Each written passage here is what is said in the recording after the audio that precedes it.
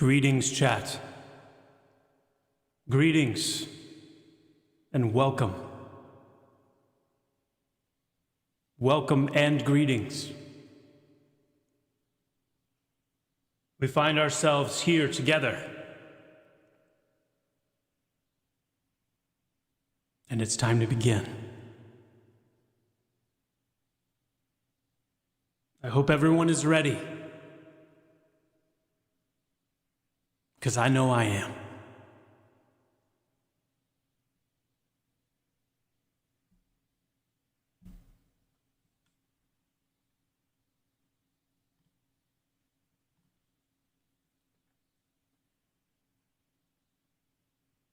All right. You'll get a better one when I'm feeling better. My throat is kind of, I don't know. Something's going on. I'm also trying to incorporate the standing desk a little bit more. So we got all kinds of like weird. Hold on. I think that's okay. I don't know. It's weird. I also had a monitor die a little bit ago, so I think I may have said this. I'm using like one of our older TVs. It's far away. Still getting used to not having a monitor close. Joppa's streaming. Time to stop my stream. Wait, are you Glorf, do you stream? What? Why didn't I know that? Maybe I did. Anyway, what's up? So, fair warning. You guys all know me as probably one of the most boisterous, energetic streamers of all time. Of course. I might be a little bit more subdued today. I don't feel sick, but my throat just feels like really, I don't know. It doesn't hurt, but it's like, feels strained, I guess. Maybe that's a good way to put it. But, so just for the sake of not making that worse, I'm going to just be mindful of that. Maybe won't sound as, I don't know.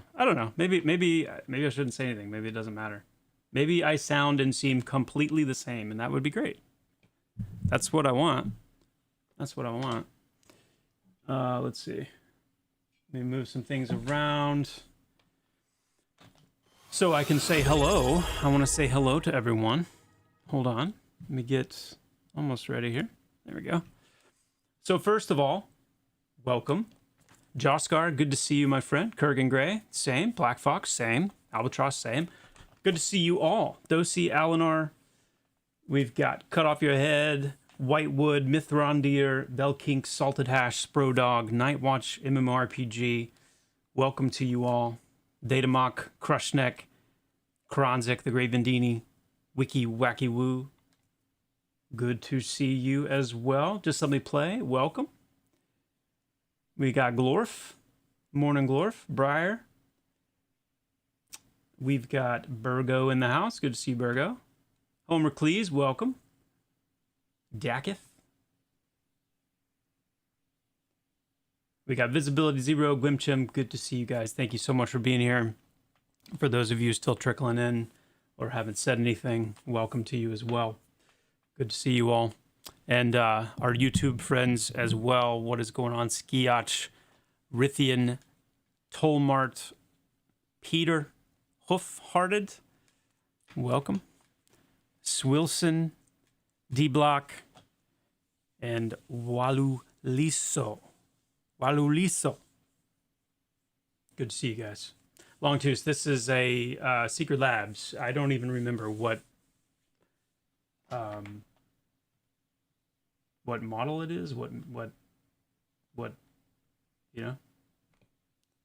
But it's been a good chair.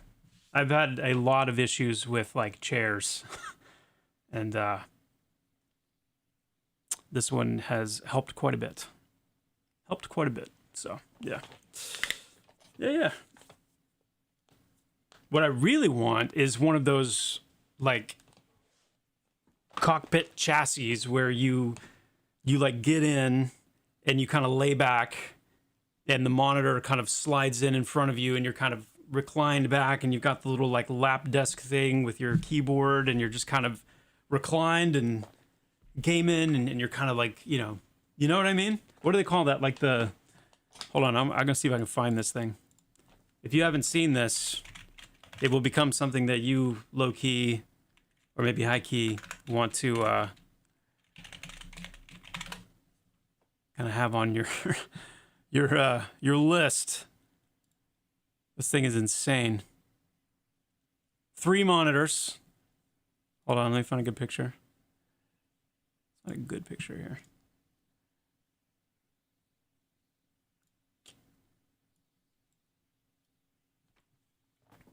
Look at this thing. Look at this. That's what we need. That's what we need. Anyway, check out the Scorpion gaming chair. You can watch some videos of it and kind of see how it goes, but that would be pretty sick. That'd be pretty sick. Yeah. Is that the Rock from the hit film Scorpion King? It is. Each model is actually the Rock himself, shaped into a chair. Yeah. Yeah, that's why it's so expensive. So, yeah.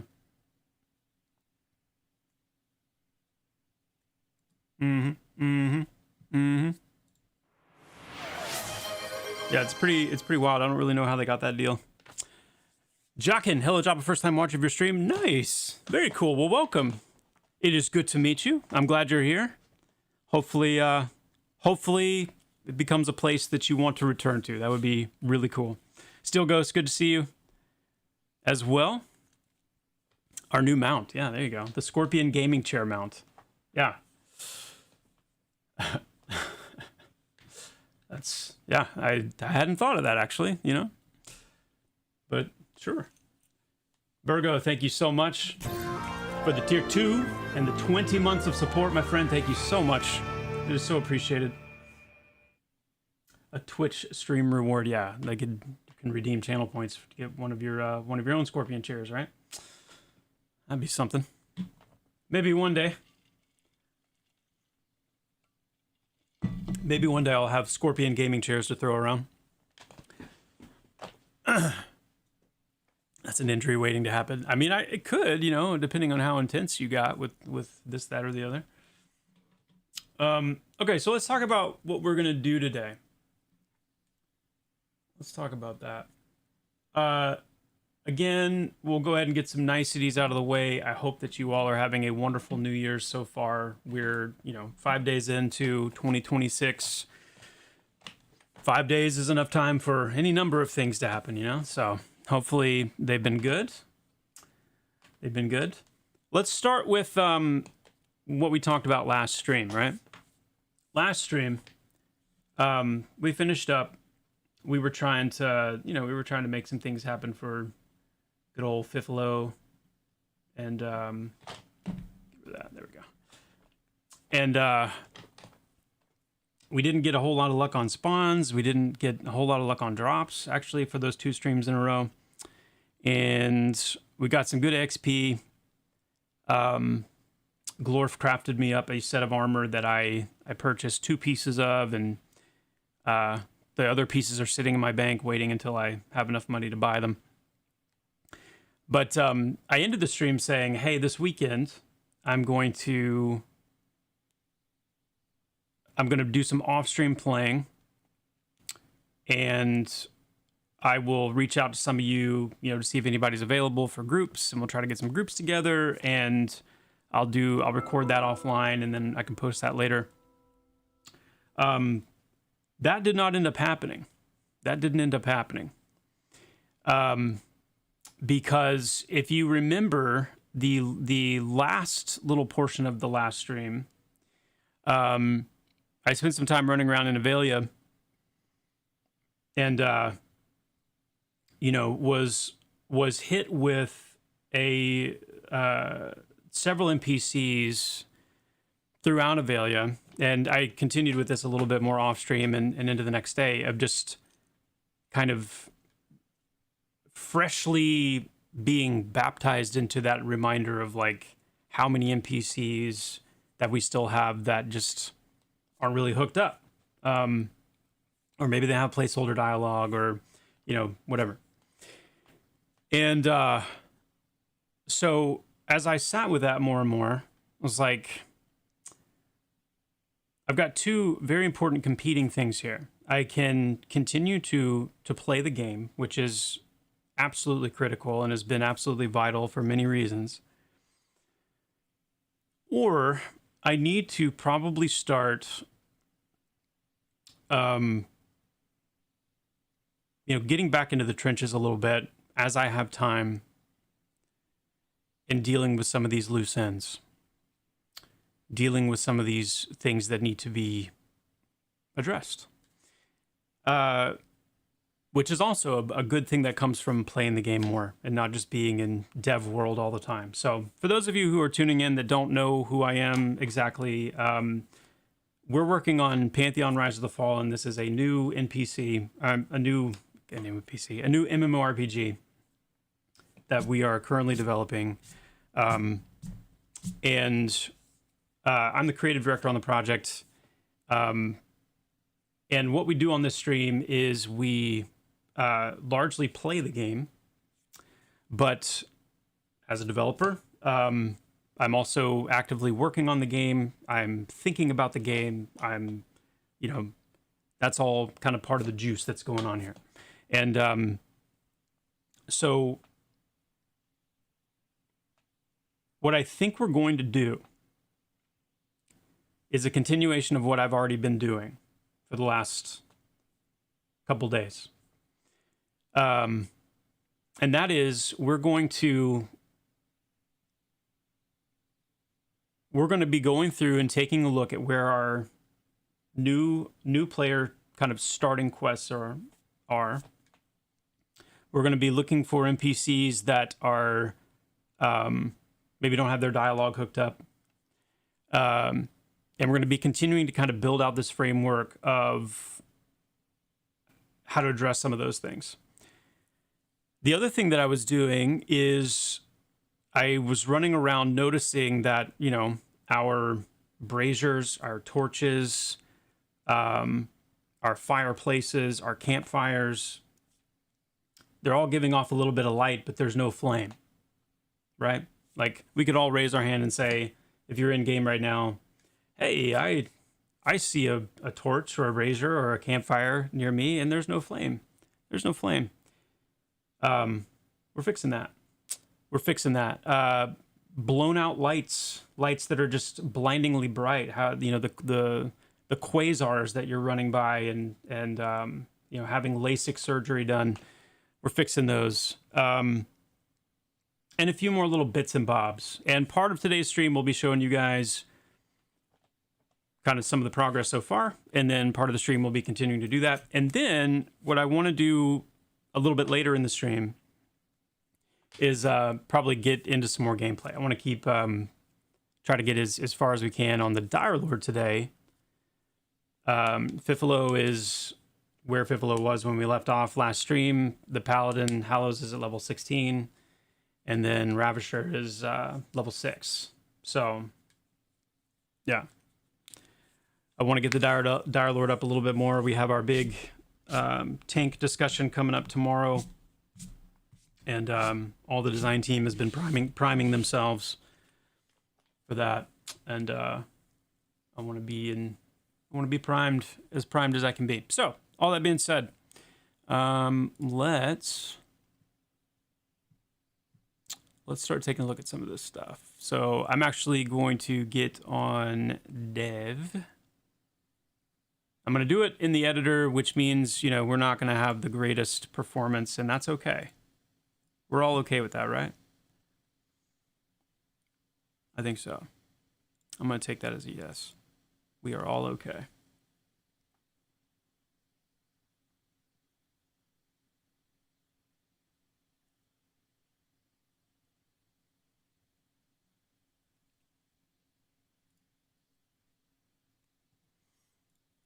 Developer. Been doing a little Direlord testing. Let's actually let's go ahead and like kind of clean these up. We'll start fresh. Whoops.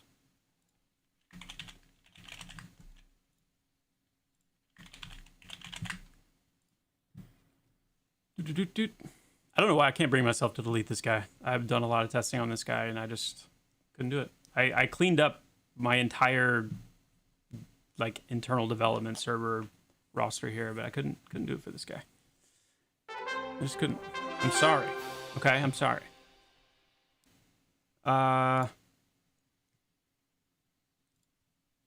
We'll call this guy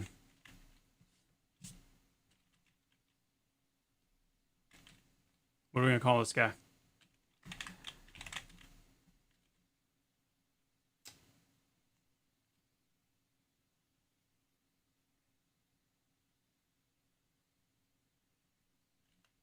Let's just what are we doing? What am I doing, guys? Kahus. Kahus. What a name. Strong name. Strong name. Very strong. Okay. Whatever. Dex int, that's fine. Sure. I don't mind that at all. Here we go. Kahus. Kahus. Now, the first thing that you guys are going to notice when I... actually, let me make sure that my volume is doing what it needs to do. Hold on.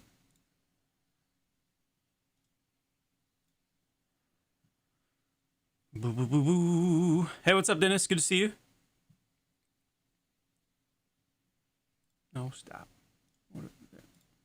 Volume mixer, please.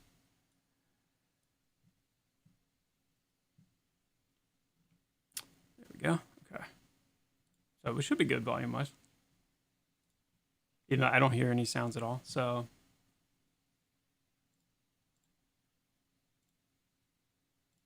I'll probably have everything turned down somewhere else. We'll see. We'll figure this out. You guys can hear it? Okay. Well, maybe... Wait a second. Hold on. Yeah, I get to enjoy... So anyway, another thing I've been busy with is...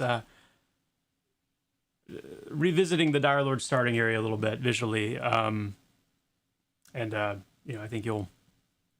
I'm talking more about like what we're hearing in here, the game itself. Let me see what's going on.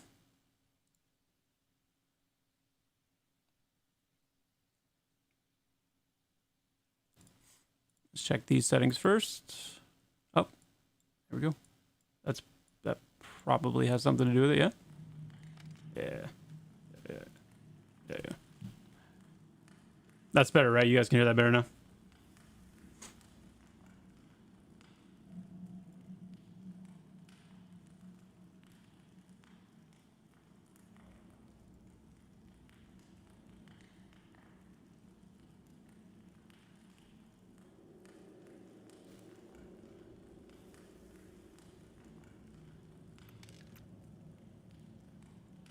Still have music turned all the way down. And that up just a smidge. Just a smidge.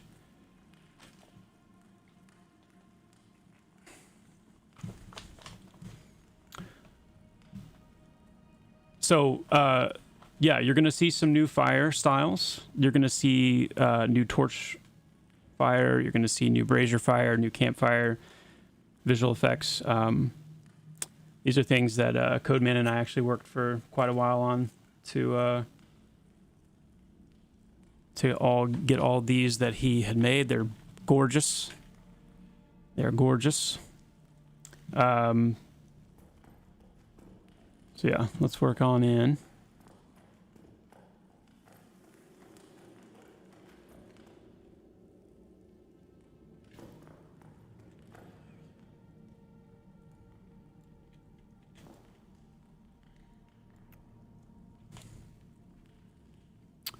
You're newly bound and the hunger has awoken. That means you'll either act to satisfy it without thinking, or you'll demonstrate some degree of restraint. This place exists because most of you never learned that distinction. Which one, guys?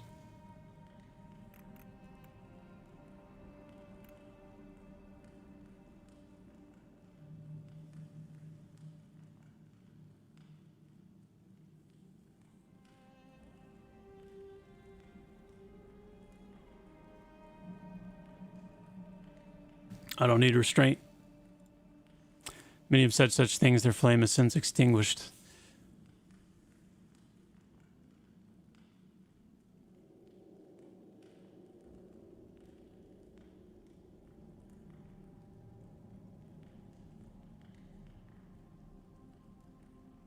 Who's in charge here?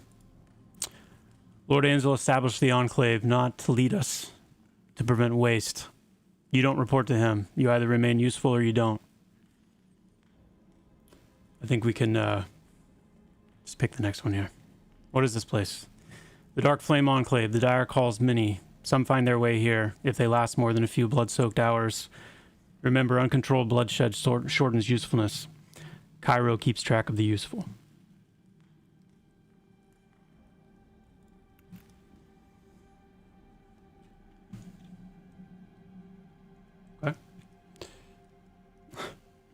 Imagine if the game was full of this. Well, yeah, please do, because that's it will be. Datamark, thank you so much for the Prime sub. Thank you. And the 7 months of support. I appreciate it very much. Next time, so I let Twitch kind of walk us through that.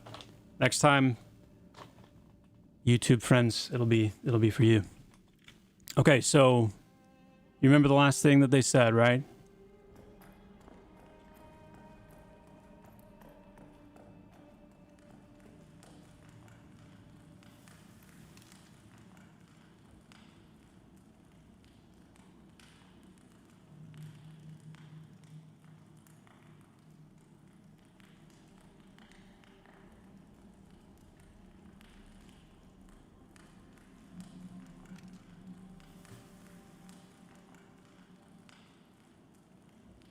Why am I not getting names?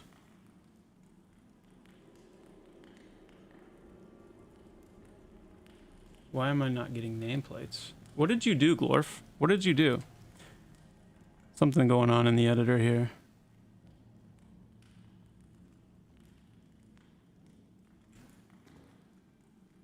Found it. I found it.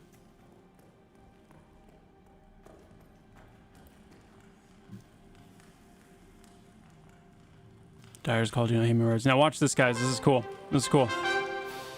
Watch this. Well, not only did Lord Ansel get a glow up, a quite substantial one, but check this out. You must have felt it by now, the rage, the terror, the hunger. Lord Ansel's eyes darken. It matters not who or what you were before this day.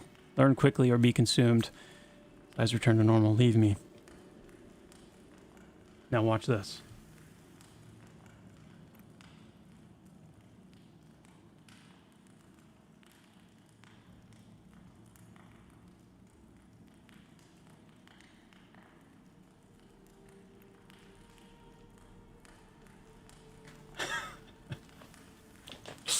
Are you serious? Oh, man. I tell you what.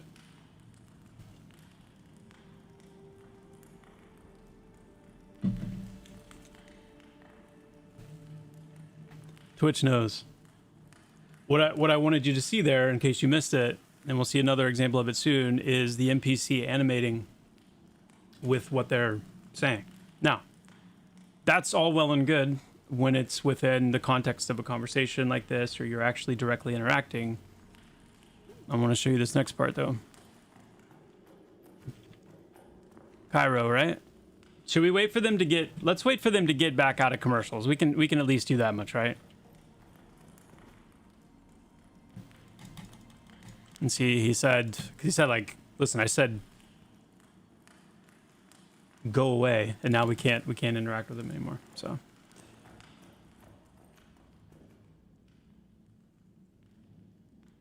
they're over. All right, so we're gonna go talk to Cairo. Now watch this.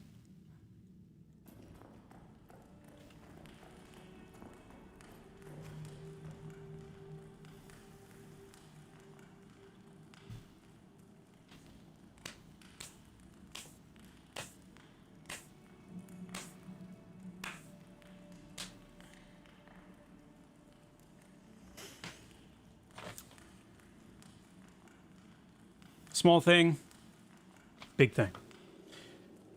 These are the kind of, like, when an NPC has a quest, when an NPC has something for you to do, something to say to you. Yeah.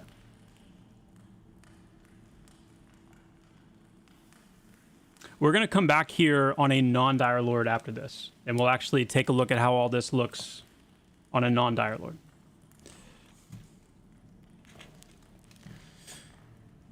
Silence the howlers.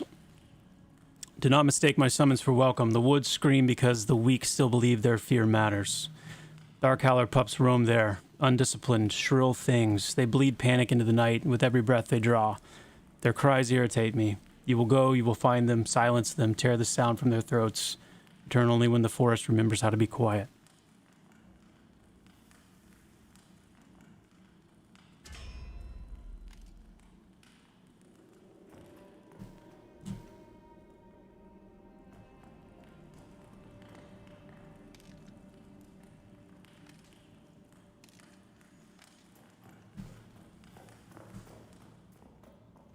And remember, have a nice day.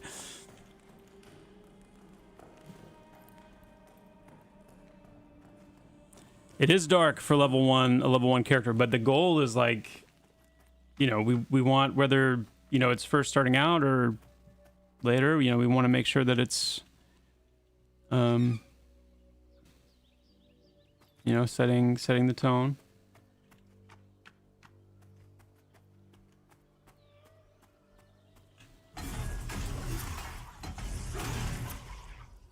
All of these initial quests, by the way, I'm working pretty closely with Convo, Tim Wathen, to kind of get these in a really good place. And I think we've got a really nice framework for how we want to handle the kind of these early class experiences, these early class quests. So you guys can let us know as we walk through these if you feel like it's hitting or not.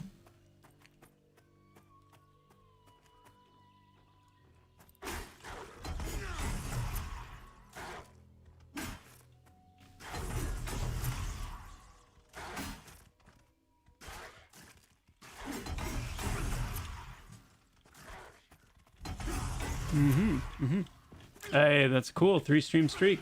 Thanks, Brutal. Jockin, thank you for the Prime sub. Appreciate that.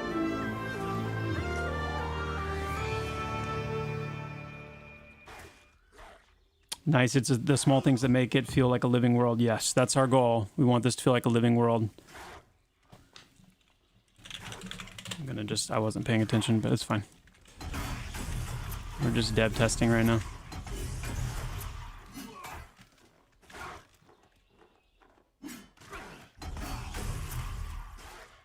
Yeah, Glorf. That's something that Codeman and I talked about yesterday, actually, was doing a pass to get the lower level visual effects in place. And then, like, the current visual effects, I think, are nice and representative of kind of like your, you know, top end visual effects. Once you get really high level, we need some, we need at least like 2 tiers under that.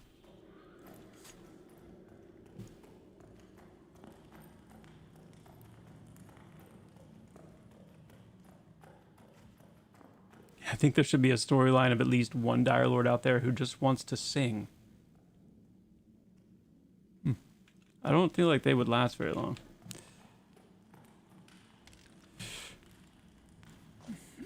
The woods are quiet now, obedient. You did what was required, nothing more, and perhaps you learned what fear is for, as the forest learned who decides when it speaks. Go and carry that silence with you.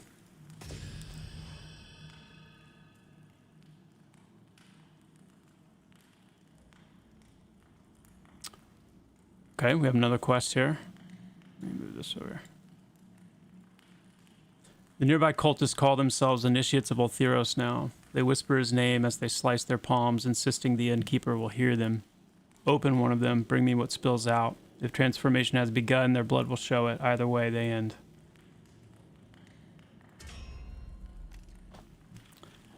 I mean, Cairo's not messing around.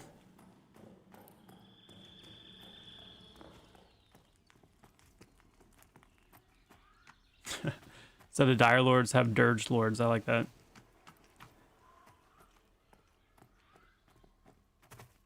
The dev server does have the current experience boost, yes.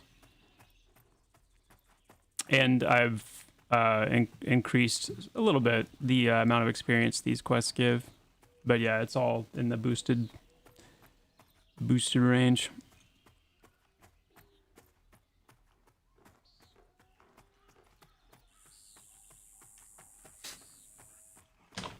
Is it possible to put all NPC dialogue into the branching dialogue window, even if there aren't really any branches, or would that cause weird issues? So one of the things that we're targeting for the summer update is having better connectivity between our perception dialogue stuff and our like task quest window. So yeah, expect to see some improvements there.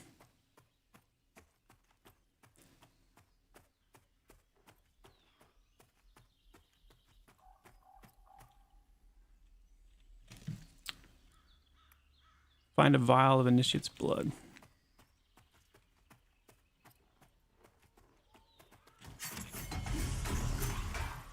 Bring back the text quests of EQ. Oof.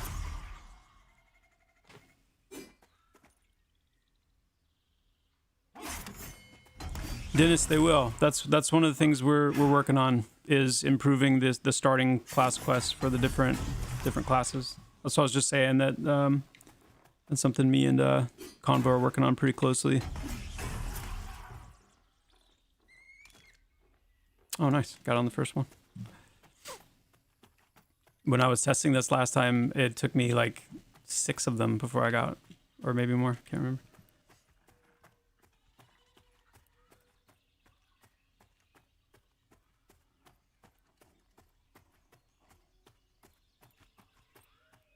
Well, what we're doing right now is we're just testing these this early quest flow, Glorf. I'm not going to go any further on this character after that, so I'm not worried about the harvesting tools.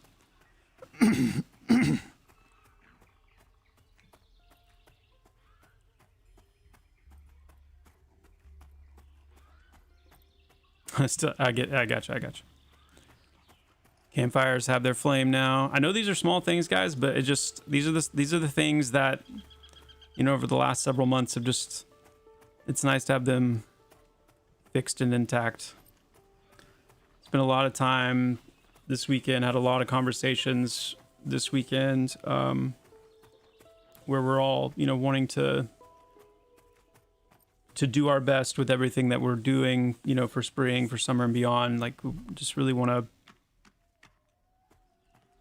it's actually, I want to be careful even to, like, not to take credit for some of this, because this is something that I know Convo specifically has been harping on for a long time. Like, we've got to take the minor details seriously.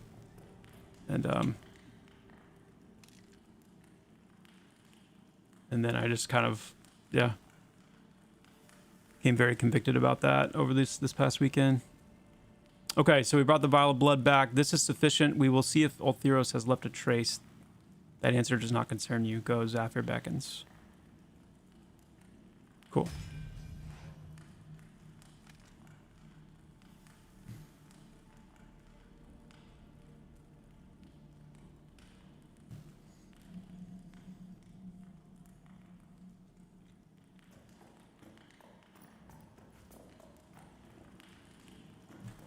He won't talk to me yet.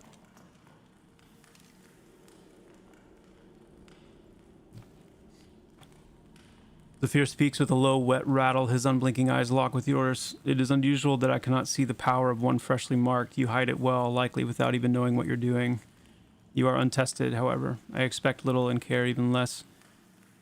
Zafir's eyes widen. 2 days ago, one freshly marked was carried out into the night, breaking under the weight of the power that called him. His craving for the release of that power left him in a bloody mess among the skitterlings in the northeast.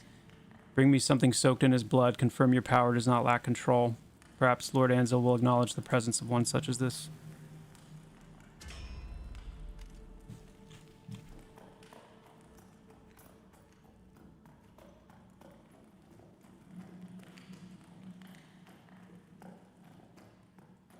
Yeah, I would say this pass right now is more gut check pass. I got sidetracked quite a bit this weekend with all of the lights and the brazier fires and the various different things. Also, well, I won't. We'll look at that here in a second. I won't spoil it yet, but some other cool little things. But since coming back to this quest line in particular, this is actually my first time running through all of it. So at this moment, I'm just making sure that the gut check hits, that the pacing feels okay, that as I'm reading back through the text, that it's all like leaving an imprint. The goal is like make sure that as a player goes through these starting quests, they're gaining a sense of like their Direlordness. Now, granted, I'm focusing on just this one quest progression here. There needs to be more things to interact with and more NPCs to interact with, Direlord NPCs, to kind of help like build out more of that flavor. Like the kind of conversation I had at the beginning with Fel Brightfire about the like who's in charge here and things like that. I'd like to get a few more of those, see a few more of those NPCs in there. But will there be implementing class-specific weapons and armor in the future? Yeah, actually, I want us to get the Direlord weapon quest back in play. The weapon that drinks the blood.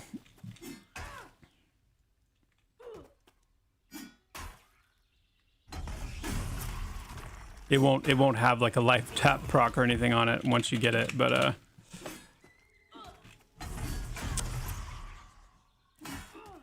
it'd be cool to get that back in because that quest did end with a weapon. So yeah.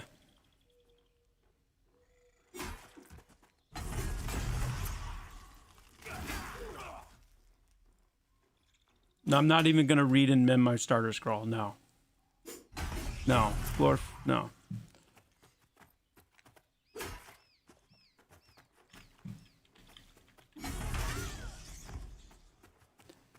Well, okay, so it said the northeast, right? So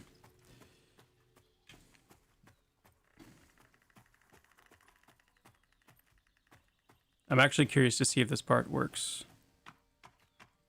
We'll see. Hold on to your butts.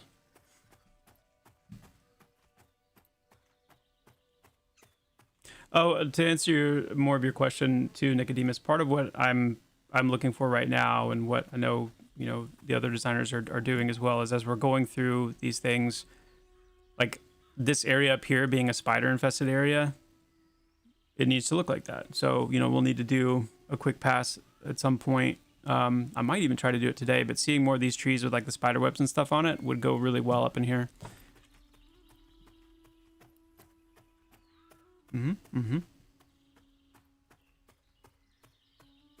So let's say 2 days ago, one freshly marked was carried out into the night, breaking under the weight of the power that calls him. His craving for the release of that power left him in a bloody mess among the skitterlings in the northeast. Yeah.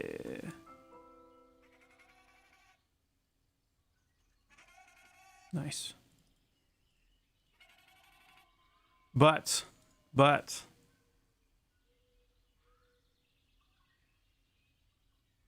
something's missing, and I know what's missing.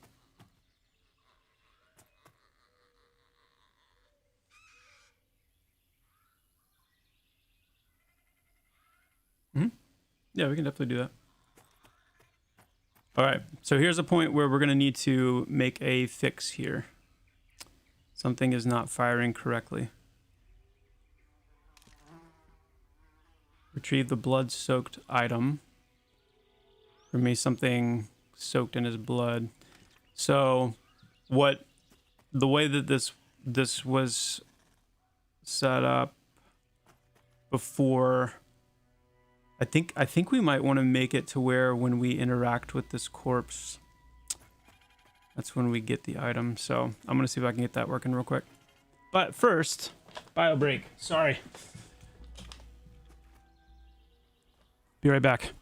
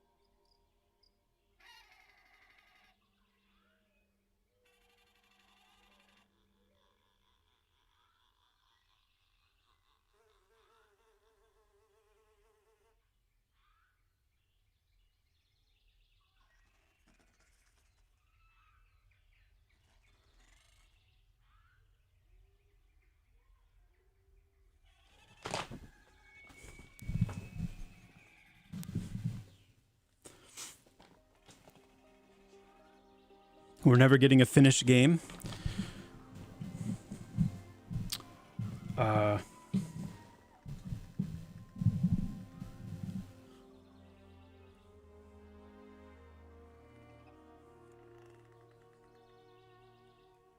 Is the keeper system going to be in by summer so perception production can ramp up?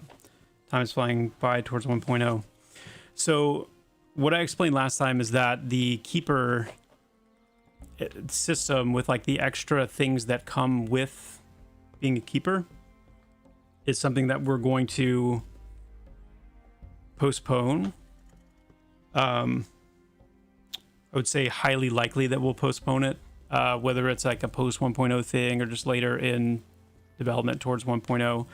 And what we're doing instead, which ultimately, I mean, I can't remember. I think I've talked about this before, but when I first put together like the perception system design, it wasn't called perception. It was called environmental storytelling, and it was more of like an overarching approach towards how we would handle quests and story content and things like that in Pantheon in general.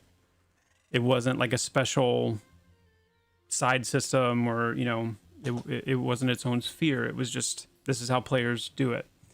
And for various reasons that I won't go over in detail right now, we opted later to kind of house it as its own sphere that you could opt into. And where we've landed ultimately is that while I do think there are some very compelling things that do make sense to be opted into for players that really want to dig as deeply as possible into lore and, you know, other aspects of the game, it actually created a lot of like different challenges for us to try and keep normal quest and narrative and interactions kind of isolated from the perception side. Where now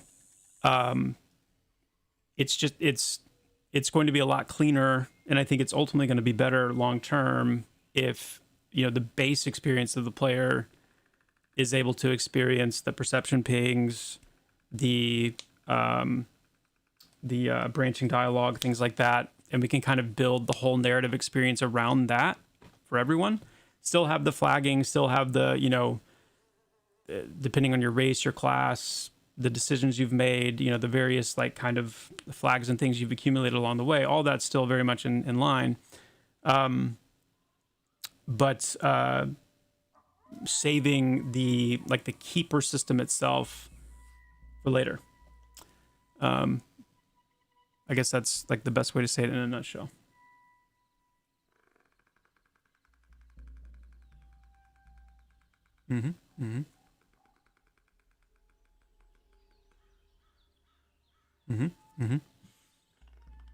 Okay, so we're gonna do.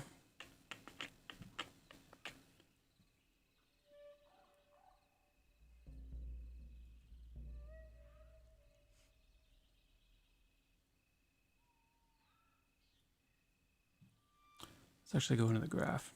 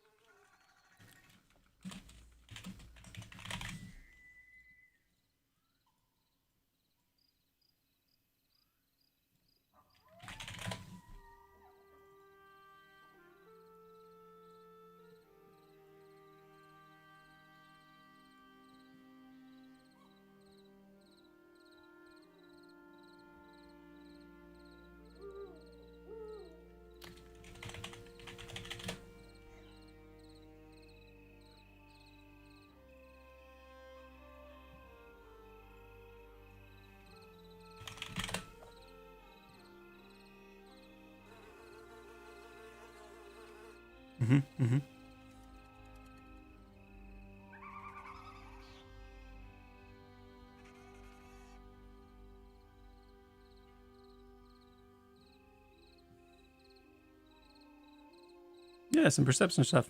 How easy is it to code NPCs to turn and look at you as you walk by? It could give a huge interactive feel to the world. We've actually toyed with that a little bit through like IK, like head IK, in the same way that you have like foot IK, where that's where you see like how your feet can be on different surfaces and whatnot. There's head IK, which can snap, or kind of shouldn't say snap because it's not like instantaneous, but you can like lock the head to a target.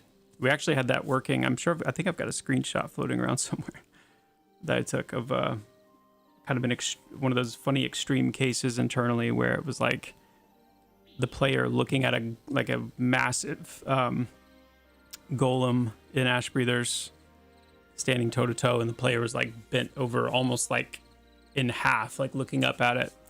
It was kind of crazy and funny looking. But you can we talked about doing that only for NPCs, to have NPCs like look at you when you talk to them and things like that. So yeah, I mean it's definitely something we could easily do. It's just get there.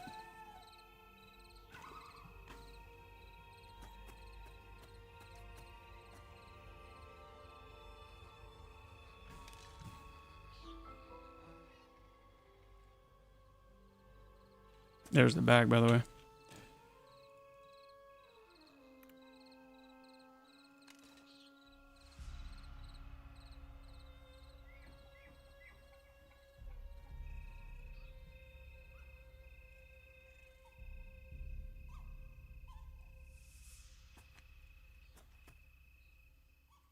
Okay. I can clean that up later.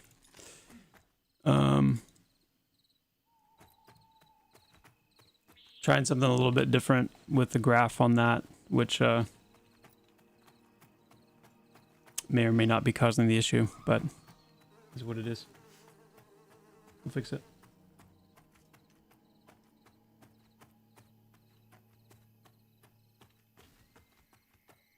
At one point in the game's development, there was talk of this where your character would begin to lose a step the longer it was played. I loved the idea for continued engagement. Your character doesn't exist forever and created almost a system of lineage.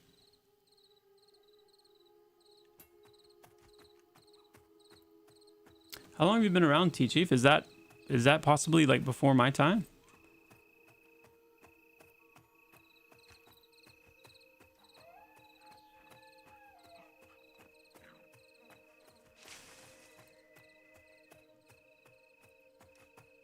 What does the developer session mean? It just means that we're spending some time today, like actually in the editor, checking some things and working on getting some of these loose ends tied up. Instead of just a straight up let's play, we're gonna do the Direlord. We're gonna do some let's play on the Direlord here a little bit later, but yeah.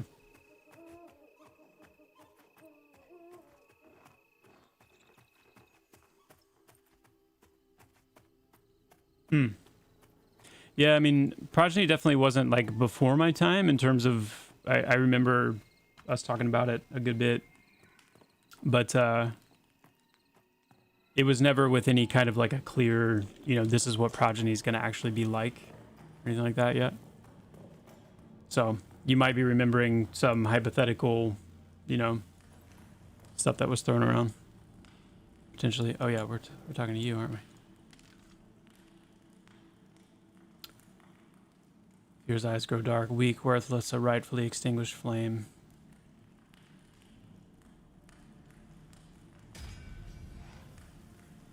Okay.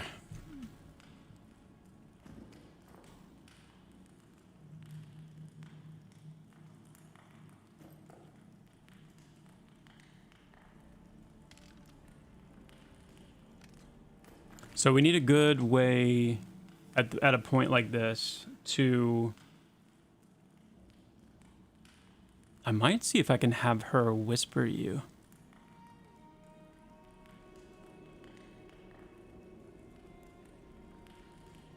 Because this is where, like, you know, we don't have an exclamation point pop up, right?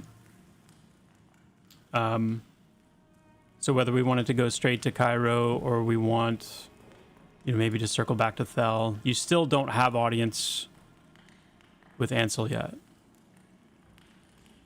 So this is a point where the player is going to be like, okay, you know, what do I do next? And it could be just talk to everybody, but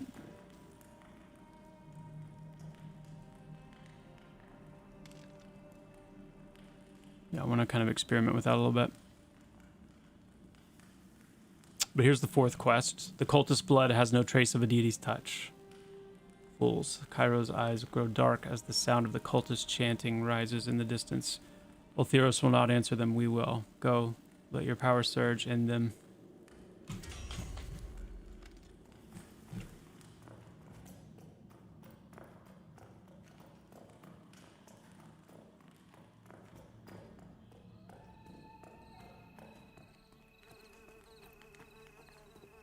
I think a whisper would be cool too. Let me see. Just remember something here.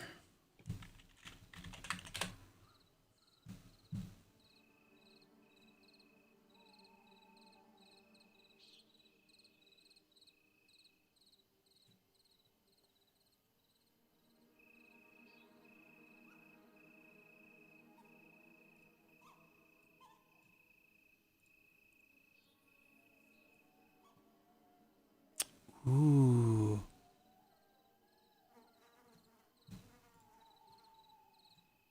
Ooh. Ooh.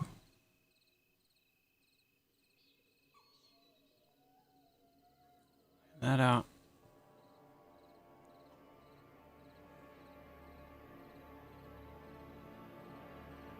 We got it. There's like somewhere in the back of my mind, I was like, I know we added support for that. I know we want NPCs to be able to message players as a result of like a quest completion or something like that. So cool. That's what we'll do there.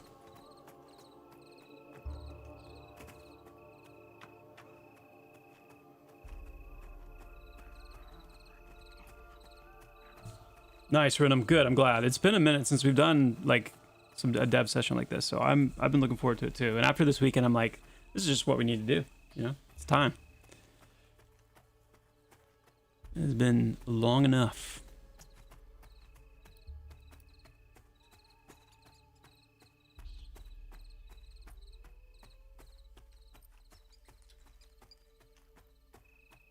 What are we working on today? Right now, we are walking through a new kind of quest line, or an updated quest line for the Direlord, and trying to make sure that it's all flowing pretty well, that some of the perception system elements are functioning properly. And once we finish this, we're going to go take a little tour around some of the visual updates. So even things like seeing fires burning in the world now, where they're supposed to be adding some new fires in places like this to kind of, I don't know, just little touches like that. And you'll see what I'm talking about as we get further in. I've only been doing this work in Throne Fast right now, so you know, AVP still to come, and then beyond that. But I think you'll see as we move through Throne Fast, it's going to be really good. All right, so somebody else is here, I guess. Oh, got some warrior sound effects. Okay. Think I know what's going on there. That's exciting. For PvP, how about 2 zones in PvE server that switches? One goes PvE, the other goes PvP for 1 week in game.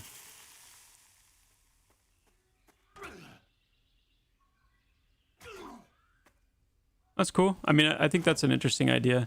Something that we might explore down the line once PvP becomes more of like a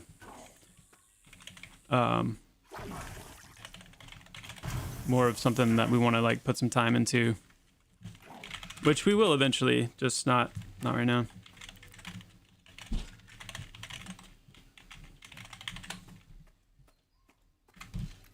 Let's go ahead and just I'm gonna set my level up.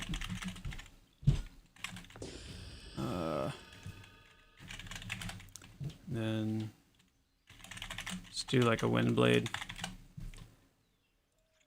We're just testing right now, so I'm not really concerned about things feeling right. Just want to make sure these quests are all good. So we have to kill 6 of the cultists. We can just spam Ready Blade now that we've got the ring on. Be quicker. Ooh, why can't I get that on my actual like characters? Look at that.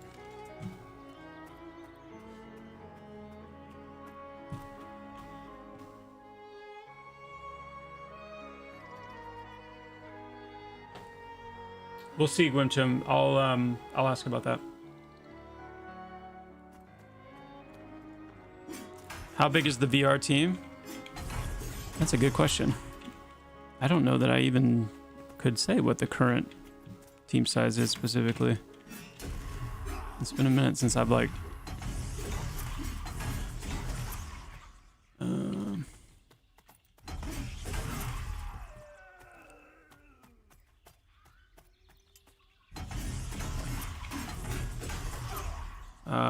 I mean, I can tell you we're still not super big.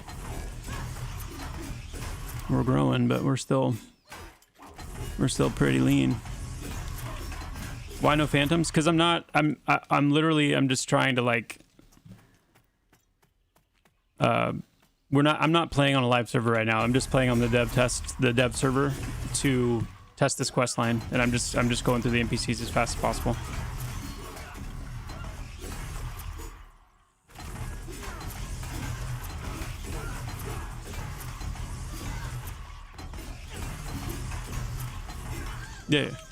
Yeah, I don't have any of the abilities on the bar or anything.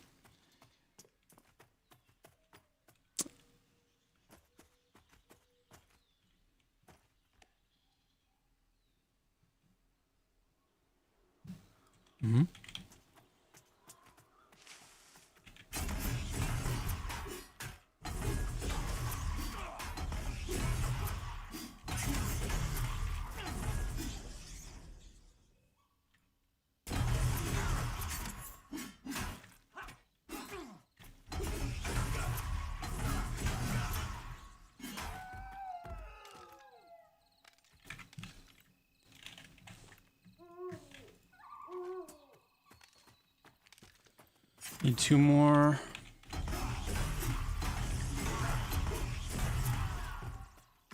Lo-do-do-do.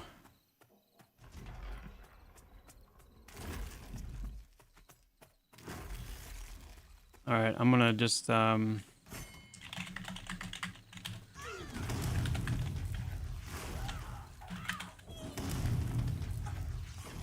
there's the that'd be a pretty cool Direlord starting ability, huh?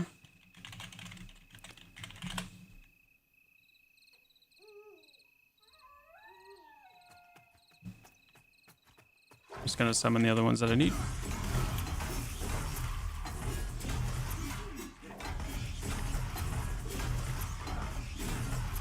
Dire comment, yeah.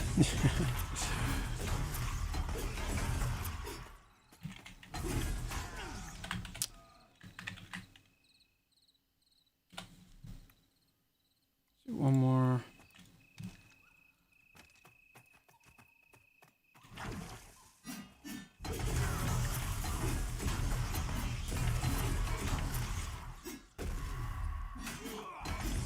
Keep it up, Joppa. My brother and I are loving the game. Summoner and Shaman duo. Nice, Tango. Cool. Good to hear. I'm so glad to hear that. So glad. So glad. Shadow the Cult is ready to turn in. All right.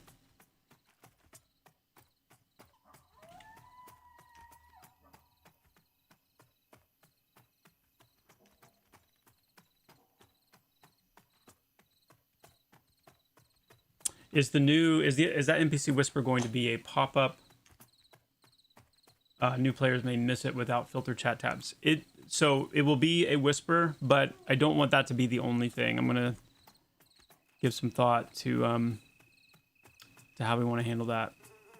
Eventually, we'll be able to, like, one of the ways once we make the updates this coming summer to some of the perception and quest stuff, we'll have those two systems hooked together a little better, where we'll have a few more options to what we could do there, have a little bit more freedom to do some more creative things. So the whisper is certainly not in and of itself, the only thing that we'll do.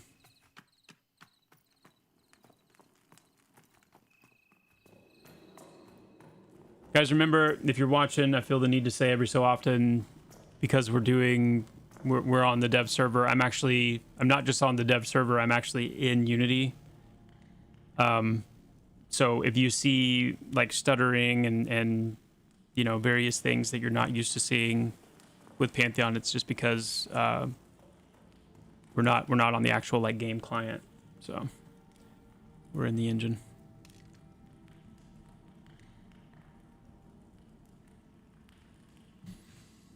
Chanting has ceased.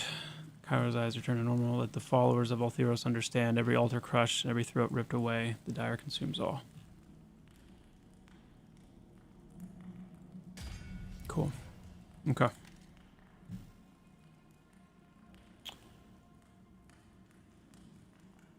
Now, this is going to be the end of that, because what we do from here, you guys will just need to kind of experience. But what I'm really excited about, what I'm going to be trying to do more and more of here, is getting more of these kind of interactions in play, and the emote responses, the animating responses to your presence, or if an NPC has something, a quest for you, or when you're running through town and you don't know, where quests exist.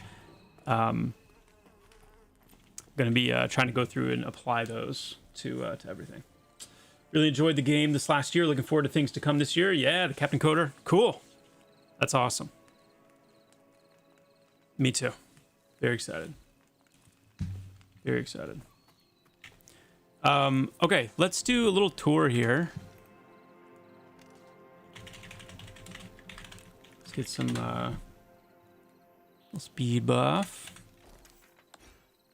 And let's just take a look at some things.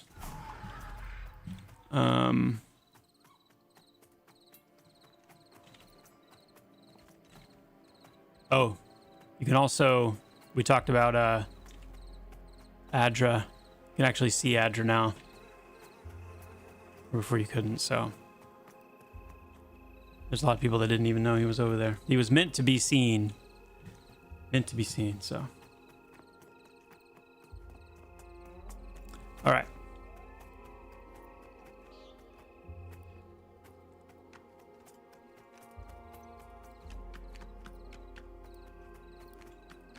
Where do we want to start on our tour?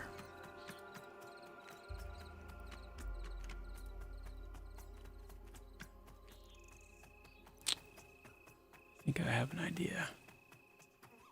Yep, I know where we're going to start.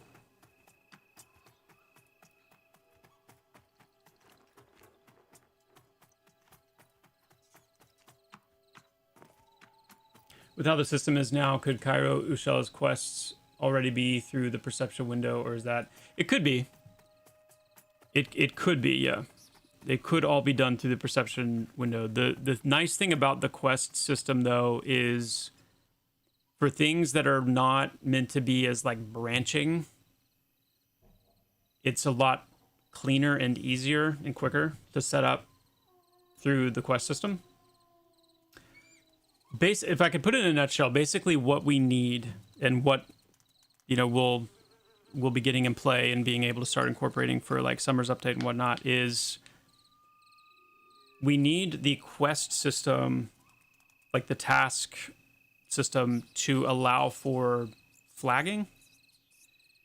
Whereas right now only Pulse and the perception system allows for flagging. And then we need an NPC to be able to seamlessly... Like, one of the problems that arises is when you have an NPC that has, like, a pulse graph and, like, if the perception system is, you know, applied to that NPC. Like Thel, the first NPC we talked to up there that had all the dialogue options and everything. If you also have a quest on that NPC, because it's that because those two things essentially are activated by interacting with the NPC, right-clicking on the NPC, then we need an elegant way for, like... When the NPC has a quest, that's when that shows. And when the NPC does not have a quest, that it can go back into kind of interacting with the NPC's graph. And right now, we need to do both of those things independently. Whereas we need to be able to not have to do them independently. Where was this? Oh, it's a club, never mind. But something we will be looking at is exactly what you're saying. Is, you know, can we take a lot of the cleanness that we've developed in the task quest tool and be able to incorporate that into the perception setup?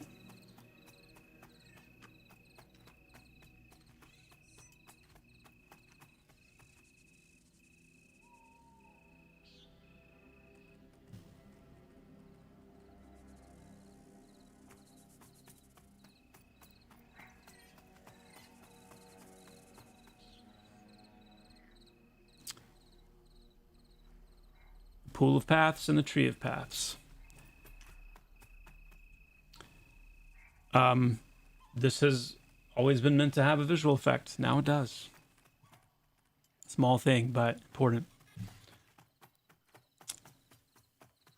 Some ambient fireflies.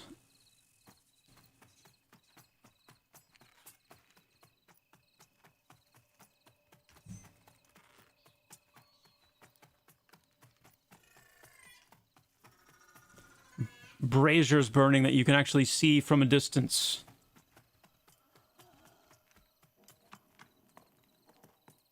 Like the fire, the fire in the braziers, I mean. No kung fu fighting yet, unfortunately.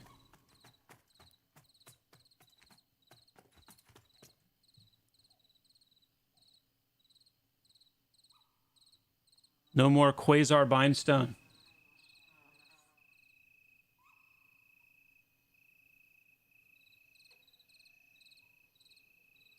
And the Bindstone actually has its intended visuals as well.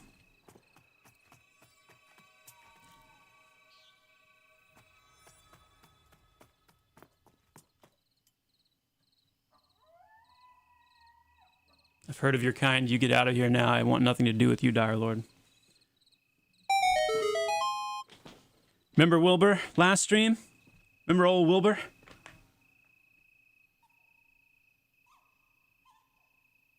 No more. A word spoken to you is one too many. Now that's 9 too many. Now 14. Now...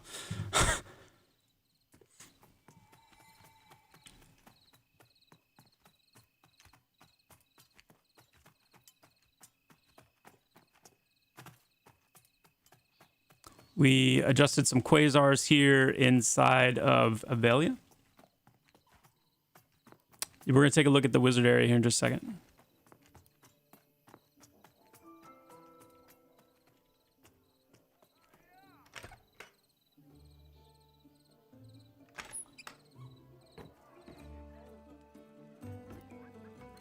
Fire's working again. Candles burning.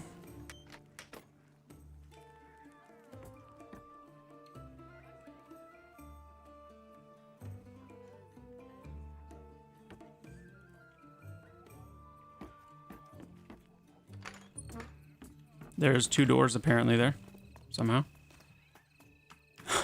Watch out for that second one. Whoa!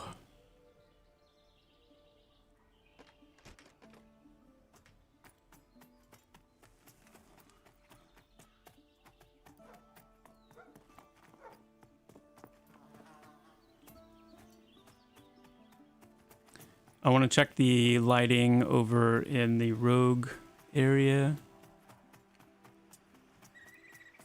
All right, somebody's changing time of day, yeah?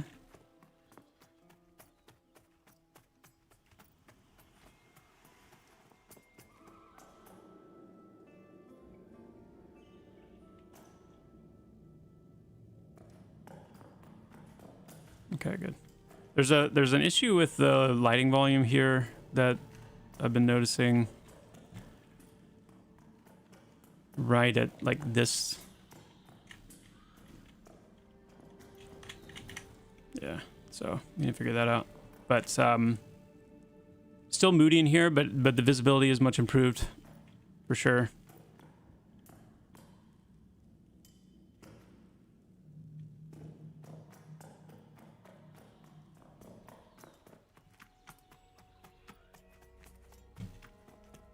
Let's see.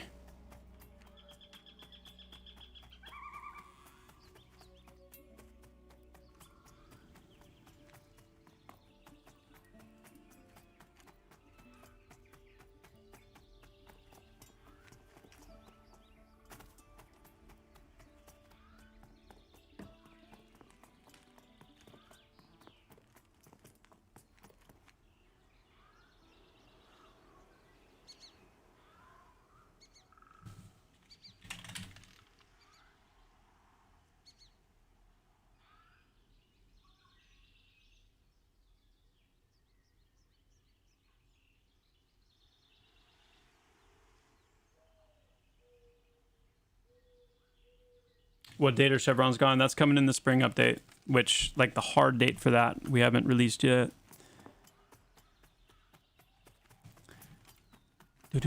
Let's check, see if this new gloom effect is going on up here. Okay. Yeah, cool. Cool.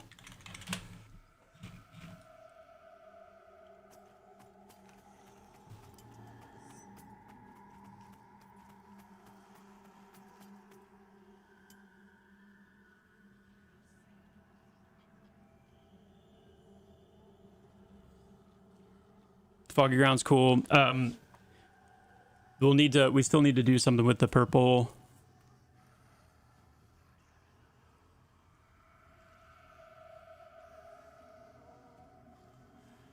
But it's that the ground fog helps a ton. Very cool, very soupy. Very soupy. I managed to get the fingers back in as well on this cultist area. This was supposed to have the same... I don't know what happened to all of our cultist area, Altharian areas. But these fingers are back now, which is nice.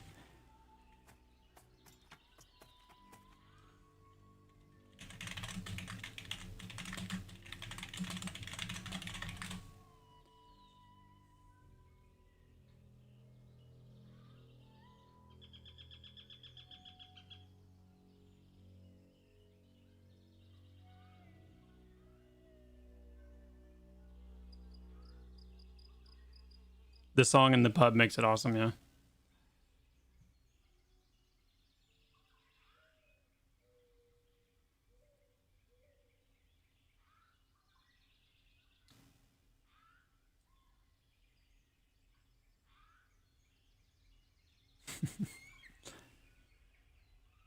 I mean, to be fair, we need to build out the game, you know, to be as beautiful and rich as possible, and then provide you guys options based on your PC to, you know, tone that down. All right, so these used to be, these little mood lights in here used to be quasars for sure. So this is much, much better now. And we retain the same awesome vibe of this cave area with actual like burning fires down in here now that appear to not have their lights though. So I'll fix that. That's interesting.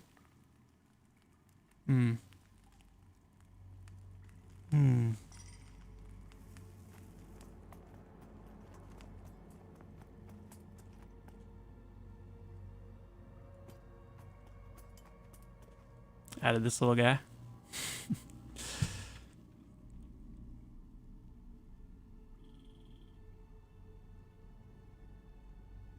Yeah.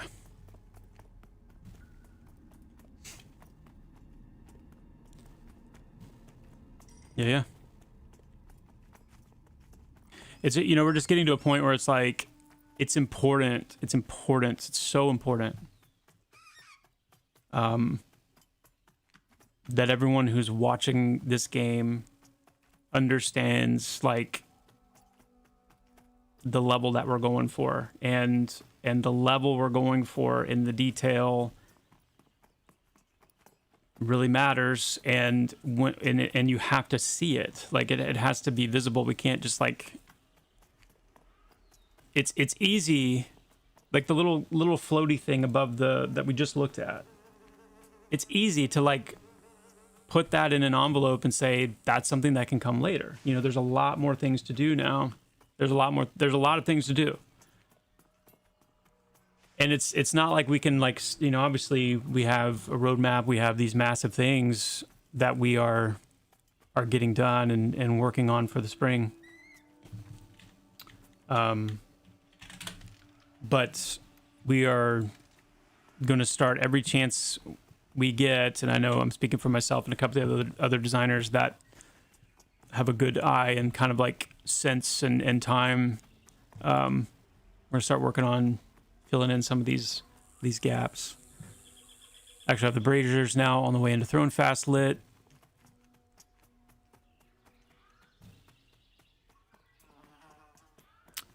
Where else do we want to go on our tour? Oh yeah, let's go up to the wizard area. Let's go back to Valia.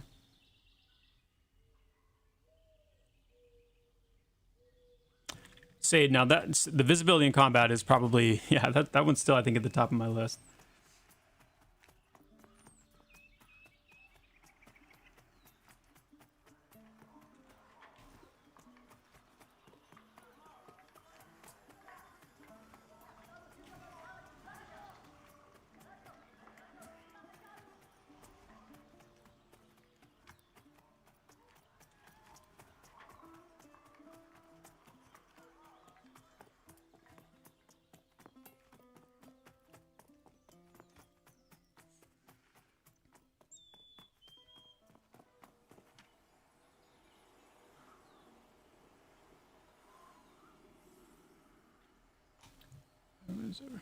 Yeah.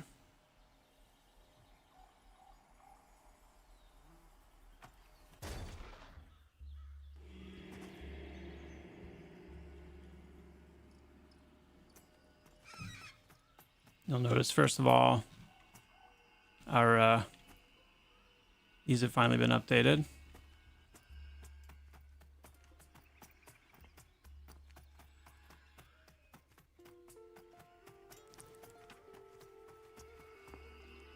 We're probably gonna, now I know these switch between,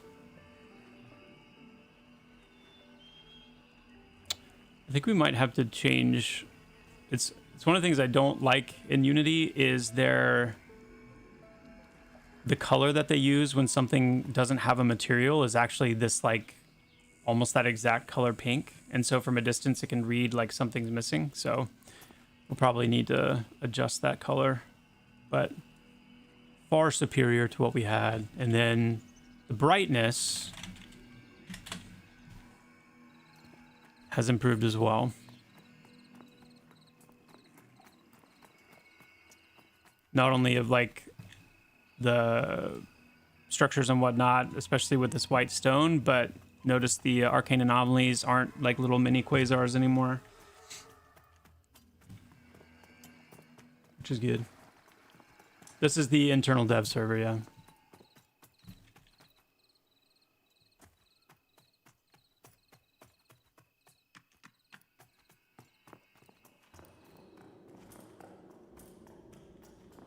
Did some work in here to improve the low light visibility a little bit.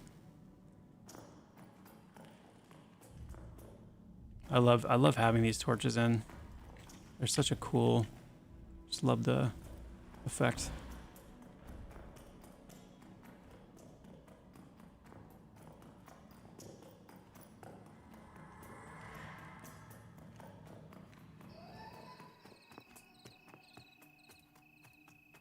I'm noticing now too, though, that we need to increase the rendering distance on this tower, the lights and the flames on this tower, so that we can see the lights from a distance. We'll see when they pop in.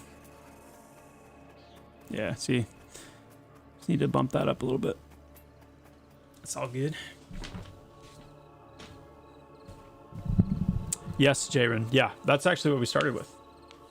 Was some of the Direlord and various things, various other dialogue updates.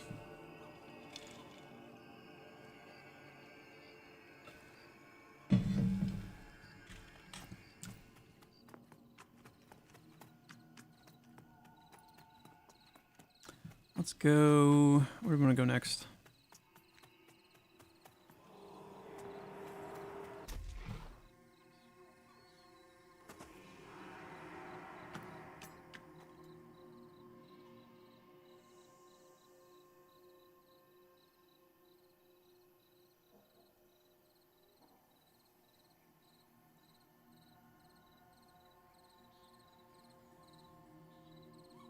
Yes, Lori, it will. Yeah. Yeah. Did you tune in to Unity Unite updates for this year? I have a little bit. Typically rely on Kyle to kind of convey the biggest takeaways, the stuff that, especially the stuff that means the most for us.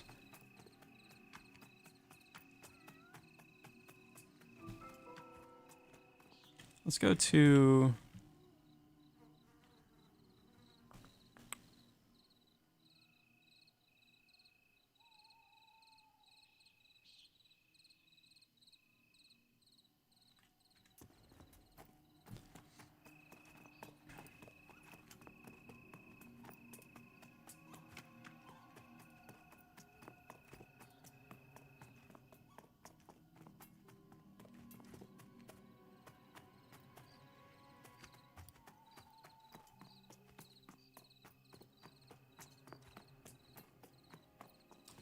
not for spring, Glorf, no. Not by spring.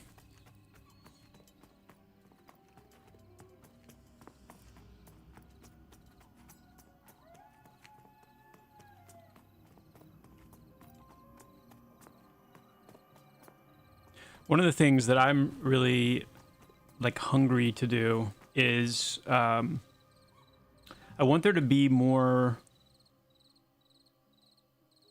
I want us to get more of our intended Forelin NPCs. The Forelin is the name of this area that surrounds Thronefast City in play to talk to. And these are not, you know, they're not necessarily quest givers. They're not like trainers. They're not vendors. They're just people that live in the Forelin.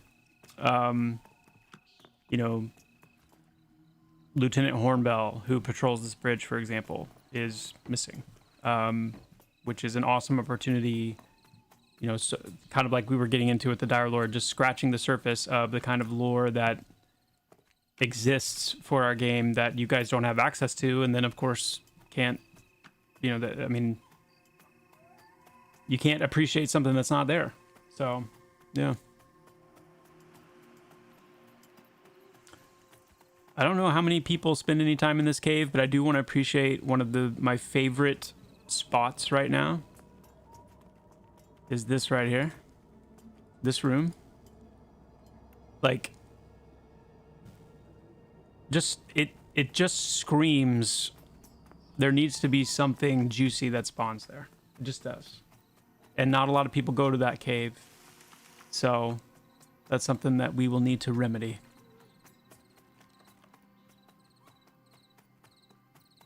Let's go take a look at the Spirit Manor.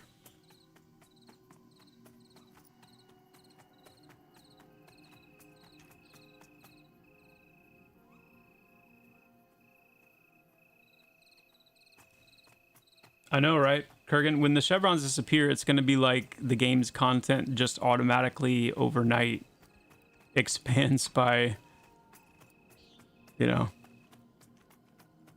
I mean, a lot.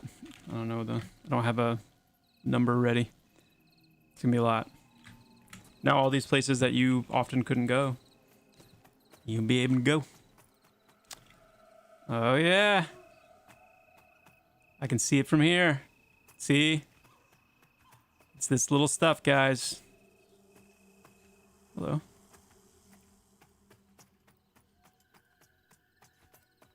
It's so much spookier now. It's so much spookier. Woo!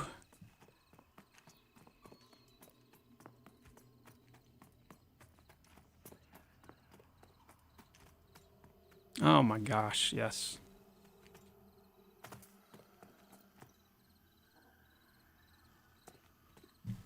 Dude. I hadn't been up here yet. Like in game.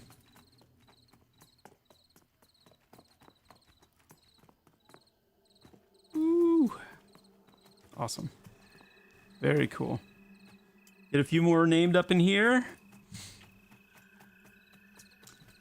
This no longer, like, it doesn't feel as, like, oppressive. I don't know. There was something about it before that was just like, man.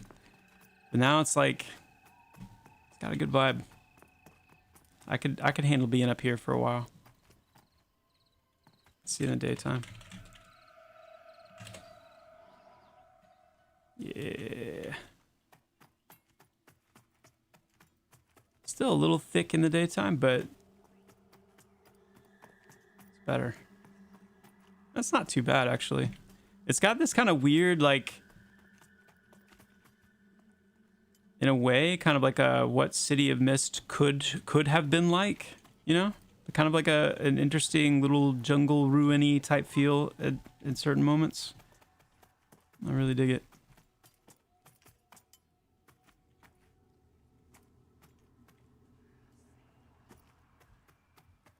Yeah. Or if it was just always nighttime, yeah. Yeah, nighttime definitely is. This is like prime.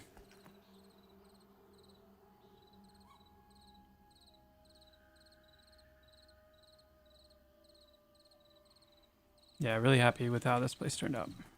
Very cool. Very cool. Okay.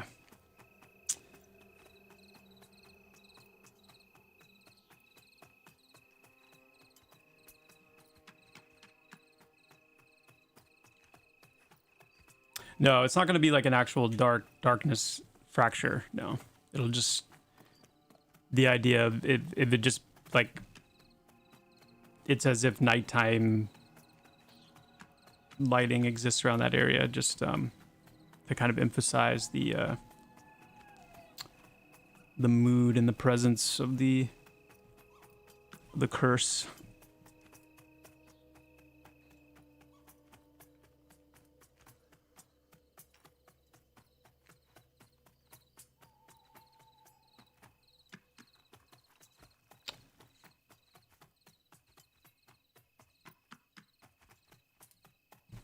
Oh yeah, I want to see one more place. Not a whole lot changed actually with the Godive Fort. It's more about like just, you know, getting back to where the things that should be rendering, like the fires and stuff, are actually rendering. And then sharpened up the lighting of the fires a good bit to make them... We got the new campfire like visual, and then just sharpened up like the actual light that the fires and the lanterns and the torches and things are throwing.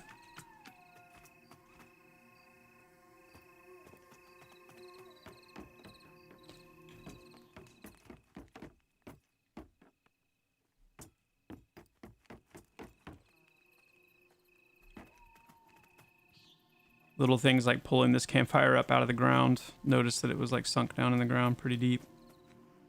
I'm just trying to go through and find all the little things that are like, you know, just, you know.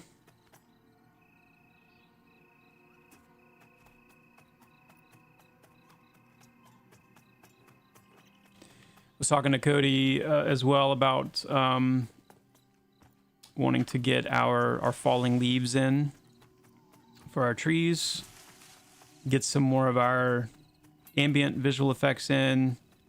You guys will have to tell us kind of what you think about them as you find them, because it's one thing watching it through a stream, you know, another thing to actually see it.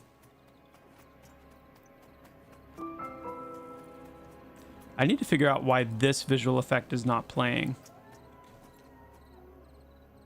There's a really cool visual effect here that is not playing. And I think it's because I think Cody did an update and I need to check it and update that and grab what he did. So that's probably why.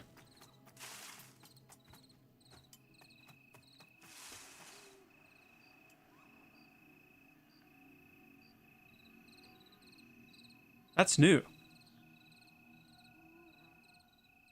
Right?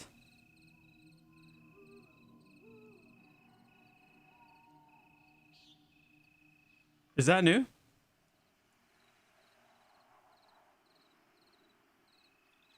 Listen. Are you listening?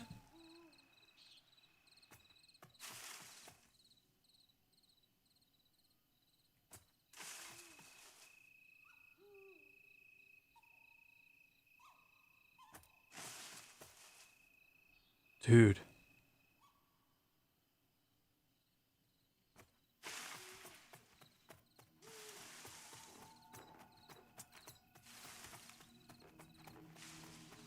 Not new? Well, it's new to me. I can't keep up with all the stuff PVL does. That's sick.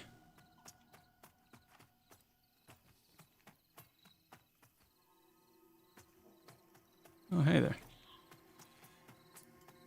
Yeah, they're crashing through the bush. When you run through the bush, you kind of hear the... That's awesome. The other reason I feel like it's new is because it doesn't have a lot of variation yet, which usually means for them that they've only just kind of started implementing it. Because I mean, you know, that's how they roll. Like the bigger ones will have a heavier sound, the smaller ones will have a softer, lighter sound, and there'll be some variation between the different ones. So it's definitely very new. It's one of those things that might have like slipped in with the last patch before it was fully ready, or you know, as it's kind of just now starting to be implemented. That's sick though. I love that kind of stuff. All right, what we're gonna do now?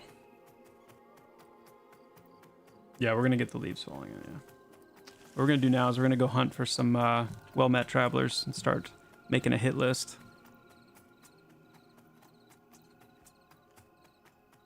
It has become one of my missions to eradicate all well-met travelers from the game.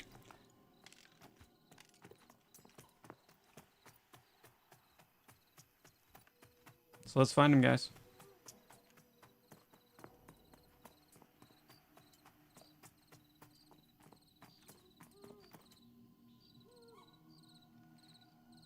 Haptics.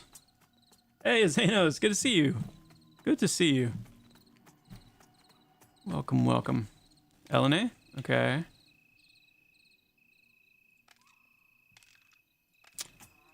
All right.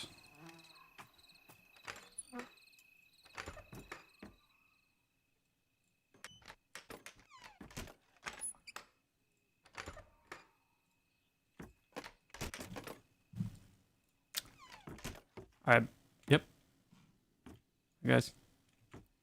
Yeah, no more quasar candles and actual candle flickers.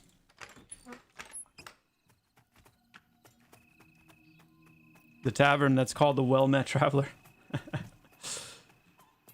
Yes, Dugbug, yes. Yes. Actually, hold on. Let me think. Hold on.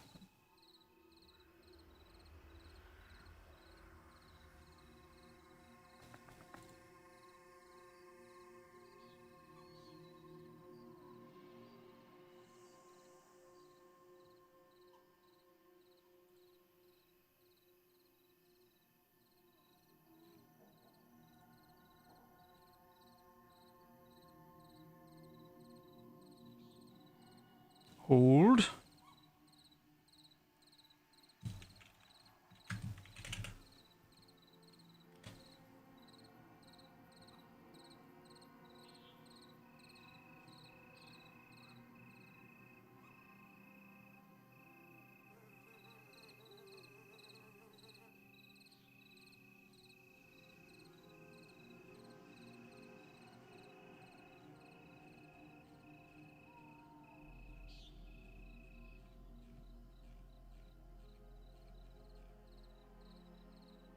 If I can't find this quickly, then we'll move on. But I was just hoping I could.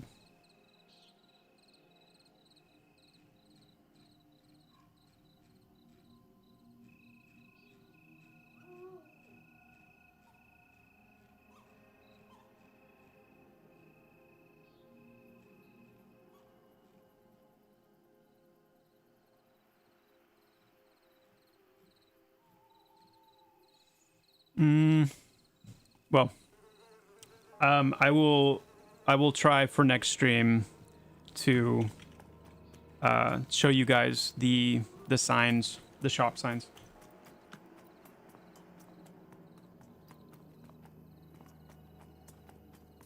Wait, the 40-year-old,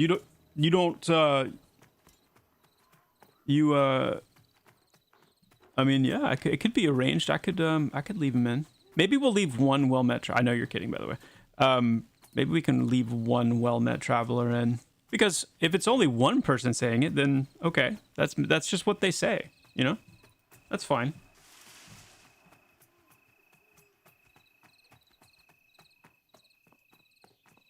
Hold on, wait, whoa. Where's my boy?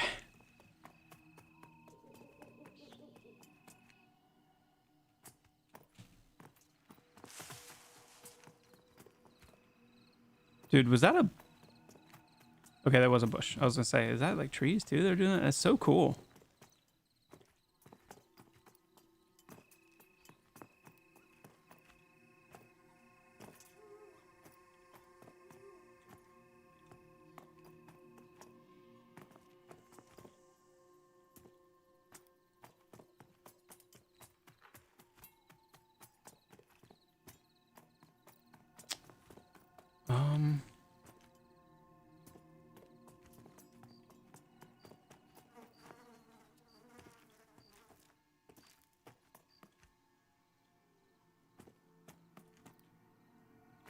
Dugbug, let's take a look when we get there.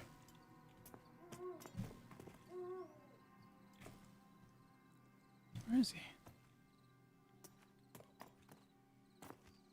There's a lot faster way to do this than I'm doing it right now, so we'll just keep going.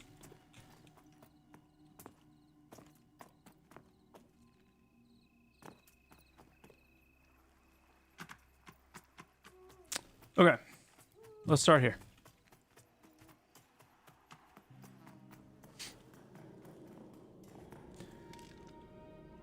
Oh, Hawk, what have you been reduced to?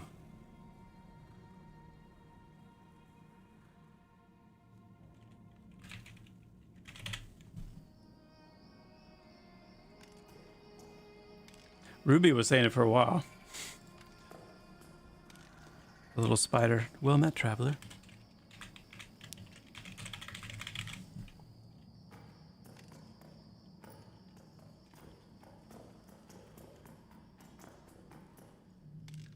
Ooh. The Dark Trade always gets me excited. It's such a cool faction.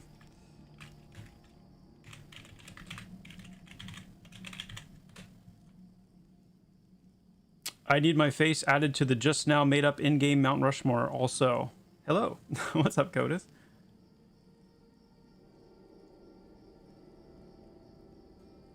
Serious question. Will at some point the game support GMs to be able to host community events? I know EQ and EQ2 used to be really big on that with in-world GMs. I just haven't heard if that will be redone here or not. Yeah, oh, totally, yeah. Yeah, I mean, I obviously I can't say anything about, like, the word is escaping me right now, how often or, you know, things like that, but this is the one that makes me the most sad, that we've left Master Kincaid voiceless. We're gonna get it though. We'll get it.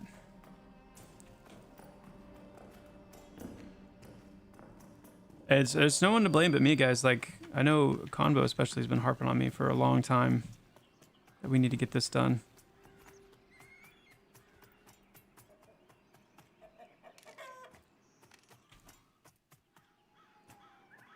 Look at all those chickens.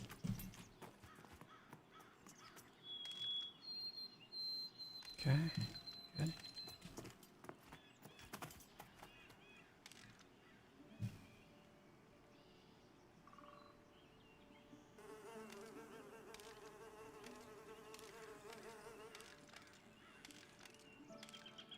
Oh, I missed it. Yes, it is. Yes, it is.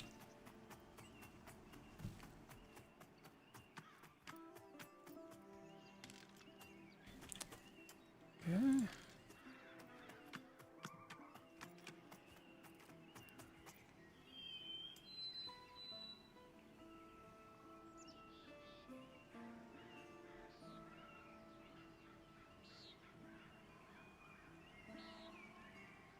Joppa, on your warrior, did you have problems with Storm not working sometimes? Yes. Yes, especially because I tend to jump and flip, flop, fly around when I storm, and so it's often, yes, had that issue.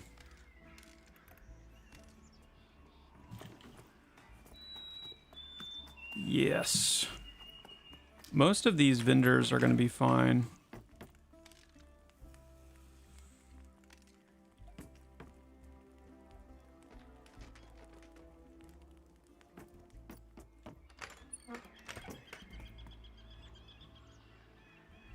Yes, Zaire. Yes. Oh, yeah.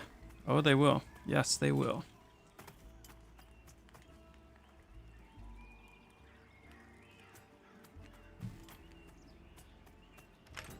Okay. Haley Wren.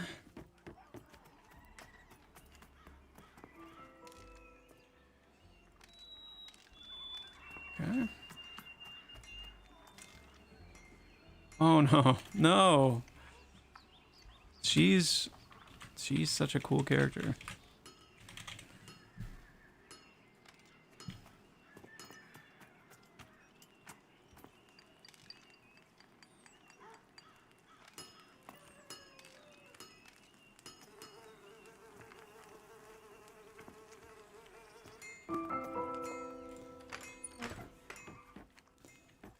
Glenn? Yep. And guys, the reason that there is a reason that I'm doing this in game and not just going into the editor and doing it, because believe it or not, there's something to be said about feeling these things out in context and being able to, even just quickly like this, build more of that kind of familiarity face and name kind of thing.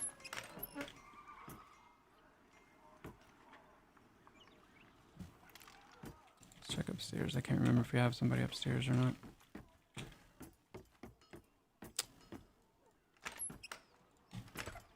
That double door thing's hilarious.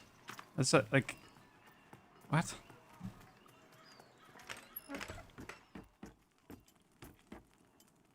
Dorian!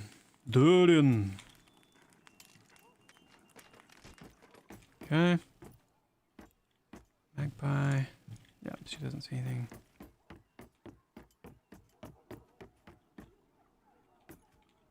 Oh, he's a pride man.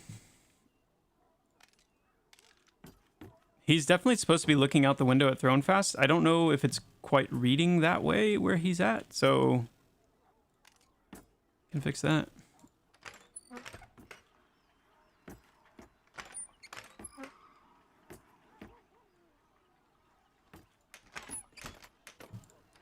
I love that picture.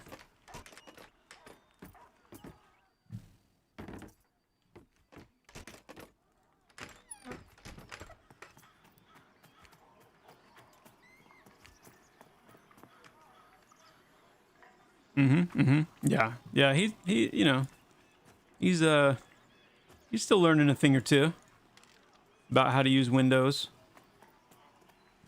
Okay, Sedigarion, she... Yep. Now, granted, we're talking about getting rid of the well-met traveler stuff, but all these NPCs will likely have a pass on deeper dialogue as well, because, you know, we want... Again, that same idea of, like, as we're going through the Direlord stuff, is it giving you, is it imprinting on you? Are you getting a sense of who these people are? Are you getting a sense of what the Dark Flame Enclave is? Are you getting a sense of what Avelia is as you talk to these different individuals? So that's something that we need to... I just fell in the sacred water that has never been touched by a human. Ooh. I'm just kidding. Where am I?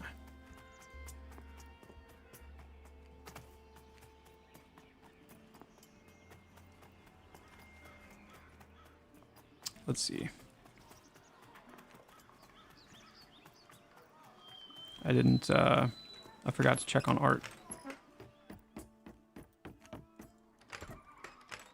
Oh, good. Greetings, traveler. Welcome to the fair town of Avelia. I am sure you've heard of me. The great art bravado song weaver. Of course you have.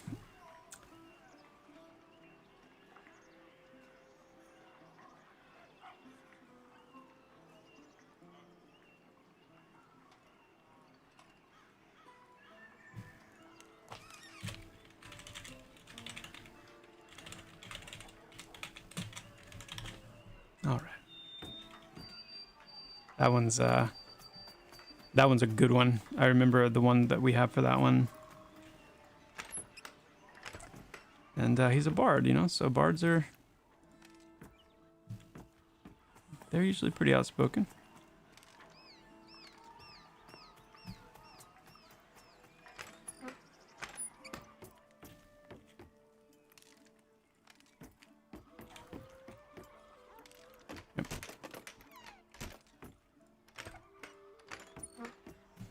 Paladin trainer guy? Okay.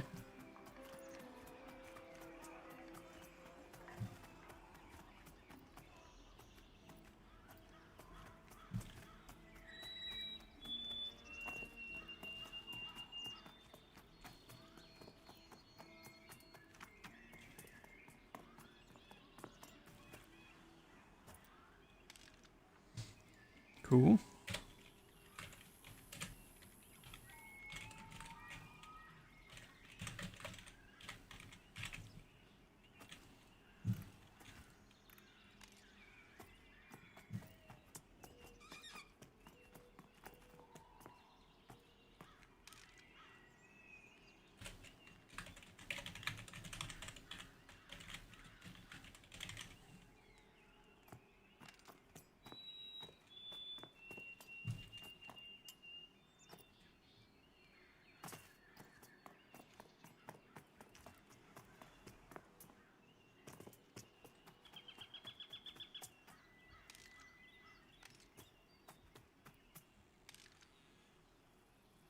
I actually love this one. Just that the mention of low Aegis.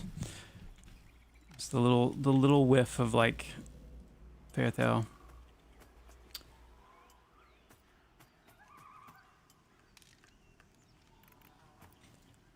Tiny Travis.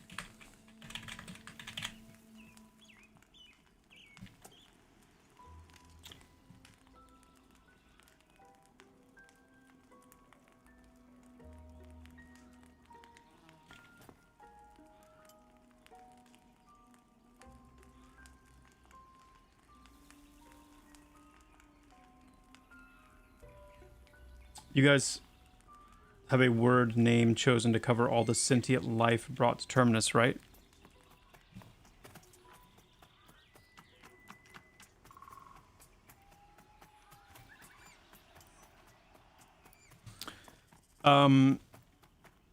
We have more than one. Traveler is one.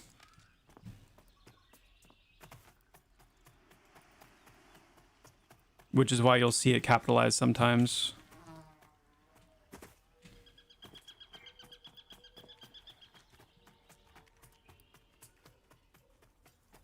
What about you, Cal?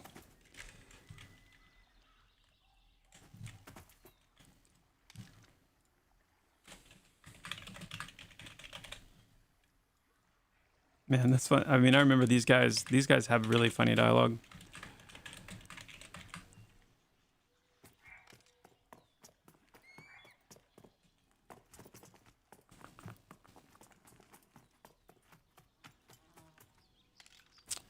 Cool.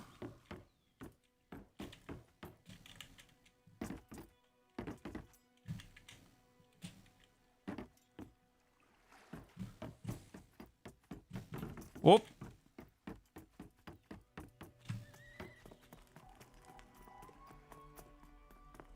Hey, what's up, Kiwi? We're going through right now, and we are taking stock of NPCs still left in Avelia that don't have a that don't have their dialogue hooked up.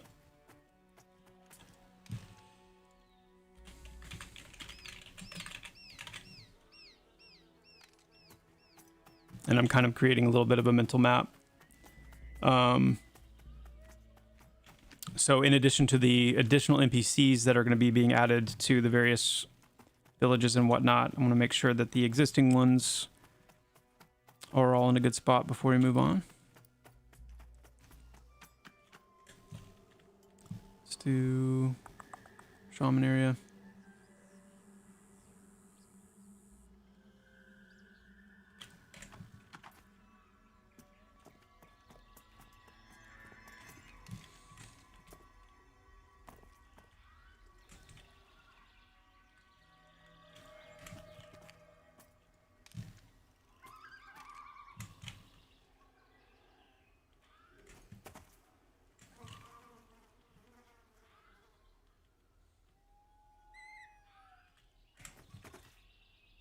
They're just vendors and stuff. Okay.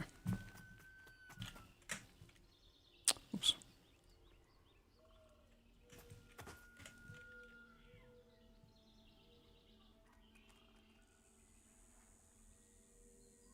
Did I get to the talking fox yet? No. Let's, where's Lilyfoot?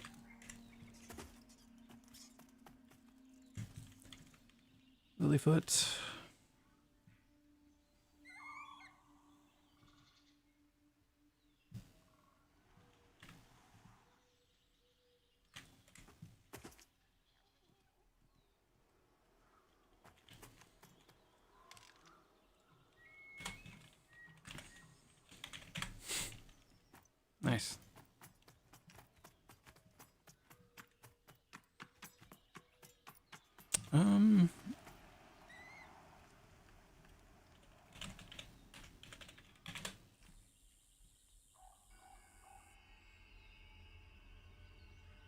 Okay, I'll hit that one when I go back down.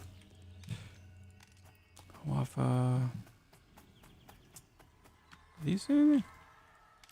Yeah.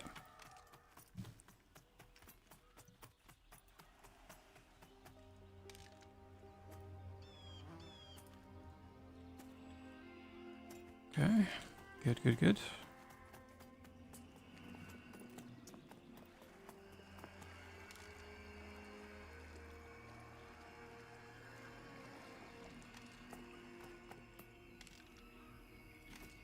Good.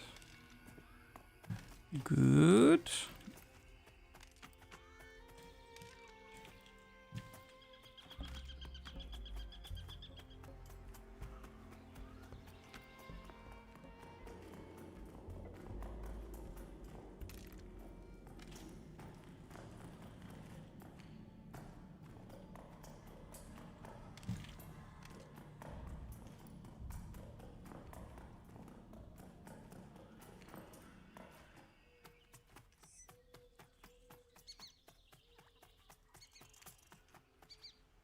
I think that's everybody up here, right?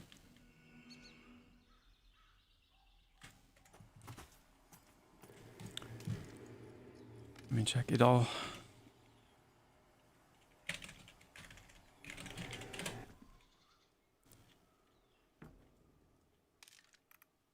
No, no, no, no, no, no.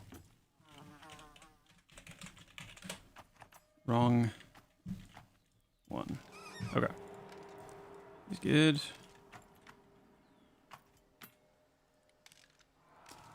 Guy behind the tower?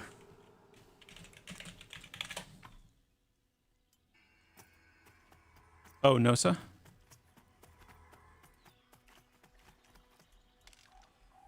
Okay. I think there's somebody else back here, yeah.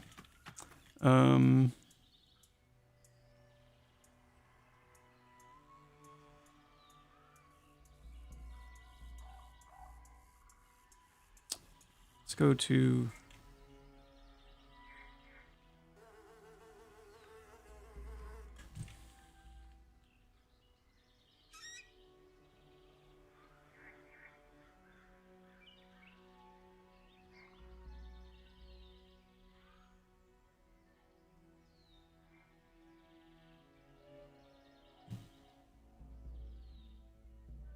I'll check the Barrow Dark here in a moment. I actually want to check the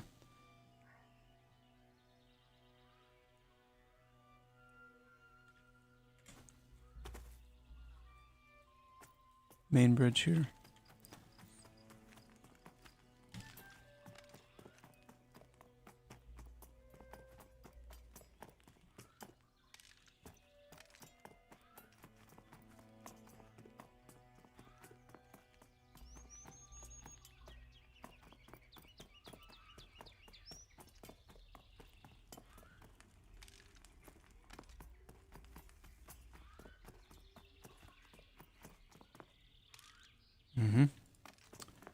I do. Oh, actually, that one, I need to update that one. The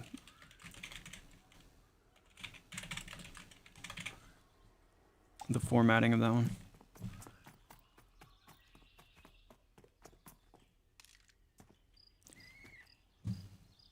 He's not supposed to have a normal one.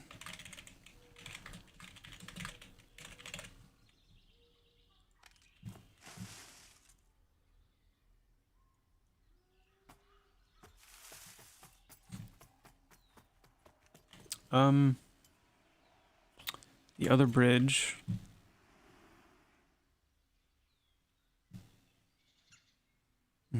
Oh, wait.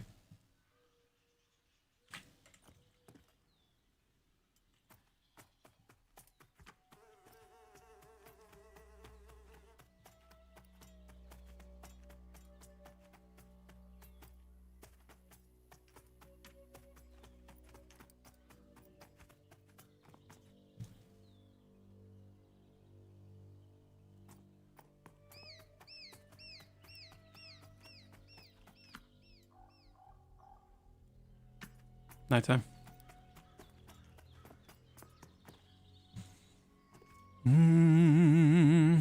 Does he say anything? Is he a well-metter?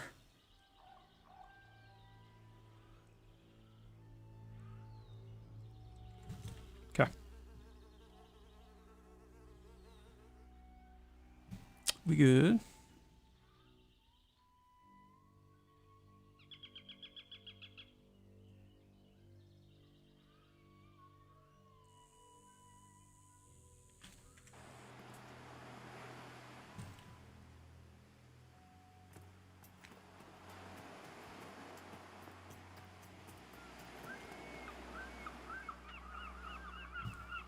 Love that.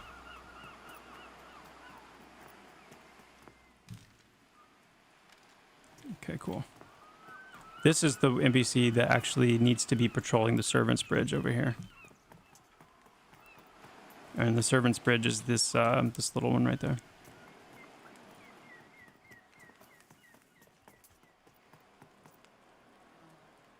Okay. I'm pretty sure I updated Adra.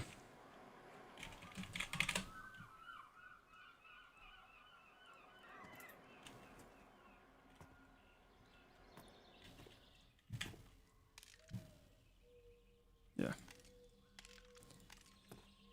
And then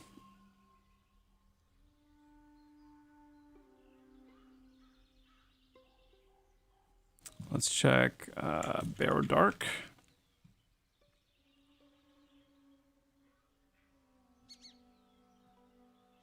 Does the retired regular have his? He does, right? I'm pretty sure. Let's check all these too. Ah.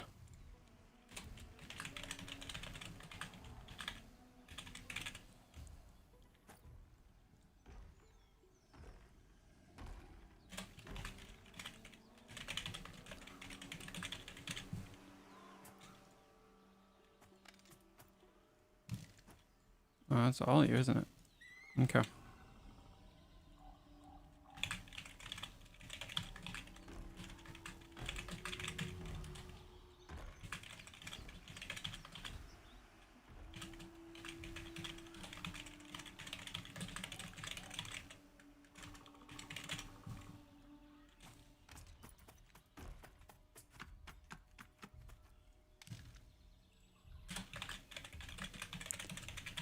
Okay.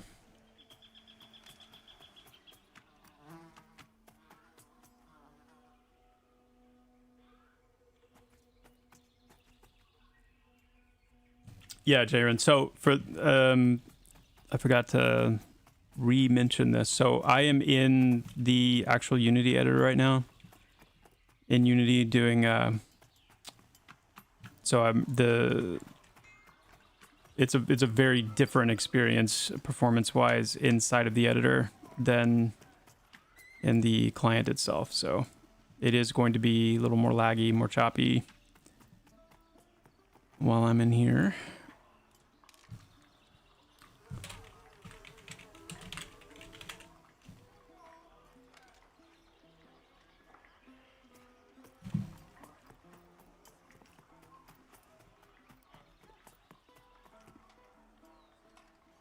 Yeah, Dark Thought. It's really all I've been doing this last weekend. I was planning on going hard on Fifolo, and I'm really eager to dive back in, but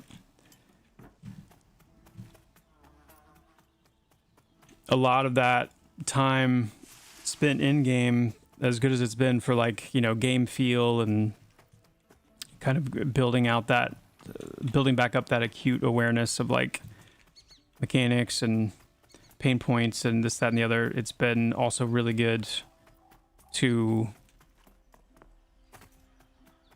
because one of the things as a dev that can happen is you're aware of a lot of issues. There's a lot of issues, and games have a lot of issues. They just do.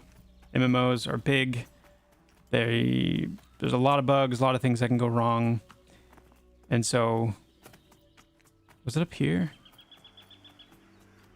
Where? Might have to just...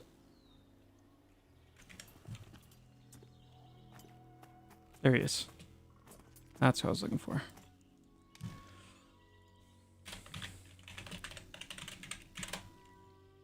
And also, let's check on this.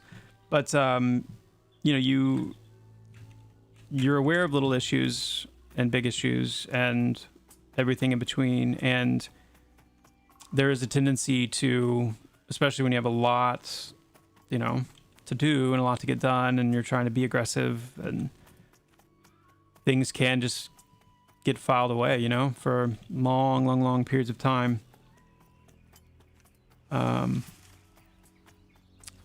And as a dev, you can get in this mindset of like, you know, it's not that big of a deal. And some things aren't that big of a deal. Like some things really can and should be grouped into buckets of things that can genuinely be handled later. But part of playing the game actively and genuinely is that it puts you back into that experience of like, there are some things that seem like they're not a big deal, but when you are playing, they are a much bigger deal than they seem. And so that's been part of what's fueling this, is that. So that is another good outcome.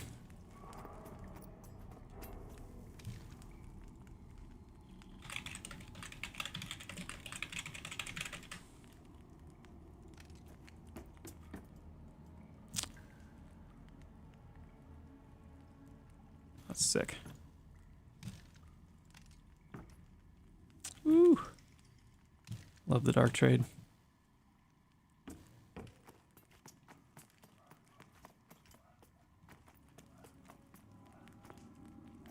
Come on, Unity.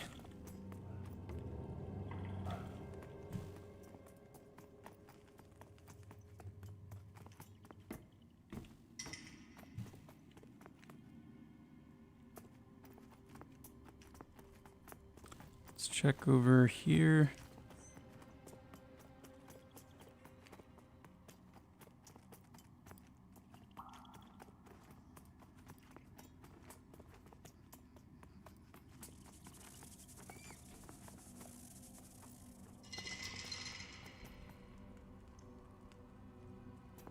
I think these are all just trainers.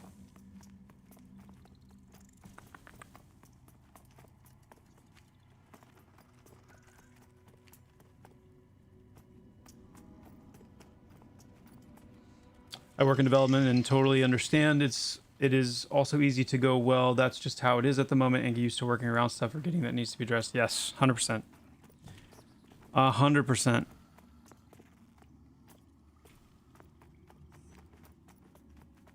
That's the wrong way.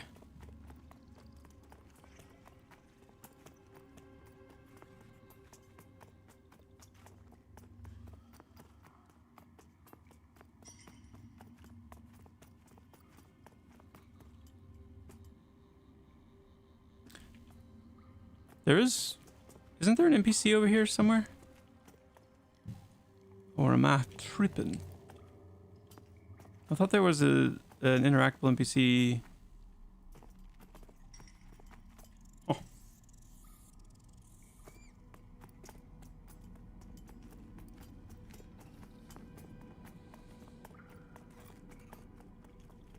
Okay. Oh. There's somewhere else to check. Oop.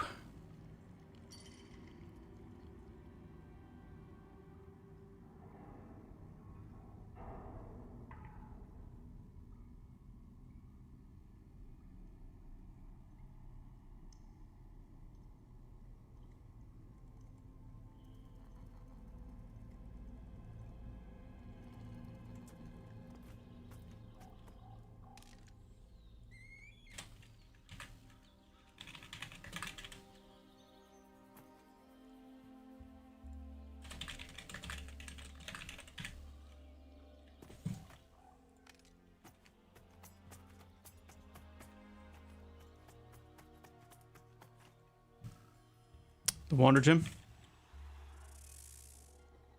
Oh no, the Wander Gym's well met? No. I love the Wander Gyms. They're really cool. Those NPCs that Jay and devised, and they're each of them are like so uniquely and wonderfully quirky. So we're going over here. Oops.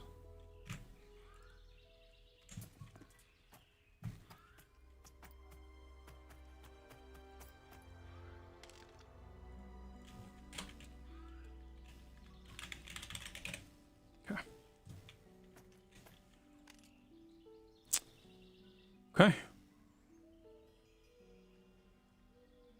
Any other ones that I'm missing that you guys... I got Cordy. I got Cal.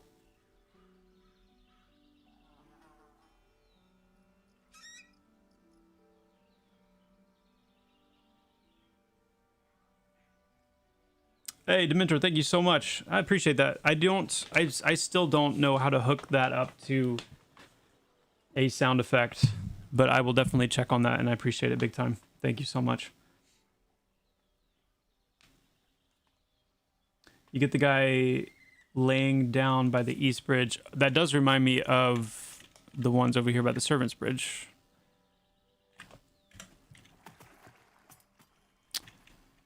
That I guess we have since moved. I don't recall moving them.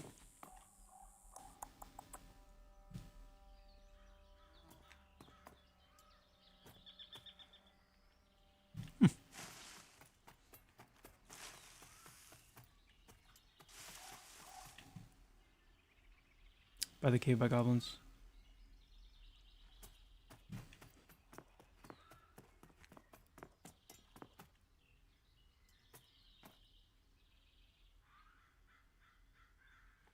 Okay.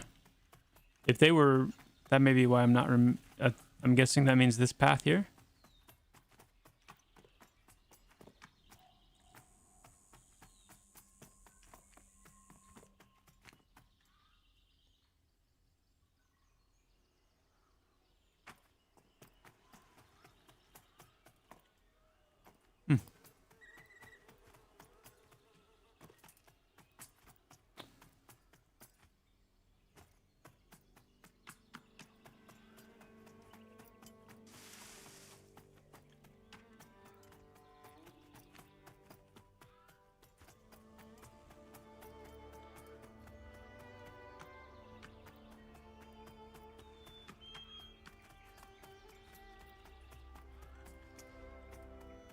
These trappers have wrecked me a couple of times.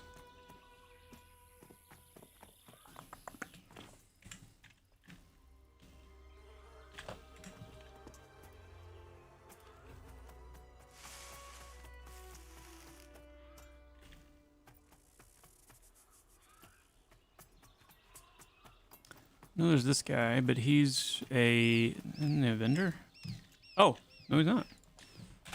I purposely skipped him. I thought he was a vendor. Cool.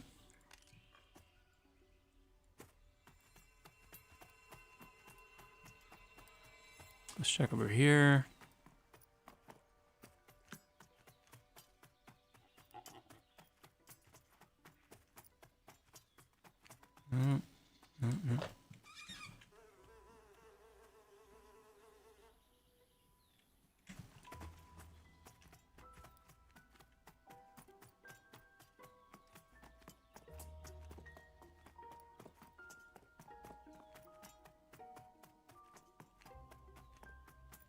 Anything up here?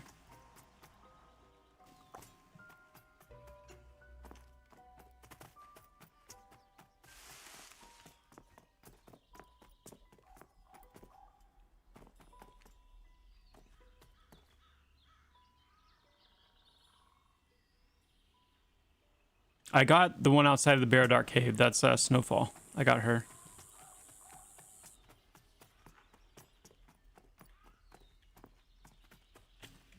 Maybe up here on this ledge.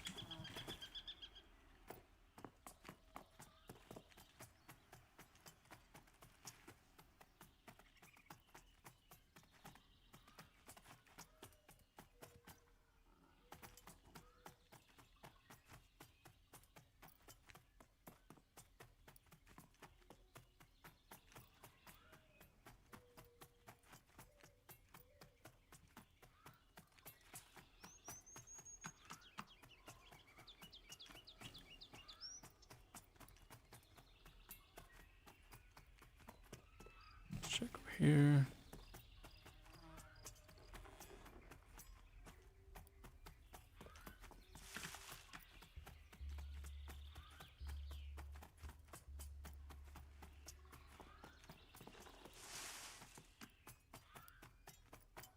Okay. I'll have to dig into the editor to see where that little bunch went.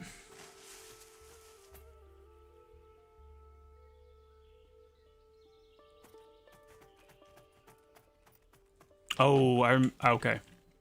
But that's the heavy lift quest. That guy should be good. Oh, there's the effect.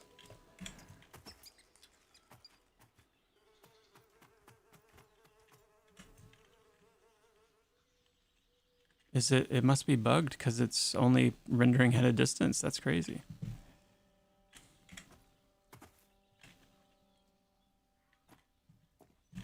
Wait, what?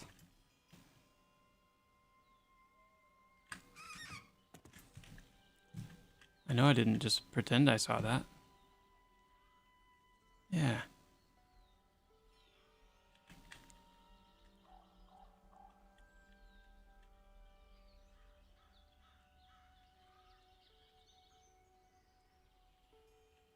Yeah.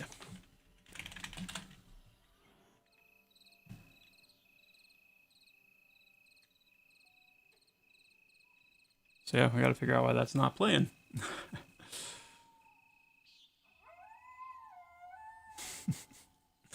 Yeah, I like that one a lot. But it's going. Cody and I Cody will figure that out. Cody will figure that out. That's what I'm trying to say. I don't know what I said, but that's what I was trying to say. Check it by Throne Fast. Gate.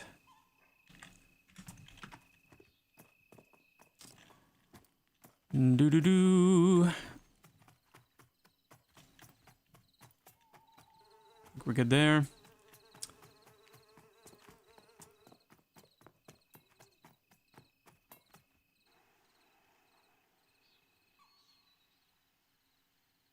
Okay.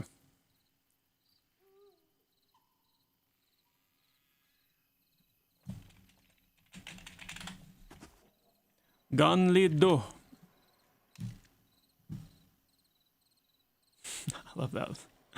If you are openly greeting me, you have no idea who I am. Move along. Ooh, that's some aura right there. That's some Ganlido aura.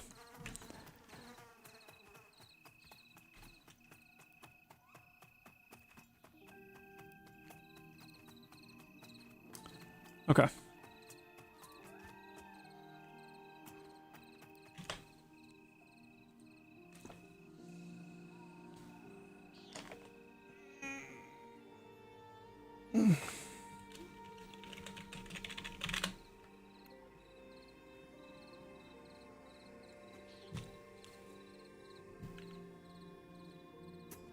This is another area where all of the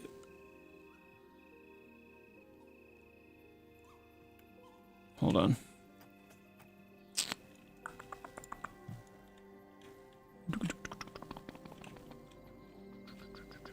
Where am I? Okay.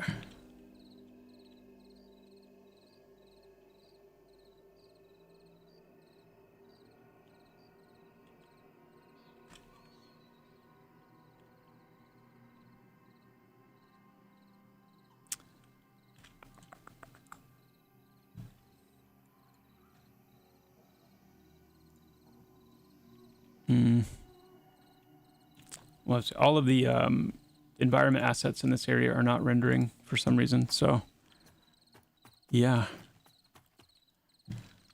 I'm just gonna put the whole keeper ledge because I'm pretty sure most of these are gonna be that way.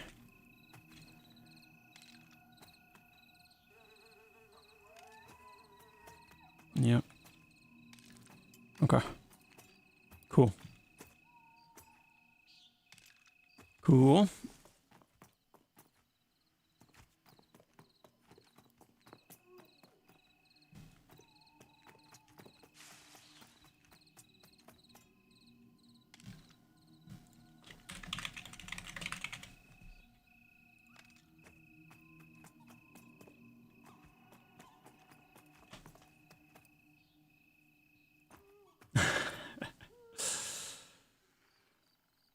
It's this place will be very cool once it's fleshed out, because getting here is kind of an interesting journey as well. Well, I mean, technically, if you go a certain way.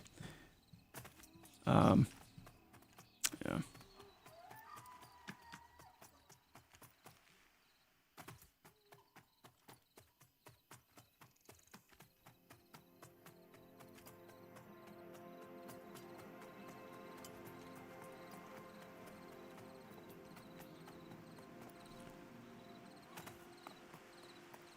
Just gonna double check down here.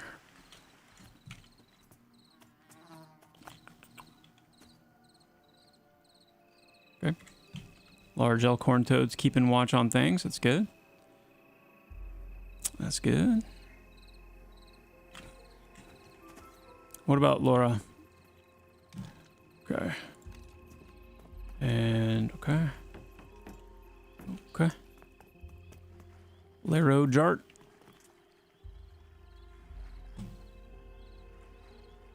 Mm-hmm.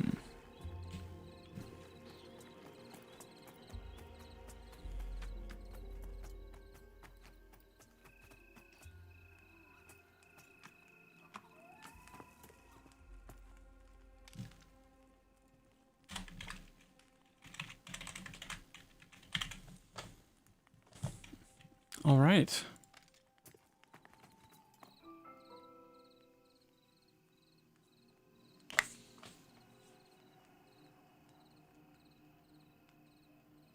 Mm-hmm. There's maybe a couple down in the Goblin Caves as well that I want to check, and then I think we'll be. I think we'll have it. Is that what I'm trying to say? Sir Trius? What about Sir Trius?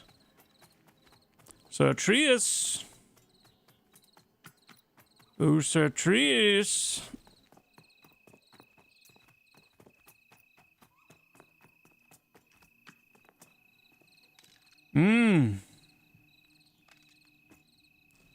Well met. Well met. Don't fall in the water, Sir Trius.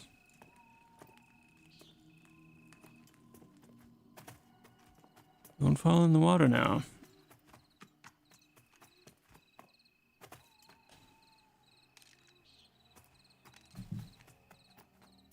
Okay, Angry Samuel's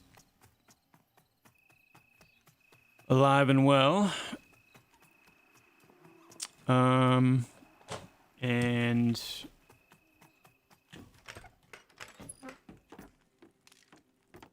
okay, good. Well, we'll leave well enough alone. We'll leave well enough alone. I'm sure she'll be fine.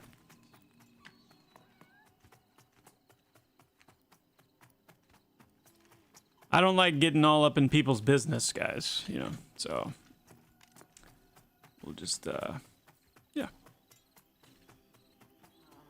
Yeah. I'm sure they're fine. They're probably friends, you know, if we're being honest.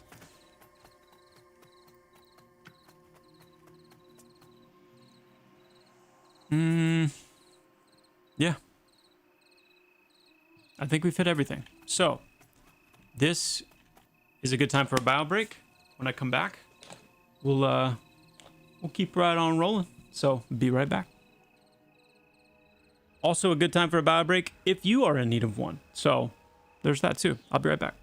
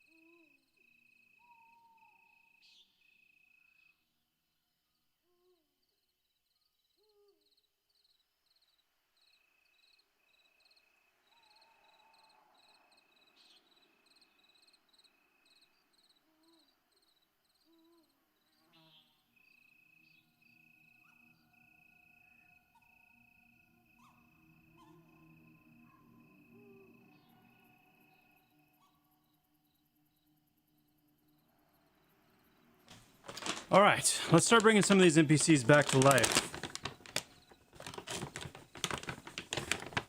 What do you say, chat?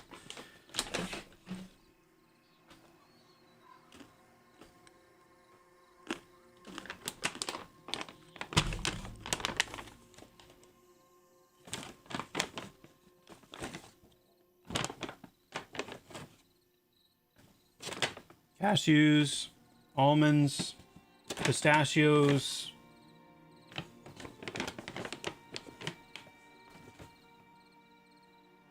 I think that's all of the different kinds in here.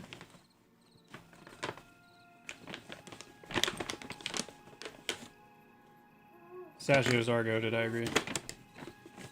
They're so good.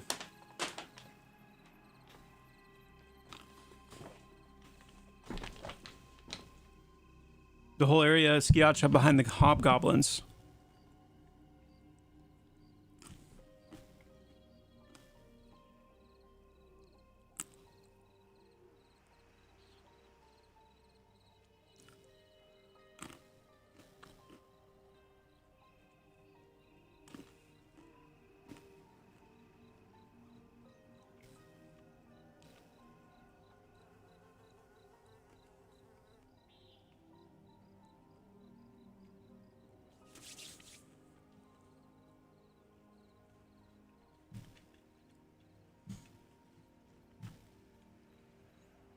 All right.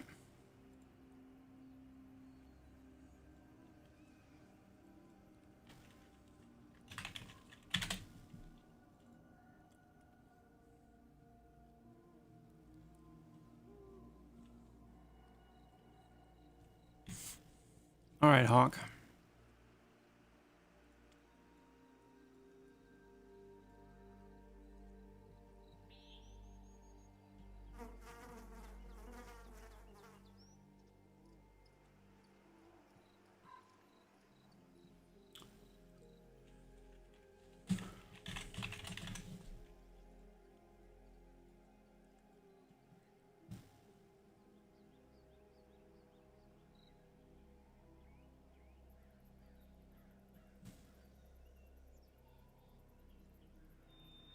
First talk.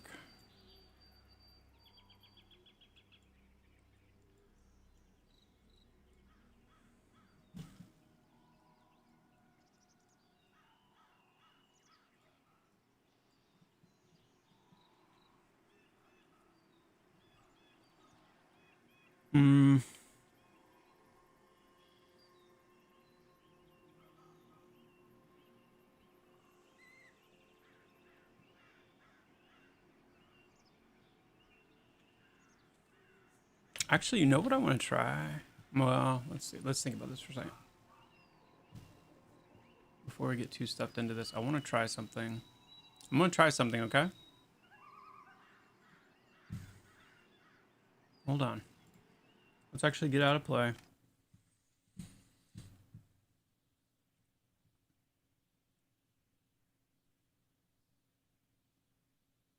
I want to see if I can set up 2 NPCs that will passively talk to each other emotively,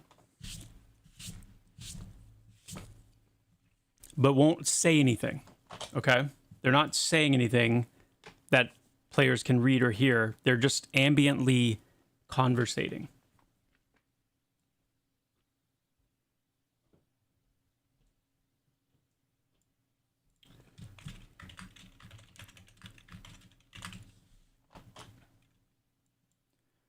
Let's just quickly pick like a random.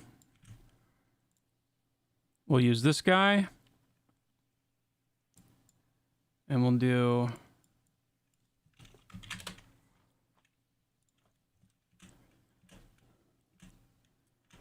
I don't know. We'll use this gal.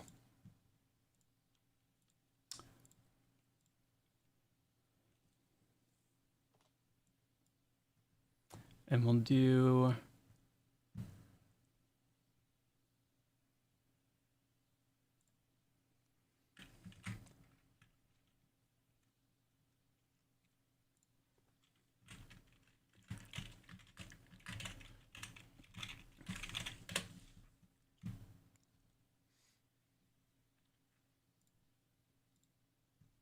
Is conversate even a word?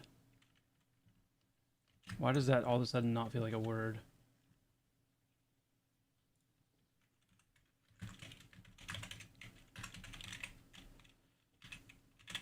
I know converse is a word, but if you're so conversing, is it conversating? Am I? Let's just change it to. Let's just change it to talking. Let's do that. Talking.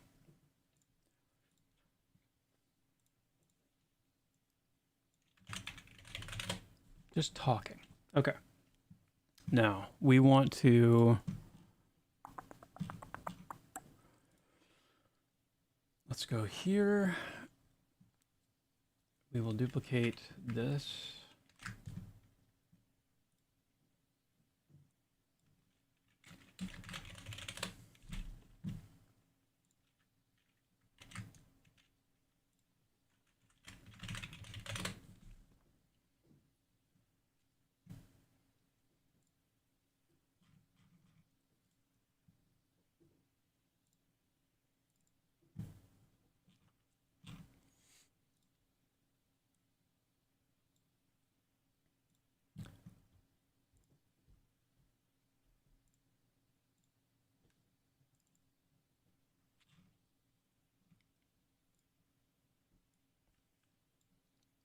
Okay.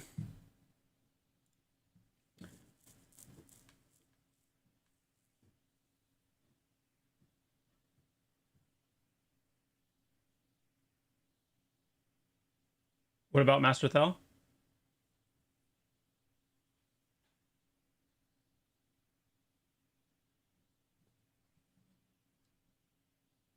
Oh, okay. We got oh yeah, he is. We got him fixed as well. He's already fixed. Thank you though, Jaren.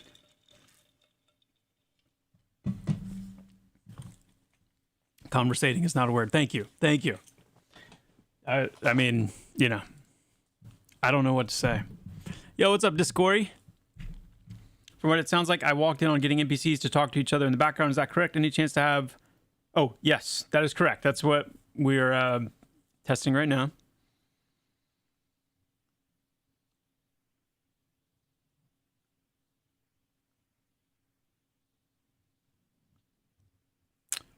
With set bonus procs? Oh, okay. You mean like specifically if you have two weapons equipped at the same time, there's like a set bonus proc that happens if you have those two specific weapons equipped at the same time. That's a cool idea. That's a cool idea. Okay, so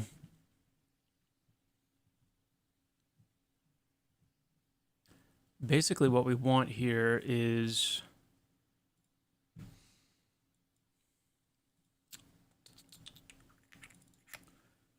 we want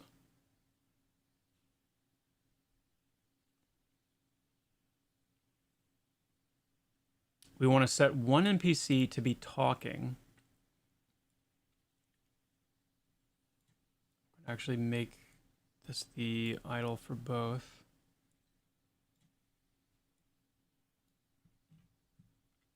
For everything.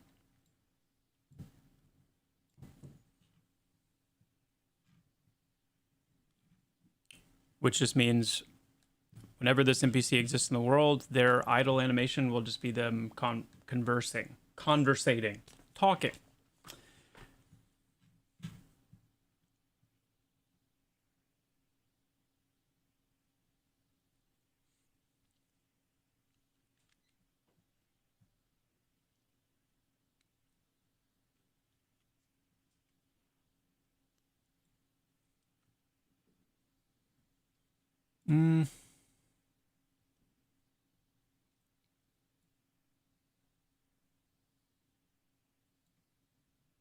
One sec, guys.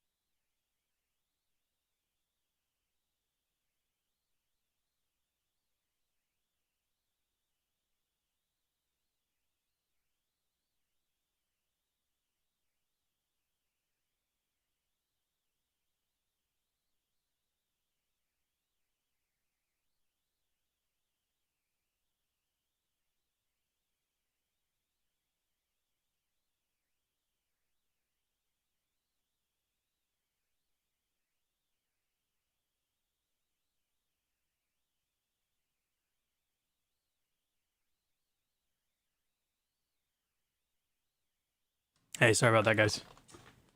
I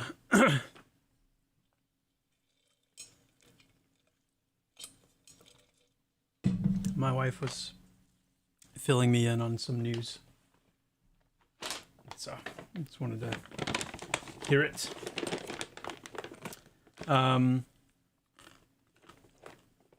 Okay, so grammar. Are we good? Did we get past the grammar boss?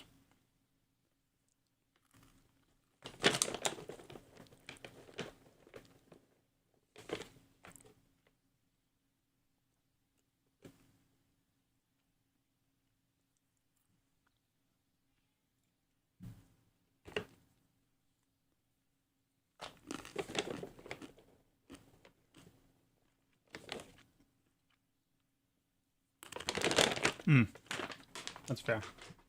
Okay. So, what I'm doing now is setting up these NPCs in data so we can place them in game and see if they're going to function the way we want. But the goal here is we want our areas, our cities, our villages, things like that to feel more alive. You can do that by just putting more NPCs. Yeah, I know. Just let me play. I am drinking like an iced drink and I'm feeling it. I'm feeling it. I really do need to get something warm on my throat. You know what? I might actually... I'm gonna... Hold on.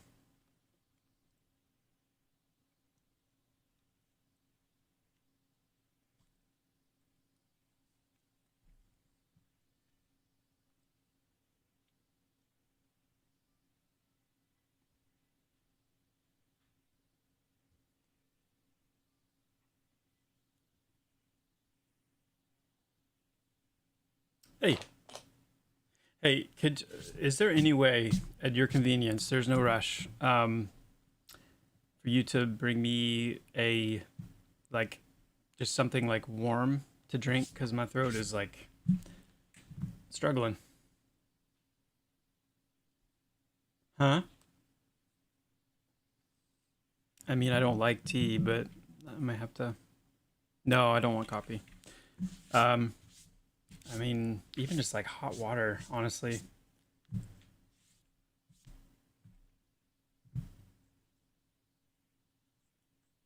Do we have any like tea that's good for your throat? Okay. Yeah, that's fine. That would be perfect. Thank you so much. Bye bye. All right. Well, hopefully that'll help.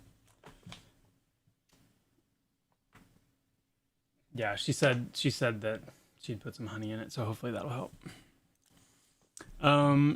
Okay.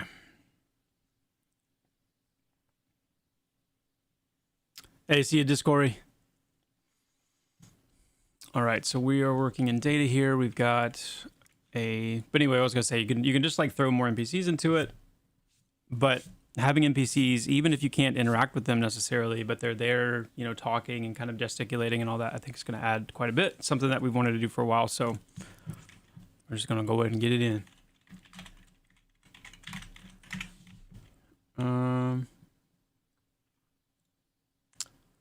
That one's male.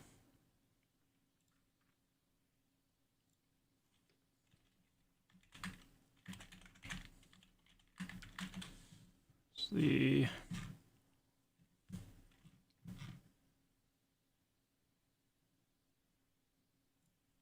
what?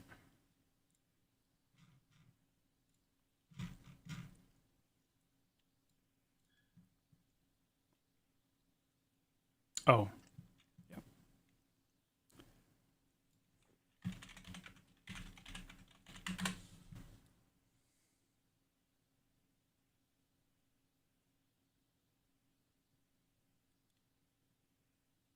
Oh, goodness. Yeah.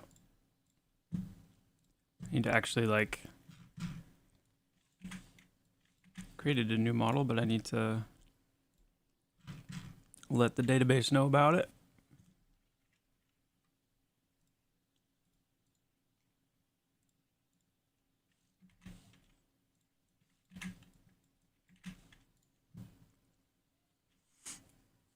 There we go.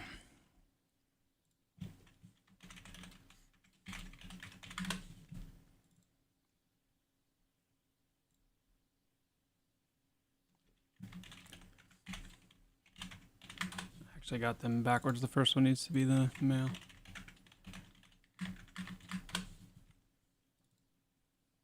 Okay.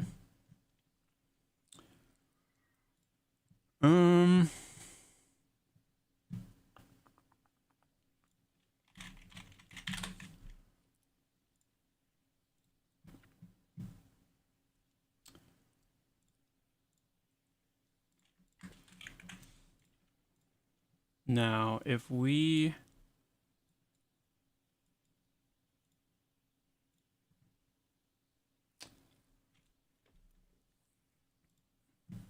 let's load it up. Is there a tribute to Brad in the game world like Aradune and Stinky Graffiti? There's no graffiti. There is Aradune himself.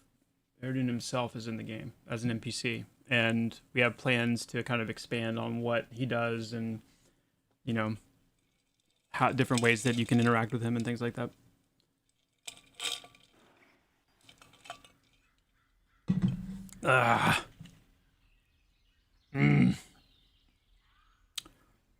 Okay.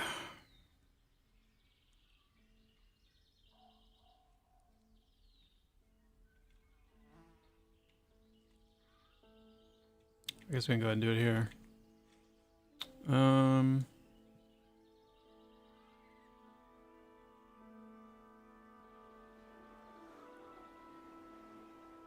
This thing takes a little while to just kind of like load and get happy. But for now, let's just do...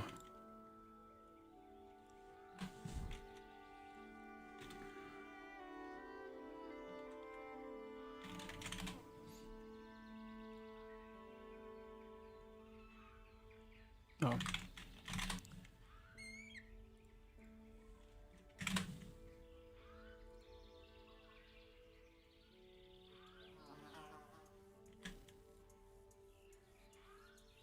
She's talking, and then we'll do...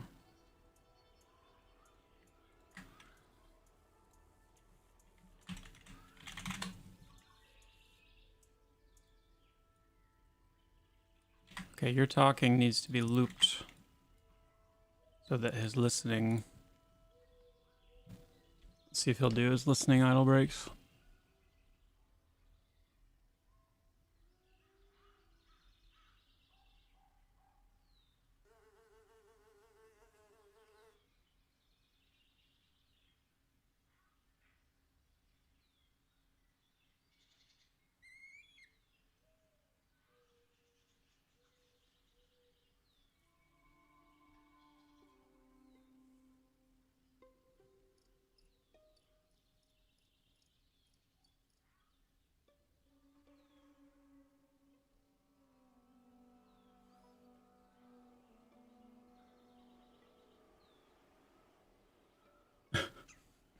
Giant ice cubes.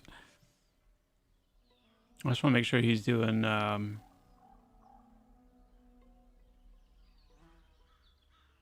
play both.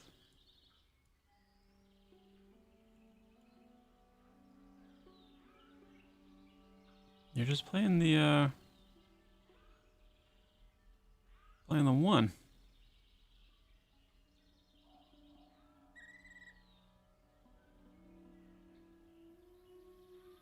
Huh. Okay. Figure that out.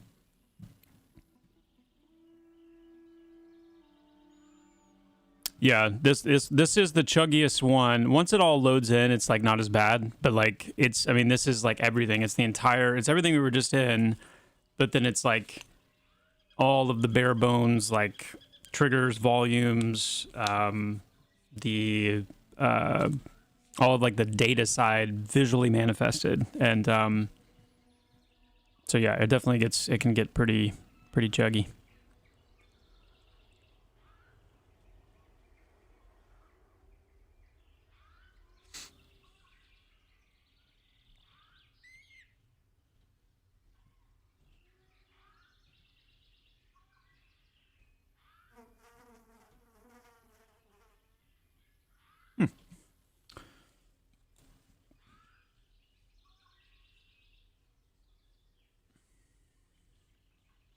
All right, let's fix.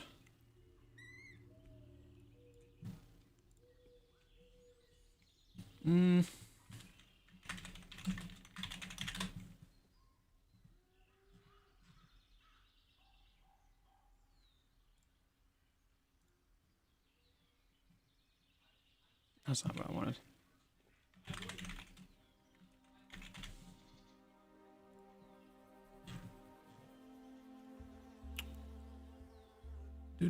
Do.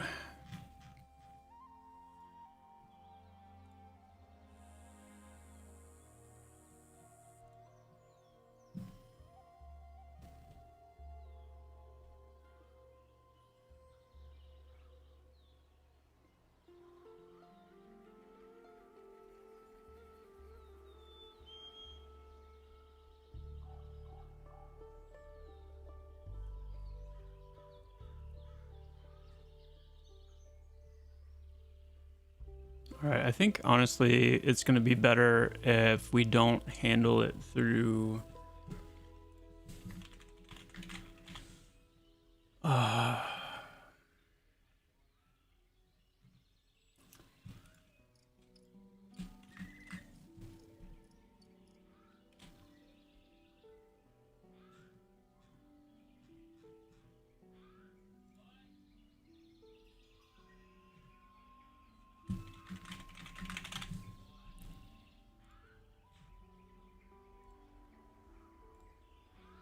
we're not going to do this through idle breaks.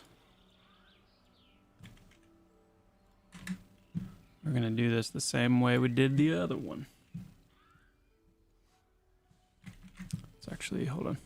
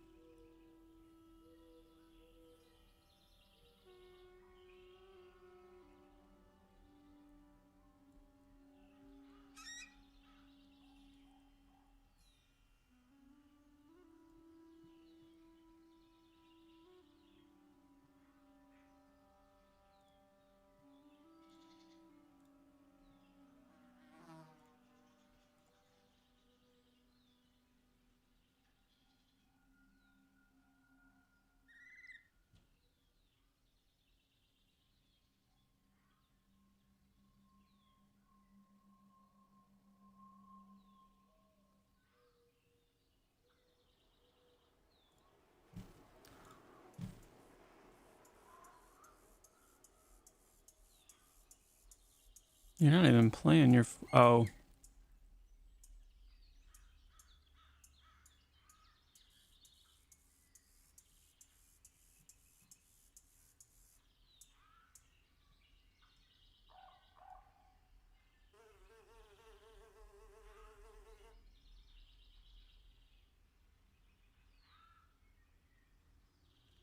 Okay. We're going to figure this out.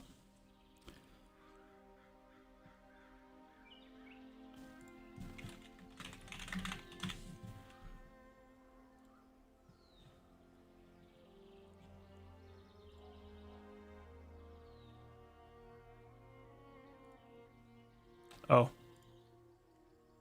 You know why? No. Never mind. I thought I thought of why, but I haven't thought of why. Thought I thought of why, but I haven't thought of why. Let's check you first. Lock you.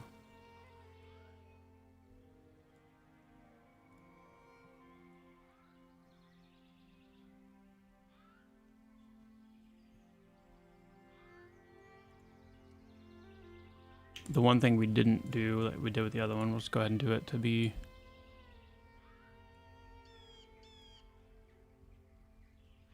thorough.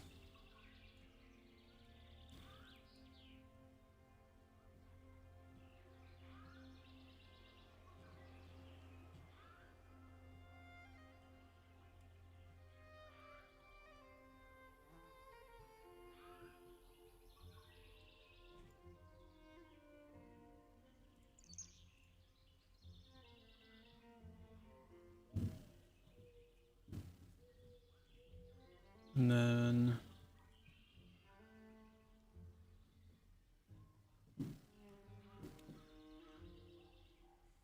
He's listening. He nods. Maybe what she's saying isn't that interesting.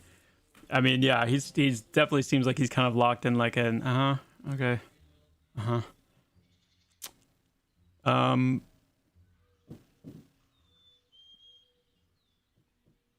what I'm gonna try now that we have them placed anyway. Let's save this.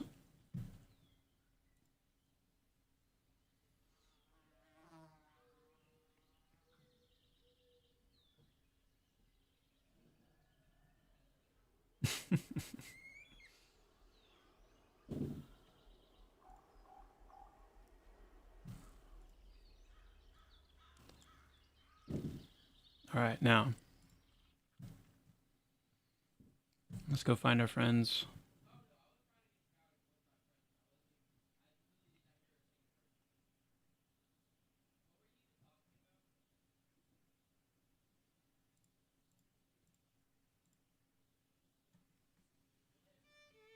Is there audio that goes with the posturing? There will be.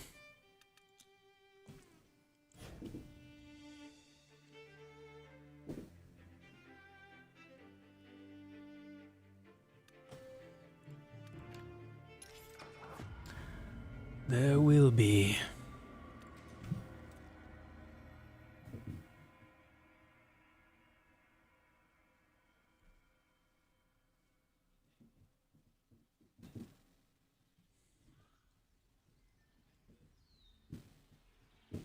Oh, nice, Tech Bug. Good. Glad to hear.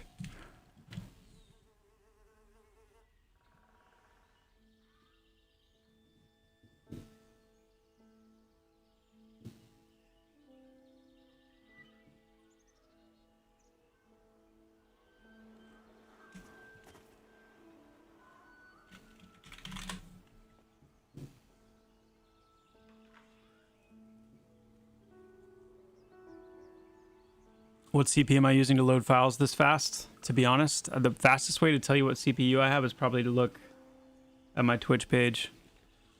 Because I don't even remember. But I've got my specs on my Twitch channel.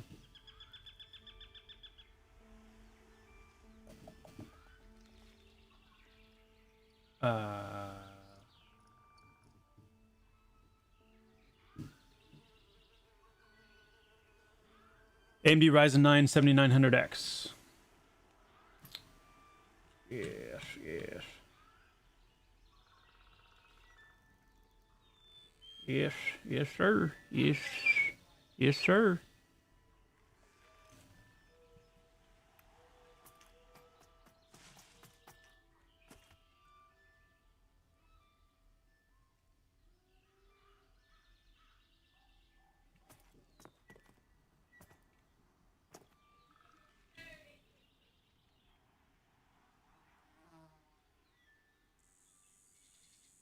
It does kind of look like she's mad, and he's like, sorry.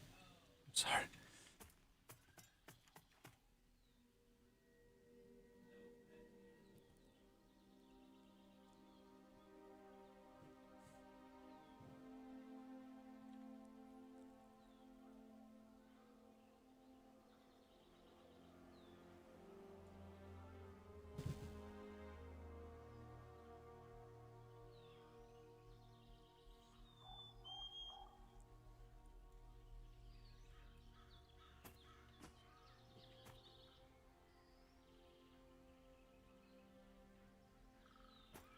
Okay.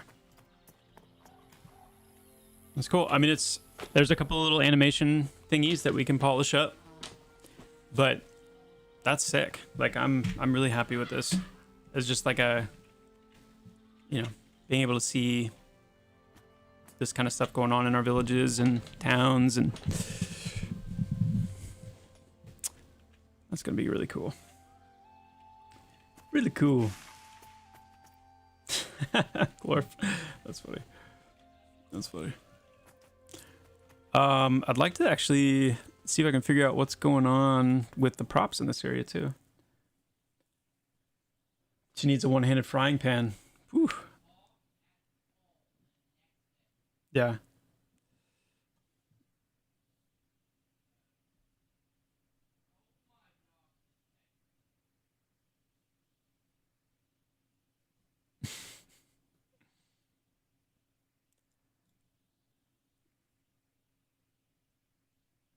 Cool. Well, I've been meaning to do that and just hadn't gotten to it yet. So got to do it with you guys. You got to see it.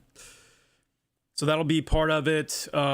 There's more NPCs that we want to add to Avelia, to Dimith, King's Watch for sure, that are more like interactable.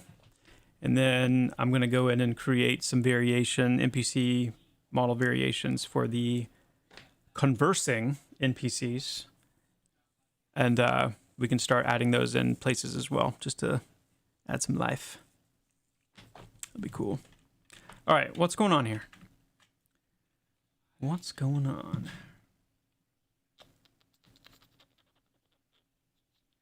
It has been a hot minute since I've done any world building, so bear with me while I remember the layout here.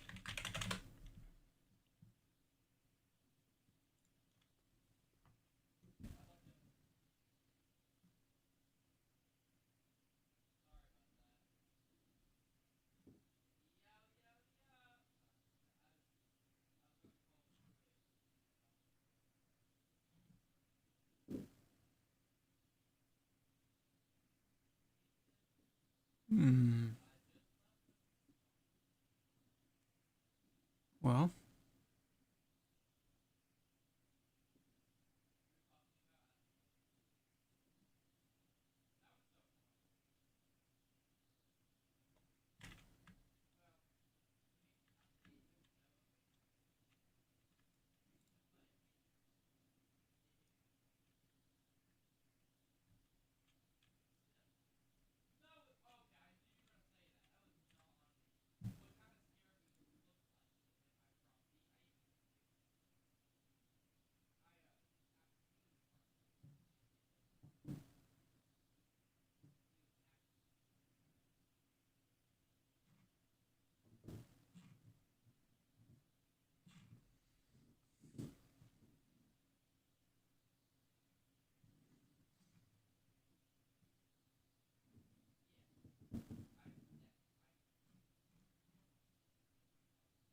okay. Did you world build the Dead Shoals? No, I did not personally. That was Tim Schuler. Okay. I'm not going to waste time looking for this on stream. We'll find it some other time. I was just curious if it was as simple as like the cultist issue where it had like gotten hidden and we could just like unhide it. But looks like it might be a little bit more involved to find that. So scratch that idea for now. Okay. Let's get back to...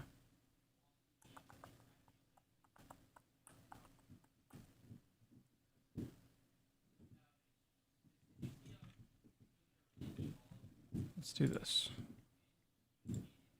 Let's get back on the actual dev server. I played a few games where the NPCs would walk up to each other and interact, and they'd make small chat bubbles. That type of thing feels really immersive. We can do things like that too. We actually have an example of that in this same village. They don't walk up to each other. They're just standing there having that conversation. But let's create a rogue. But we do have the ability to do that as well. Side the wall. They actually came out looking kind of roguish.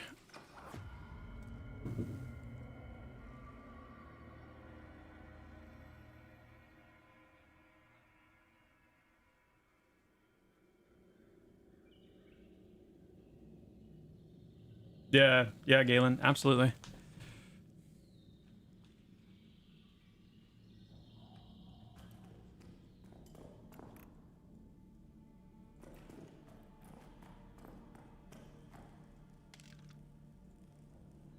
All right. We need to get... Actually, maybe I didn't reset it. Let's check one more time.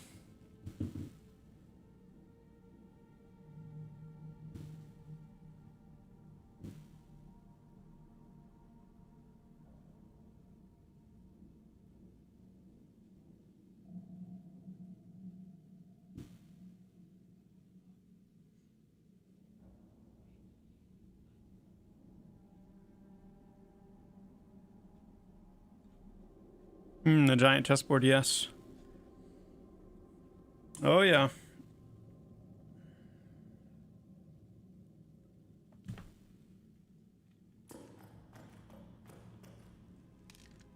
All right.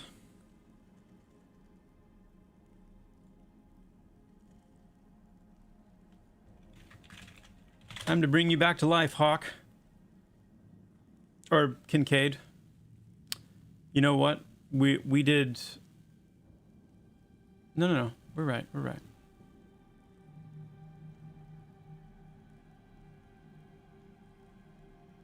just don't think we don't have a whistle animation anymore, but that's okay. Yeah, let's talk to Hawk. I was thinking Kincaid, but I think it's Hawk.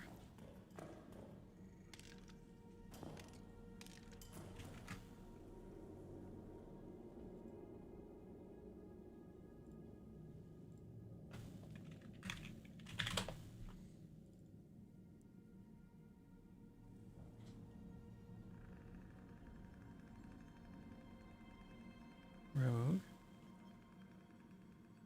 Oh, I see. Thank you so much.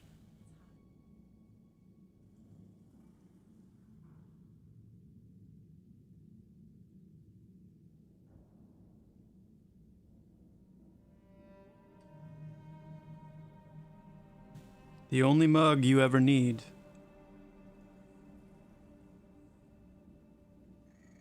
The only one.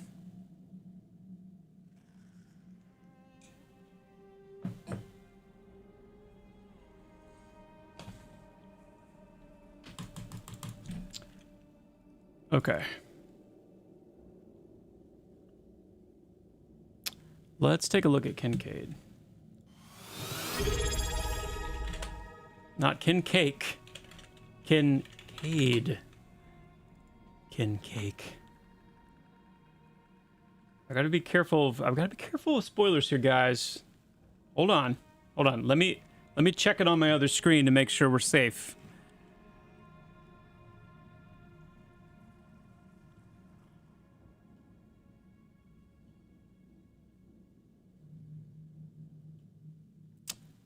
Oh.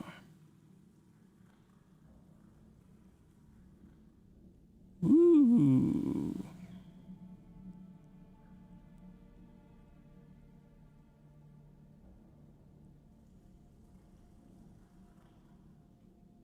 All right, hold on. Hold.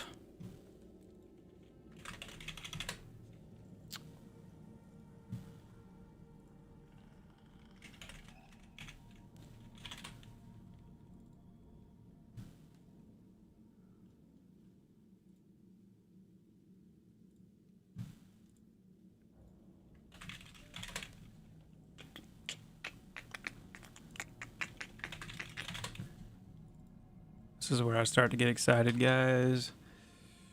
Yo. Come to life,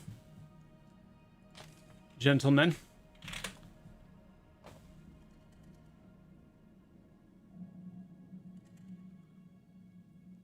Oh, it's hot. Woo. Woo. Altazantech, thank you so much for the tier 1 sub. Thank you for the support, my friend, and the 3 months. Appreciate that big time. Thank you. Thank you. You have a skull-shaped mug made of black glass. That sounds pretty cool, actually.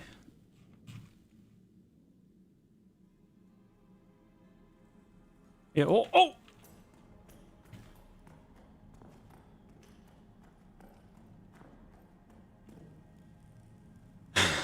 Yes! Yes! It begins! Okay. Alright, so that's all you say right now. That's fine. That's fine.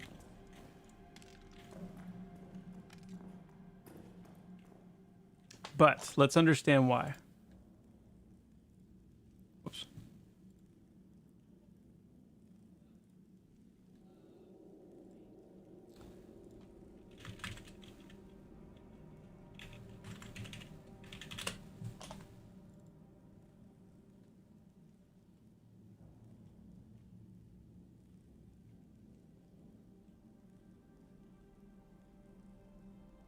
Ah, that's why.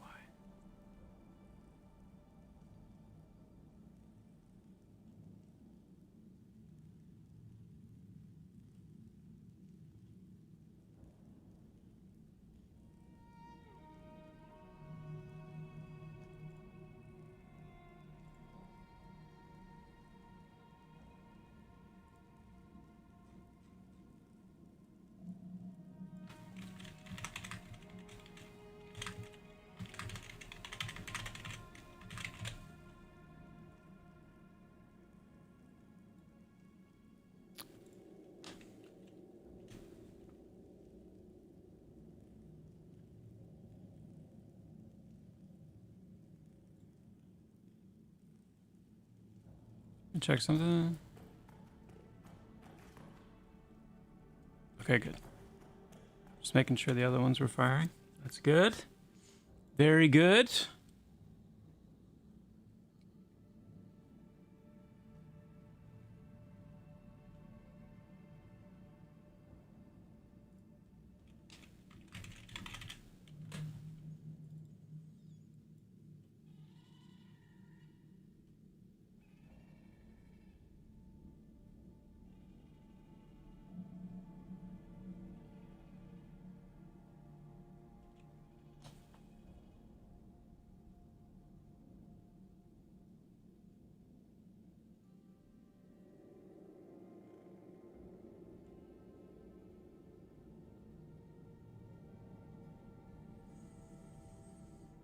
Okay.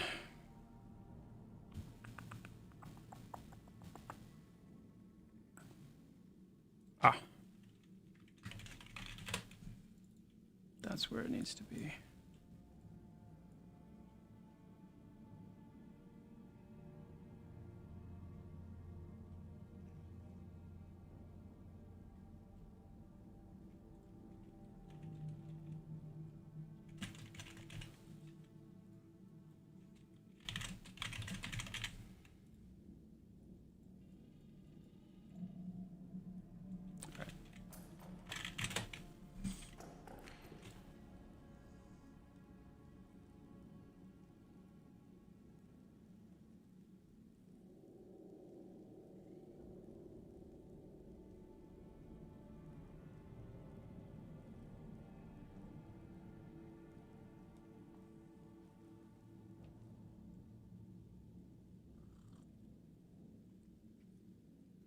Hawk whistled in my direction.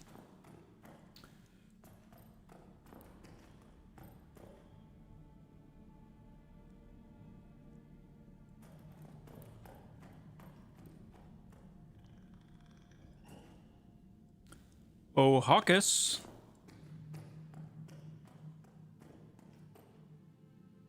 All right.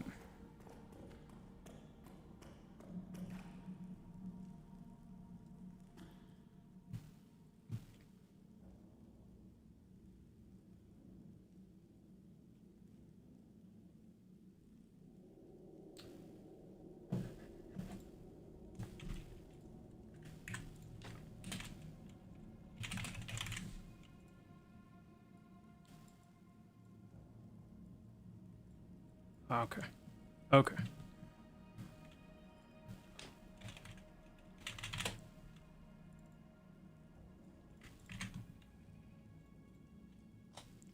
That was actually a bug in the... Not a bug. It was not the proper node being used. So fix that. Let's also... Okay. Yeah, let's just try that.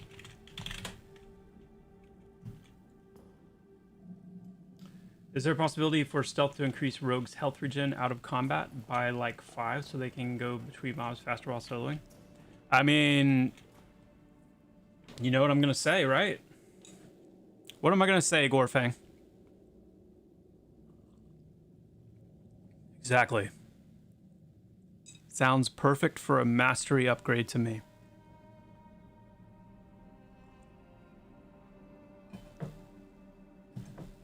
That sounds like a decision you need to make, you know? Like not something that should just be baseline, but something where you might choose to lean into that.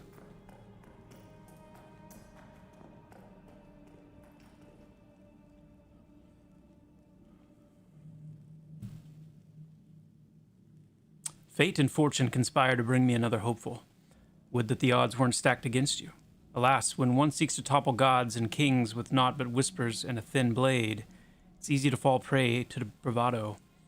You wouldn't be the first, nor the last. All it takes is the flash of your big toe stepping too far out of the shadows, and you're as good as dead.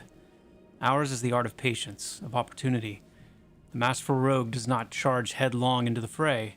She stays her hand, observes her surroundings, knows her quarry like the back of her hand. The long con. Have you ever spent the better part of a year befriending the man you intend to kill? Name? You will. For now, however, I would have you exercise patience, get to know your hunting grounds. You'll find all manner of prey just outside this cave. Some of it may even strike up a conversation with you. Once you've got your bearings, I may actually have a job for you.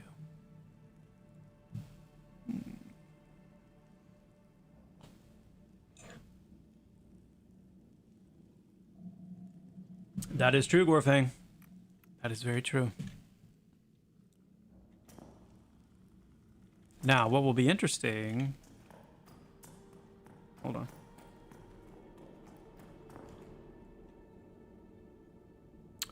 Yeah, I just talked to Kincaid. What? I really don't like that Hawk is like... He was like that because we used to have an animation to have your arms crossed and you're kind of like leaning up against the wall like you're just chilling. Obviously, we don't have that animation anymore, so let's go ahead and fix him too real quick. What's up, Paul Weber? Good to see you.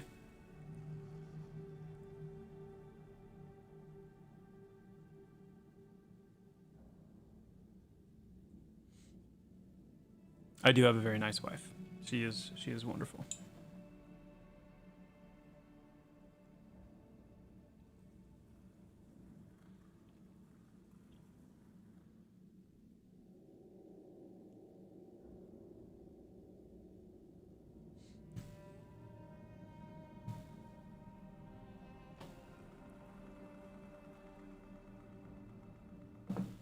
All right. Let me just check his graph real quick.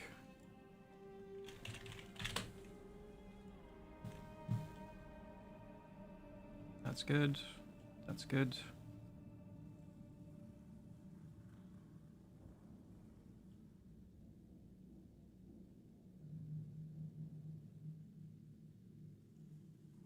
Oh.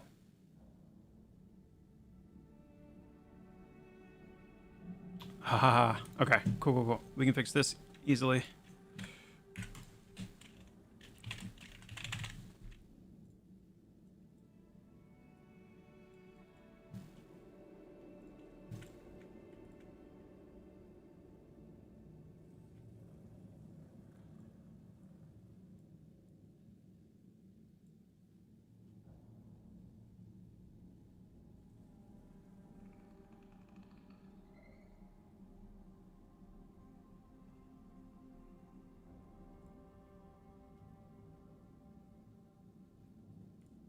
Let's actually do this as well real quick.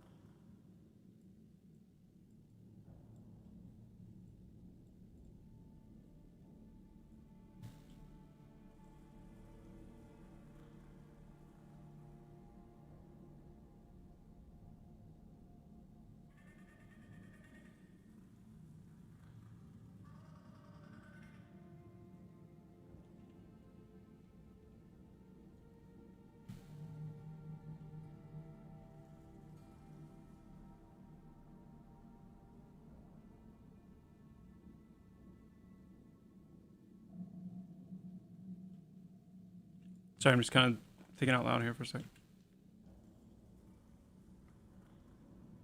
Or I'm thinking to myself. All right.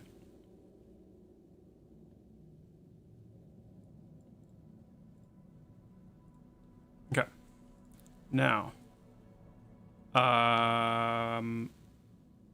let's.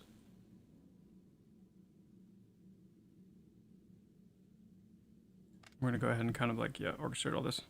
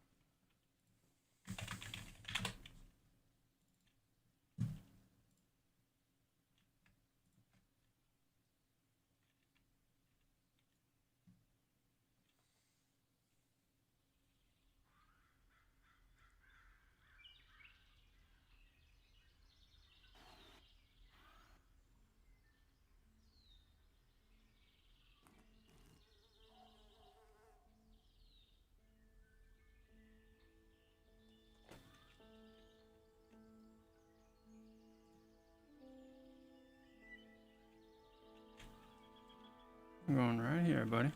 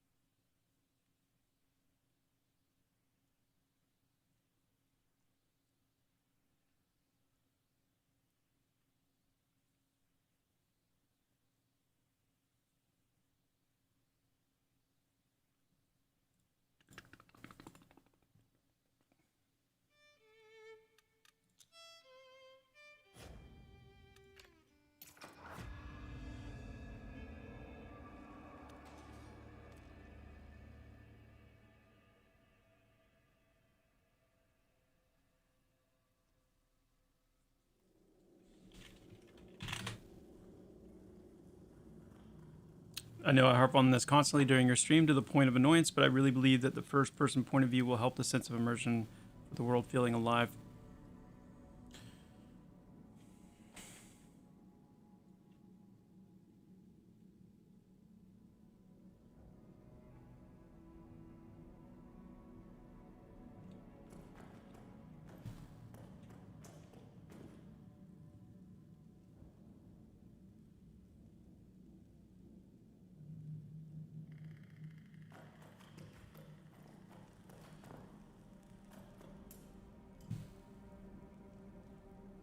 So remember,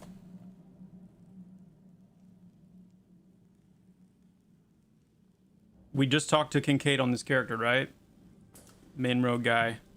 When we come back out, instead of interacting with Hawk, Hawk whistles to us, and then this pops up automatically without interaction. I saw you speaking with Kincaid over there. New blood, eh? Don't fret him too much. Even for a rogue, he's a bit too somber for my taste. Hawk pauses, his eyes drifting over your shoulder towards Kincaid. Let me guess. Go get your bearings. Useful advice, ain't it? Mayhap I can paint you a clearer picture. In case you're not from around these parts, you found yourself in Avelia. Don't let its humble size fool you. There's more than enough gossip and busy work to keep you on your toes. You could do worse than to skulk about the village and see who needs what. If you'd rather wet your blade, I happen to know the regulars have had their hands full with the Gadai of late. Someone's sure to pay you a bounty to thin their ranks. Of course, if you're going to stick your neck out, you might at least think to cover it first. The local leather workers always got a use for any quality pelts you may find. As for where to begin, that's up to you, mate. Let's say it together. Verisimilitude. Verisimilitude.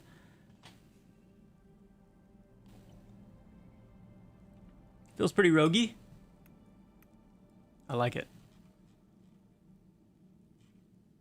I like it.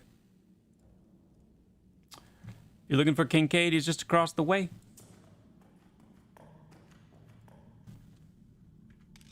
Now let me test this, actually. I want to see if this works.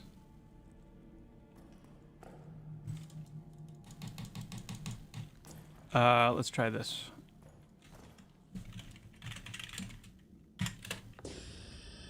Level 3.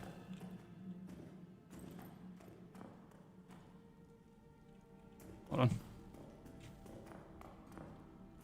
Far enough away. I don't know if this is going to work, but I just want to try it. Okay. I don't think it worked. Let's see why.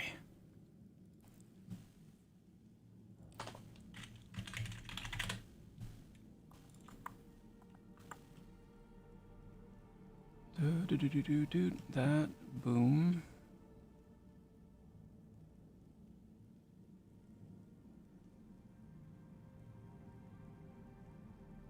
Oh, wait.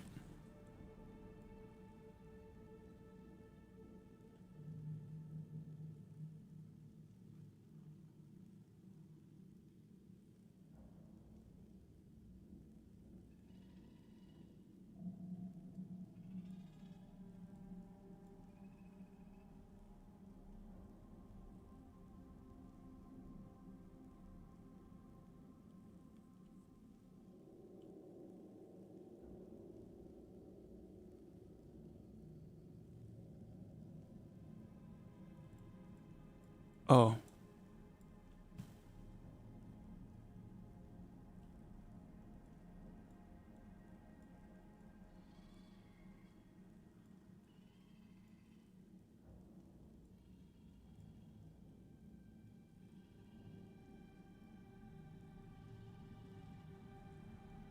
Okay, let's try this.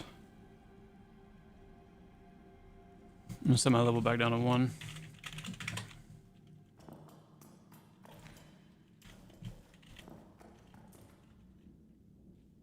No, you're not. No. I need to fix that too. You're not supposed to say that again. Come on now.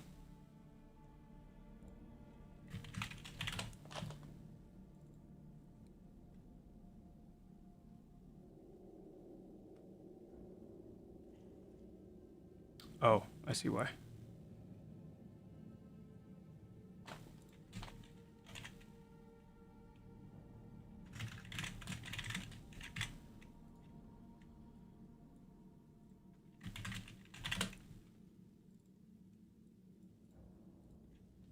It's been a minute since I've really kind of been in this environment working. So keep in mind too that like these things that I'm finding are you know, they're this is being rusty.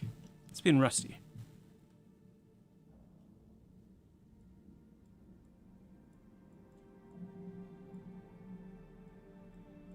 Let's also fix this one too.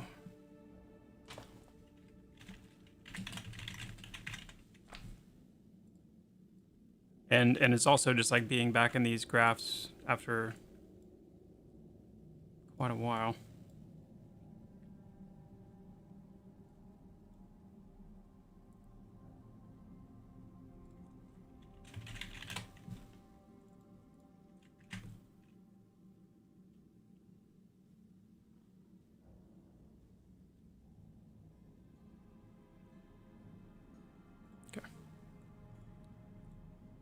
Now, let's reset.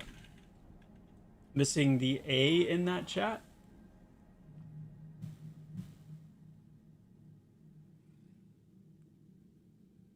Yeah, but how fast can you click? Just let me play. Have you done click test or clickspeed.io or whatever yet?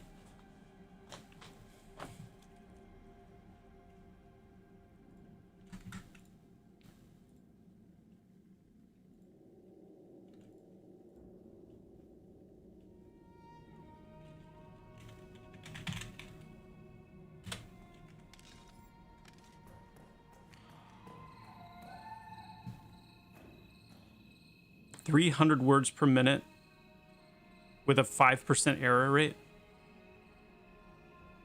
What?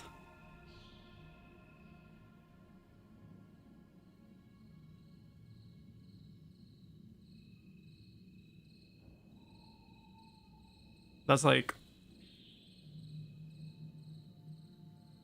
I think my best was like,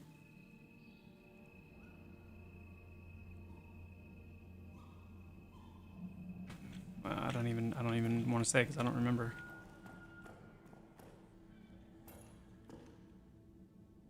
Okay, that's fine. But now you should not do that again.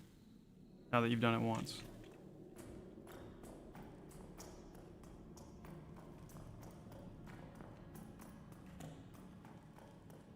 Good. Good. So that should have happened. Basically, that should mimic that happening coming out of talking to Kincaid for the first time. We would get that message, and then that's all. Now, I want to test this again, though.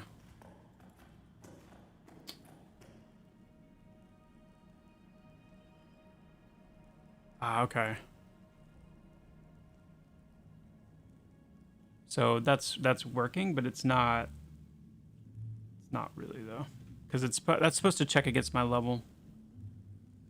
So maybe that level check's not working.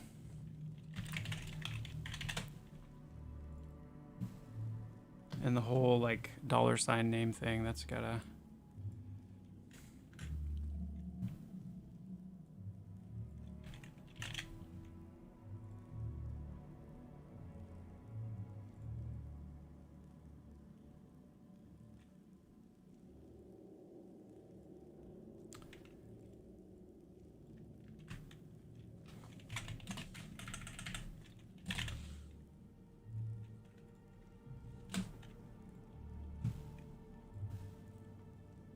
Why isn't that?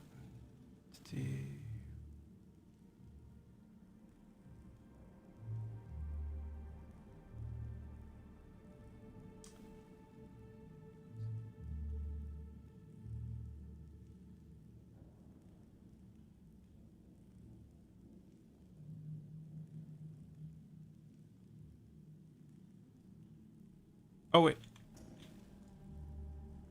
Maybe it is working. Maybe I was just reading it backwards. Hold on. Maybe it's... I think the way this is set up is actually reading to see if you're less than level 3.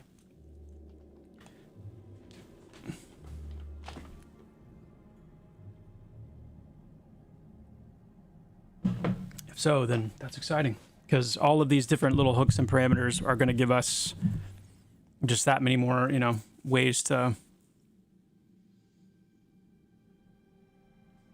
play.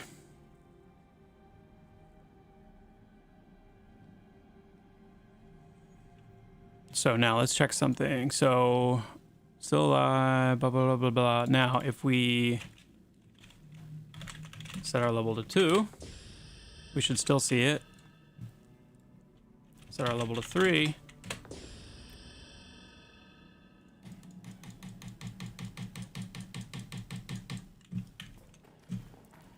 Yeah. And no more. Okay, perfect. We are rolling. It's all coming back. Okay.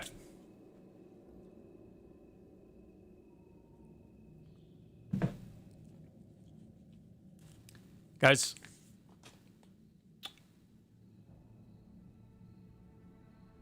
Yeah, I don't know.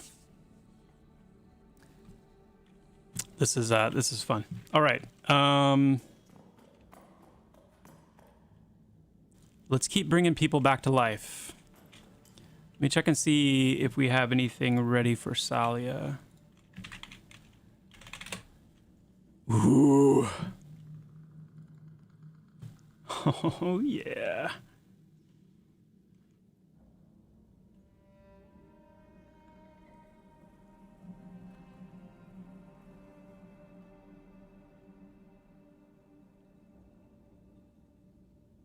Oh, cool, cool, cool, cool, cool. Oh, this is cool. Okay, let's see if we can get this working.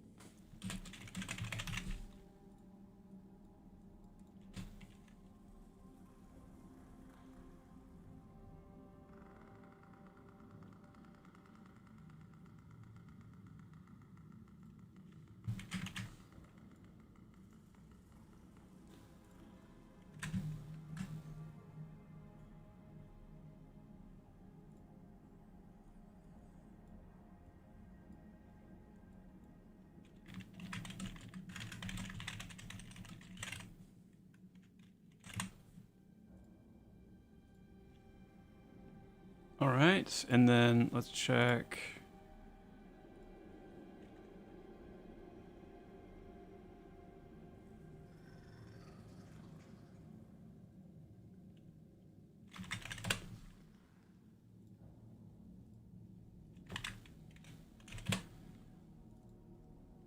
Little Ruby.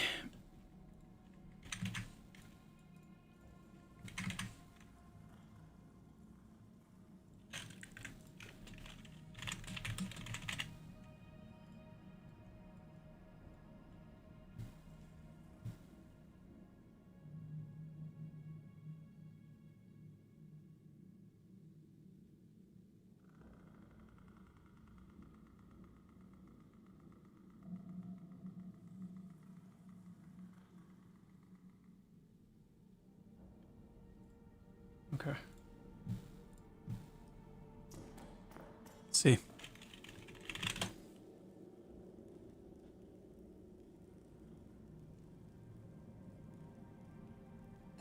Oh, is that where the A was missing? Okay, I'll check that.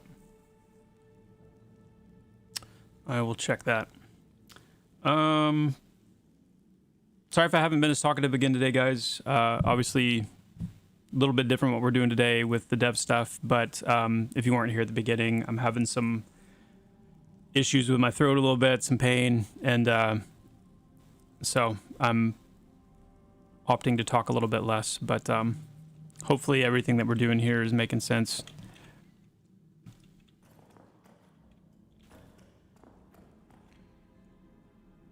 All right, let's watch the chat log. Spider emits a shrill hiss. That's good.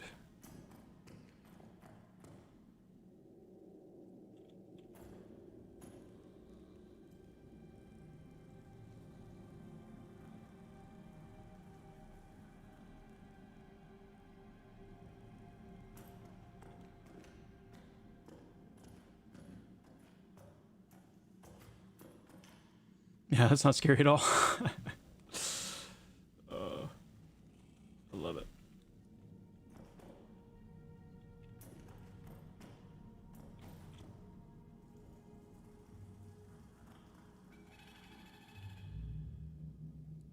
Okay. Cool.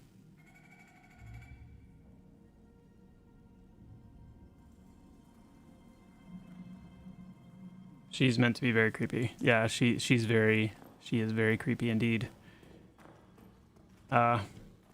Some of this stuff I'm not gonna like fully kind of reanimate them in front of you guys because obviously I want some of these things to be exciting for you to kind of get in and taste and whatnot. So I think for now, for her, that's enough. Do some more work on her off stream. Okay.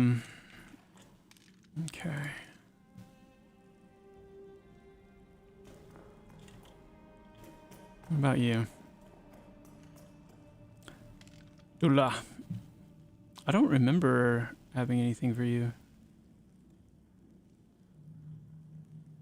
But I could be wrong.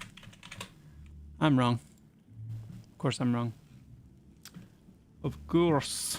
Of course. Sick.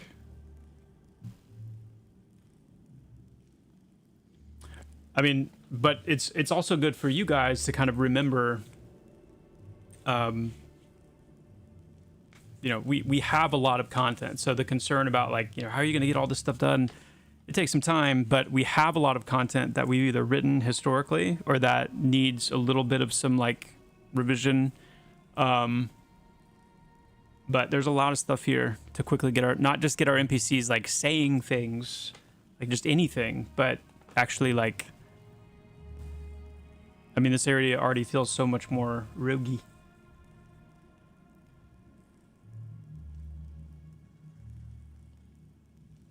And there's a lot more to come pretty darn quickly, honestly.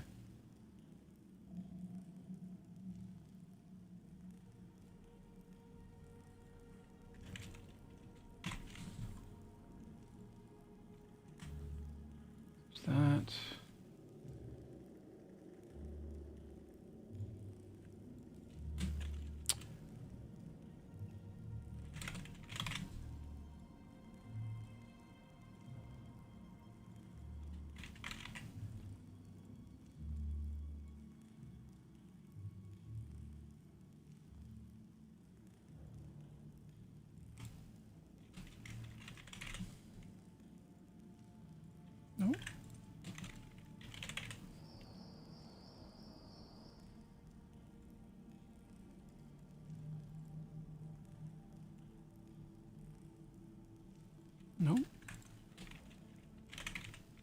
Oh, no, that was right. That was right.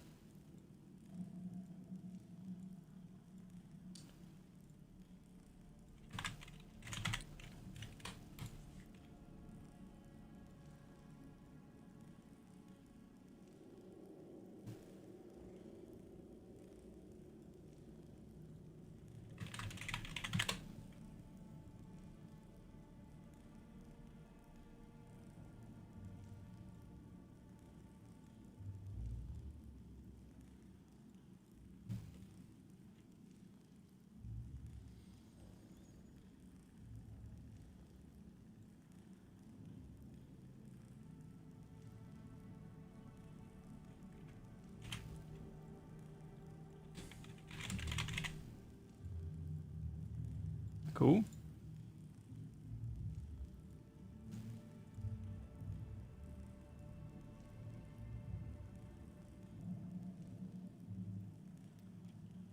That's good enough for now. Let's get her graph set.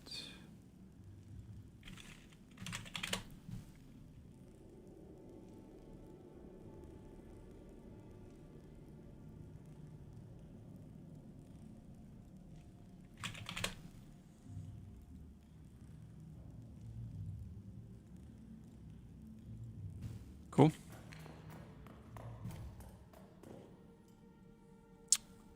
What do we want to do next? What do we want to do next? Which ones have been like really well? Let's do.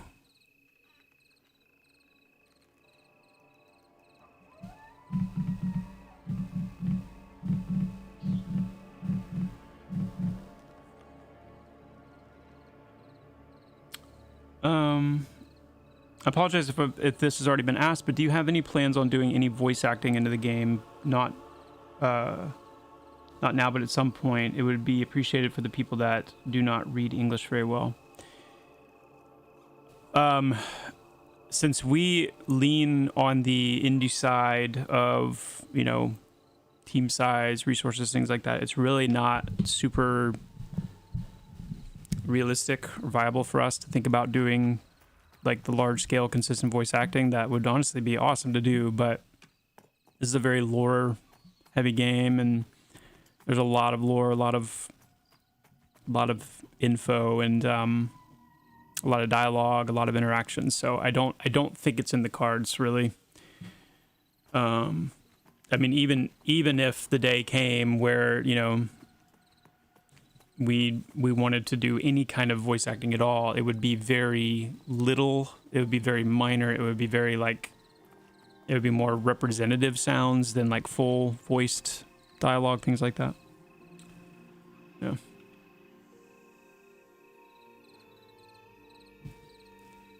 Did you get inspiration from EQ1? I only asked because it feels a lot like it and brings back good memories and nostalgia. Yeah. If you've not heard of Pantheon before, I mean, EQ1 is one of the, and probably the main inspiration for the game. It's one of the two main inspirations, and it's probably the primary one. The second one is WoW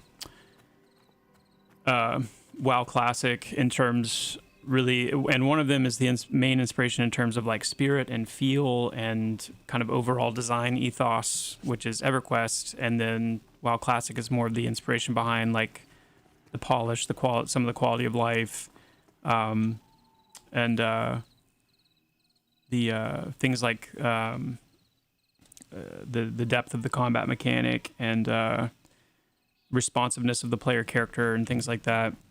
And so it's meant to be kind of a fusion between those two, with, you know, a heavier emphasis on the EverQuest inspiration, but definitely a classically spirited game in the full sense of the concept of the thought, to bring back a lot of what made those earliest MMORPGs so special, but do it in a way that hopefully can be packaged for a newer audience as well, that maybe weren't alive or didn't play some of those earliest MMORPGs, but yet still would really love an experience like that. but have been trained on the last, couple of decades of like quality of life and, just games kind of advancing in terms of how they feel and how they respond. And so we're trying to really find that sweet spot of like preserving all of the magic and everything that made those earliest games great, but presenting it in a package that like feels coherent with normal game experiences. So yeah. Yeah, Dark Thought. Yeah, for sure.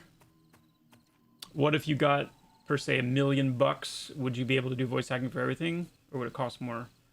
I think we could probably make voice acting work with $1 million. But if we got $1 million, and unless it was like earmarked specifically for voice acting, there's a lot of other things that we could use that for. I think that would be, honestly, that would still be better overall for the game than voice acting. Yeah.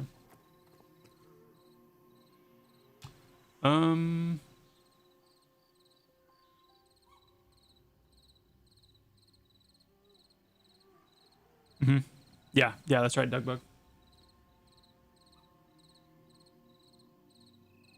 Anyone remember first diving into Fable? I do remember first diving into Fable. What an important game. Yeah. Oh yeah. Okay,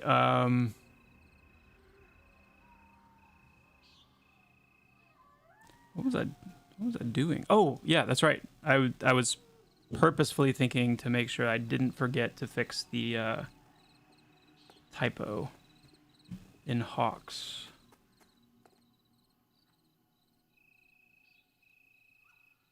Dialogue.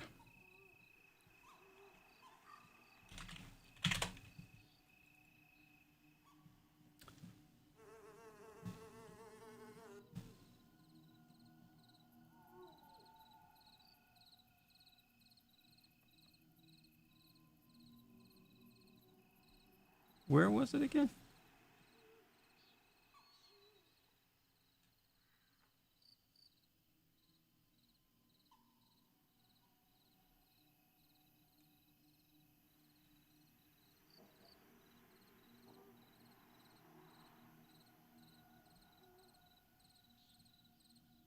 Oh, I think it was Kincaid. It wasn't Hawk, it was Kincaid.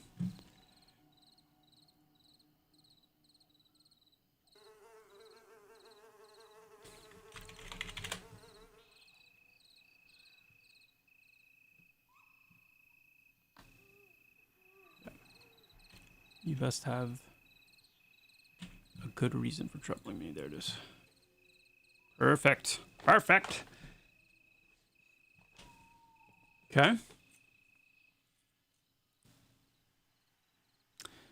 Grave Bloom. It used to be. The funny thing is it used to be. And with some of our Unity upgrades and various things, we didn't keep that shader up. So we do plan to get it back where the little fog around the perception is a lot cooler and kind of animates nicely.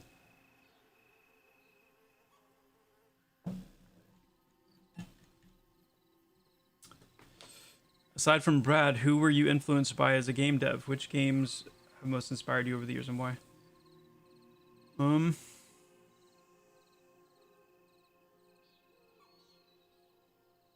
I do need more tea. I'm feeling it bad. Oh man. I don't realize how much I talk, you know?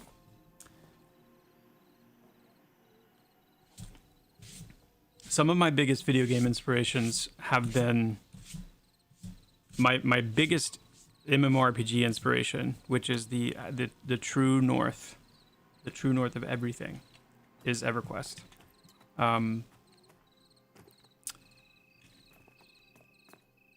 But video games in general, I mean, the Zelda series, Secret of Mana, Mega Man, Metroid, those games, those like 4 games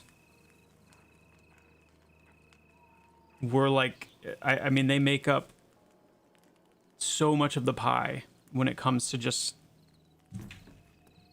like everything that was kind of the primordial soup of what makes me excited, even as a grown man, like what can still get me, you know? And then, and EverQuest. I mean, EverQuest I still go back and play whenever I do replays of EverQuest. It's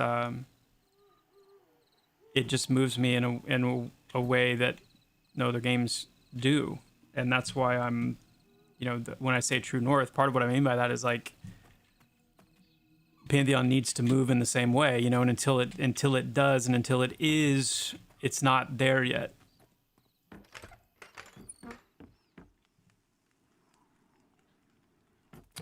And it won't ever move in the exact same way as EverQuest did. And I think that's a really important thing to remember. Like, EverQuest is EverQuest.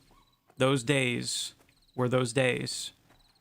And even though I think there's probably more to recapture than people think, and there's more of an ability to get back some of those same feelings than people may agree with, at the end of the day, it's not ever going to be the same, but that doesn't mean that it can't be close,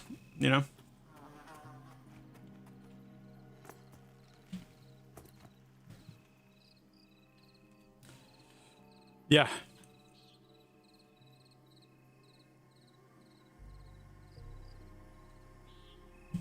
Let's look at our list here. Oh yeah, let's get Taryn working again. She's cool. I like her.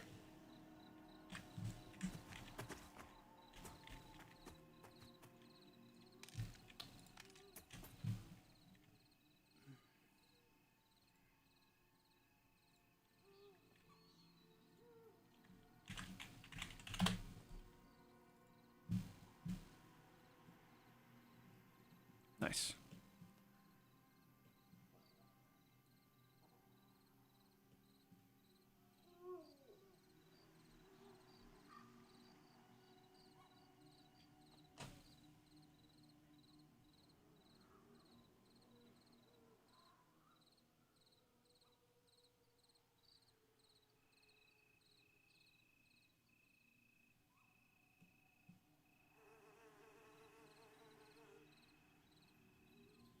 Okay. Cool. What's funny is like she, like most of the townspeople. So as we do more of this process, there's going to be a lot of NPCs in here that do not like Direlords. They do not like ogres, and so, or Dark Myr. And so even though we're not to the point yet where you would be like attacked and killed for being the wrong, faction in here, it is going to start getting more and more to a place where you're going to feel disliked. You feel personally attacked? Good. Well, I mean, great. Yeah, that's good.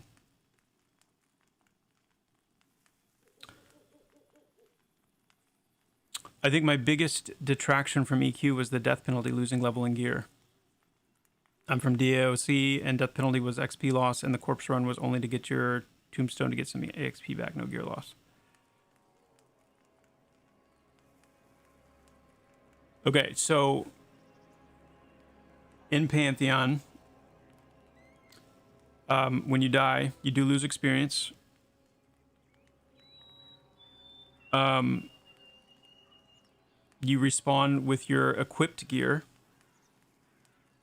So all the gear that you had equipped on you when you died, you will respawn with all of that gear still equipped, but all of your general inventory, your bags and your coin and everything in your inventory will be on your body. So you do have to retrieve that. And you can lose a level in Pantheon, yeah. So we're definitely closer to EQ in some ways, except for that one major difference where you do respawn with all of your gear, which obviously makes, getting back to your general inventory corpse a little bit easier to do. Yeah. All right, let's see what Taryn has to say to Direlord here.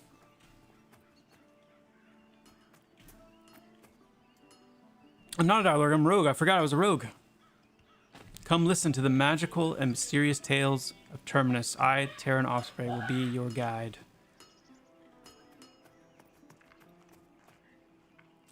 Even Aminthiel, Queen of the Burning Heart, trembles before my travels and tales. So Terran's got a lot of cool, like, kind of like proximity text, and I need to get her actual, like, this is going to be a great perception dialogue situation with lots of like dialogue options and things you can learn. Some NPCs in the game will act that kind of like repositories in a way of like things that you can learn and questions that you can ask and certain things you'll be able to find out a lot of more information about from specific NPCs who are uniquely like well informed with those topics, and Terran is one. Yes, she is a bard.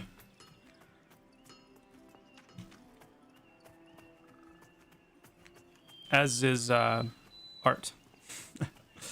Yeah.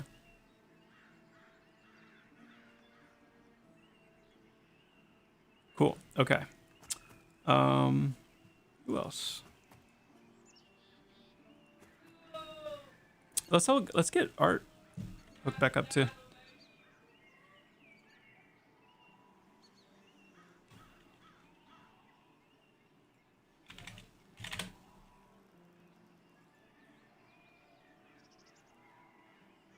Woo.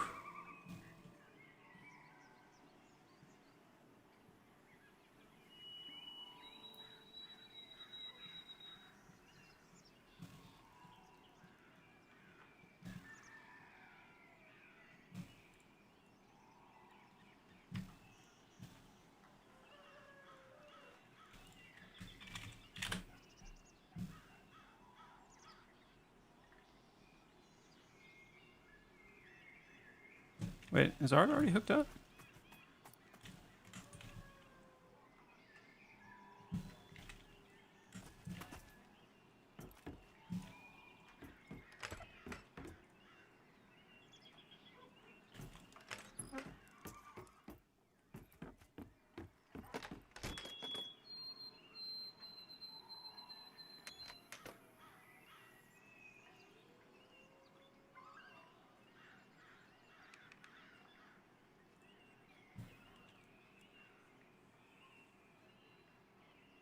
Interesting.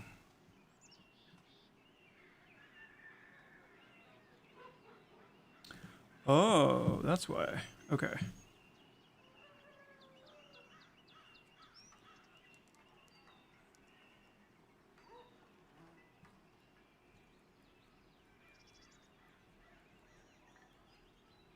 Okay.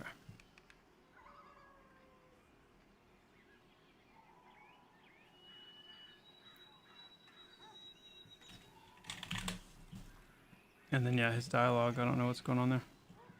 Fix that as well. Oh, okay. Yep, I see that too. Cool. Yeah, we can get that fixed. Yep.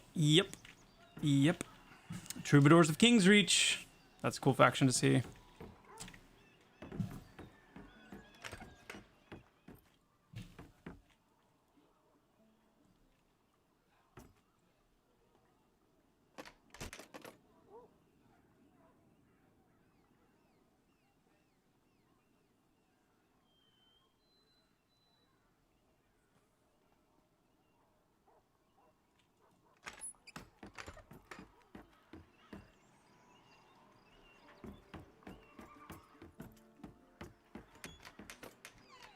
My, how the sigh of the wind blowing by and the dust in my eye. Ouch.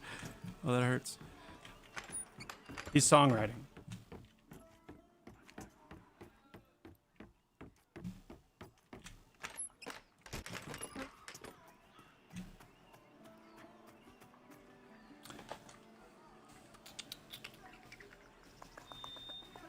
Okay.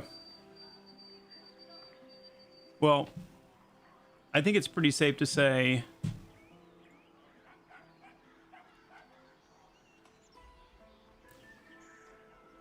why are there two doors? There's two doors because there's a bug right now creating two doors.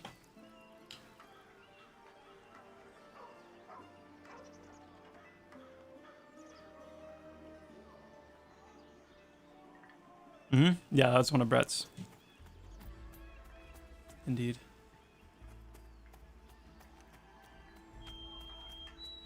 I mean, if you don't kill the doors, they're just gonna keep respawning, guys. You know, it's just how it works.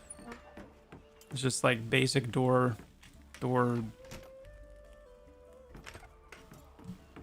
goings on, you know.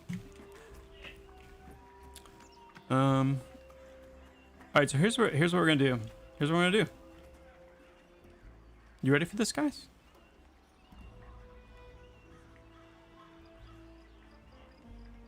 Because I'm probably gonna keep working on some. What I was about to say, is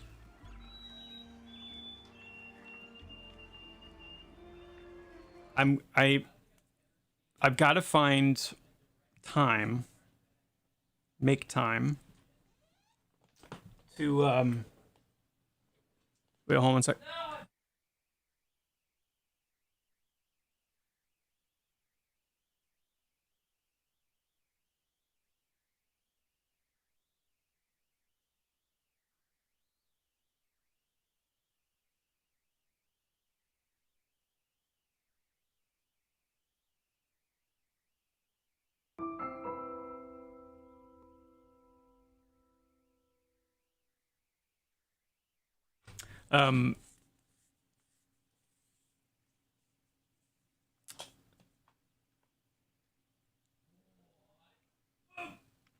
I need to get deeply plugged into this, right?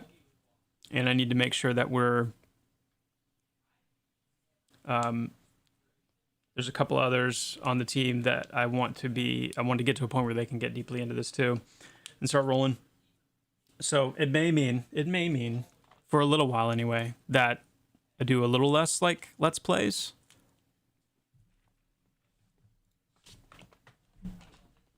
But we'll see. We'll see how it goes. Either way, I mean, I don't think you guys are going to complain all that much. You know, that more of the stuff is getting done. But I do still need to continue playing. I need to keep playing and keep, you know, making sure that those things are, that experience and that context and perspective is flowing. So I'm absolutely not done. But I'm also like super energized to really hit this as hard as I can in the times that I have to do it. What I was gonna do is go ahead and drop some of these conversating NPCs so we can start to get a feel for them. Is this the cat? Yeah, it sneaks. Okay. That's fine then. Let's see how these things feel. I'm just going to use the same two for kind of all over right now, but I just want to see what they look like.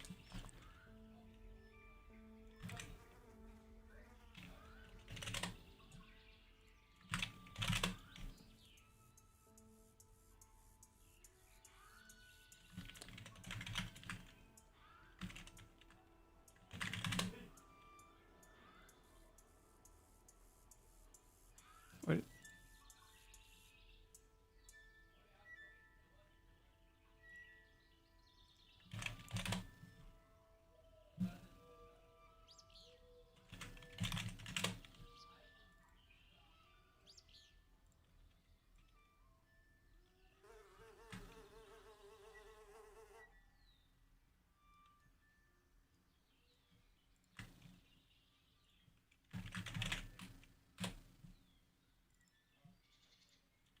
Let's really line them up here.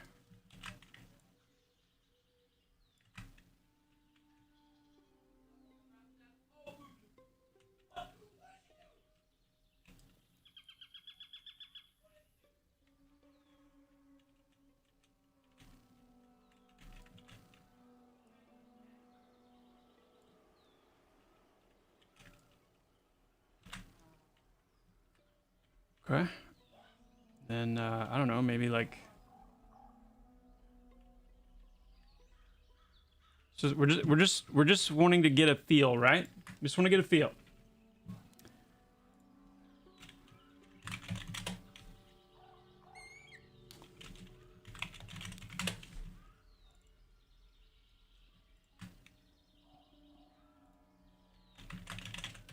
And yes, right now this is just about getting a feel.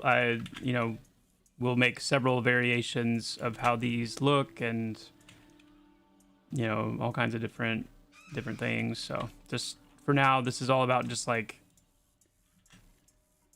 seeing what it adds to the ambiance.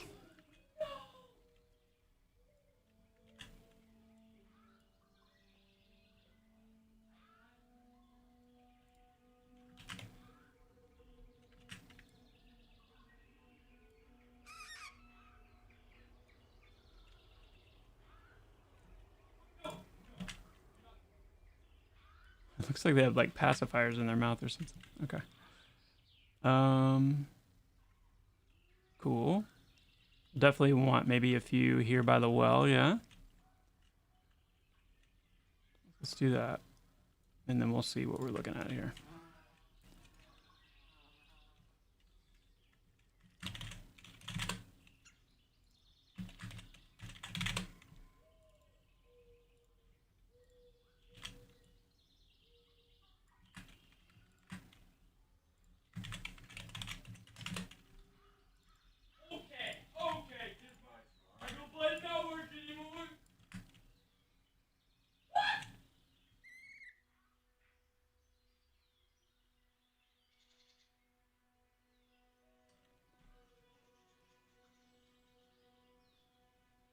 Mm-hmm.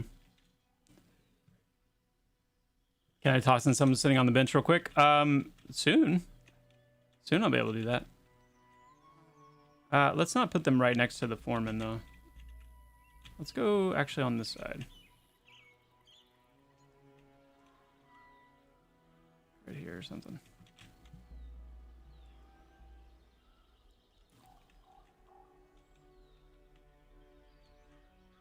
And you. Oh, oh, oh, oh. Oh, the chug.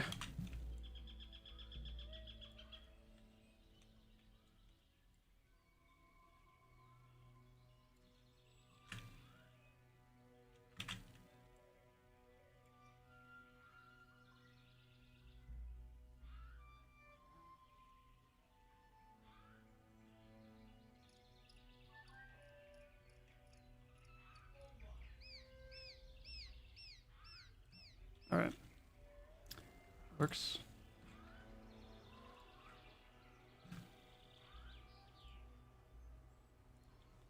Now let's fill it out.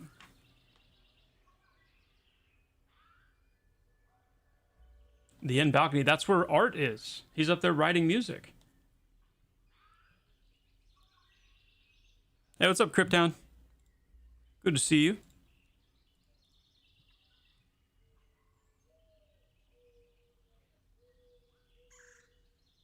A super geared NPC pointing and laughing at players, lower level players as they run by. That's funny.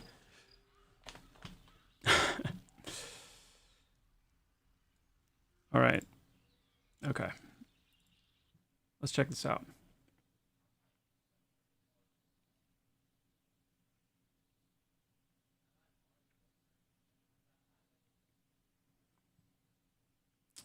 We absolutely need to have an animation, a looping animation that has an NPC laying on the ground, relaxing. Like, with one knee up, one leg with one knee up, one leg kind of straight out, like playing a lute or something like that. We need that bad. New person looking in on this game. What made you guys choose Unity? What's up, Maiko? Okay, so first of all, Unity was chosen before I was working on this project. So I was close to being like one of the true like founding OGs. I am currently the OG, but I wasn't here when that decision was made. What I do understand since then is it was made early on because this project started really, really small, without a whole lot of resources, and Unity was the most accessible and easy to learn. and you know, we've stuck with it since. So we've done a lot to make it. I mean, it's a great engine, and we've done a lot over the years to customize certain things and kind of build it and shape it more to our specific needs, because you know, these are very difficult games to build, and so we needed a lot of a lot of extra things to make it work properly.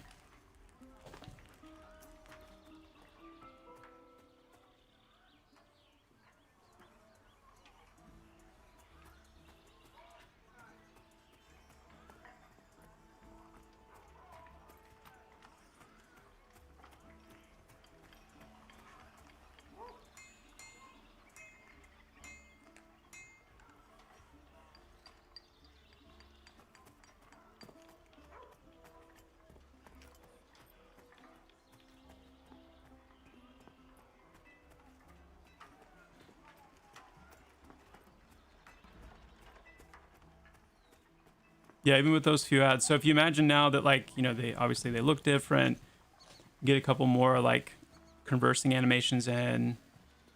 Yeah, that'll add a lot.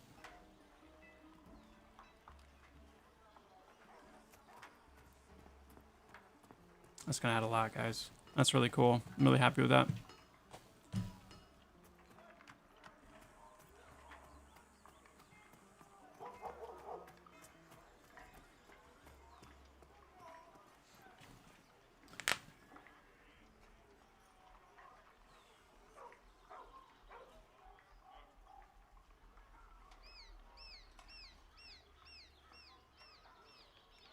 Yeah, I know. Are there any engines designed specifically for MMORPGs? I don't think so. But there are engines that are designed for some of the better designed for some of the specific things that MMORPGs tend to struggle with. For example, texture memory is a big one. Texture memory is a big one. And Unity, that's one of the places where Unity really struggles. And we will have to, that's another place where we will yet again have to explore potentially some customized options, you know, to handle the amount of texture memory that MMOs need, because MMOs, you have at times potentially, you know, hundreds of players on the screen at once. They all have different armor and weapons, and there's, you know, often unique textures to go with each one of those things. And so that's just one example of where Unity specifically can struggle, over something like Unreal not as much.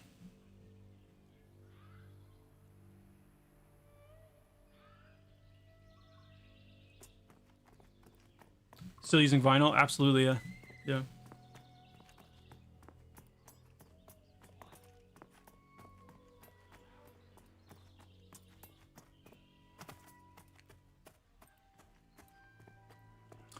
All right, so here's the deal, guys. That's probably going to be it for today.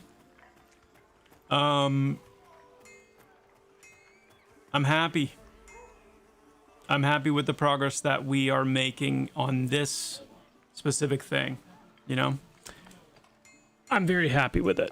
And excited to, you know, we'll see how much we can get in time for, you know, the patches that are coming up before spring. But, you know, as we get more things in, as more and more things trickle in, you guys definitely let us know. Let us know if you feel like it's hitting. Let us know. Do we have any 4K textures in the game anywhere? I don't think so. I don't think so. Yeah. But yeah, we'll be doing some more of these dev streams, because I want to keep streaming and connecting with you guys. And we'll continue to do some Let's Play stuff. But I'm going to try to get back in a rhythm of doing some more dev streams as well. And we'll see what we get stuck into next time, huh? It's exciting. But yeah, I'm going to dive into this. I mean, I'm going to go eat some dinner, and then I'm just going to like lock in and go crazy. So you guys will know what I'm working on tonight. It's going to keep hammering more of this out. So, love it. Guys, I'm glad you're excited. I'm going to rest my throat too. I'm glad you're excited though. I know that you guys have been waiting on things like this for a long time. And so it's fun being able to know that you guys are excited to see it taking more shape. So with that, I want to say thank you to you all. Thank you so much for being here. Thank you for the subs, the follows, the support, the energy. As always, I will be back with you again for sure on Wednesday this week, around the same time, 11 a.m. to 12 p.m. Pacific, 2 to 3 p.m. Eastern. And yeah, we're going to keep on rolling. Until then, my friends, take care. Have an awesome rest of your evening. Onward and upward, and I will see you very soon. Adios.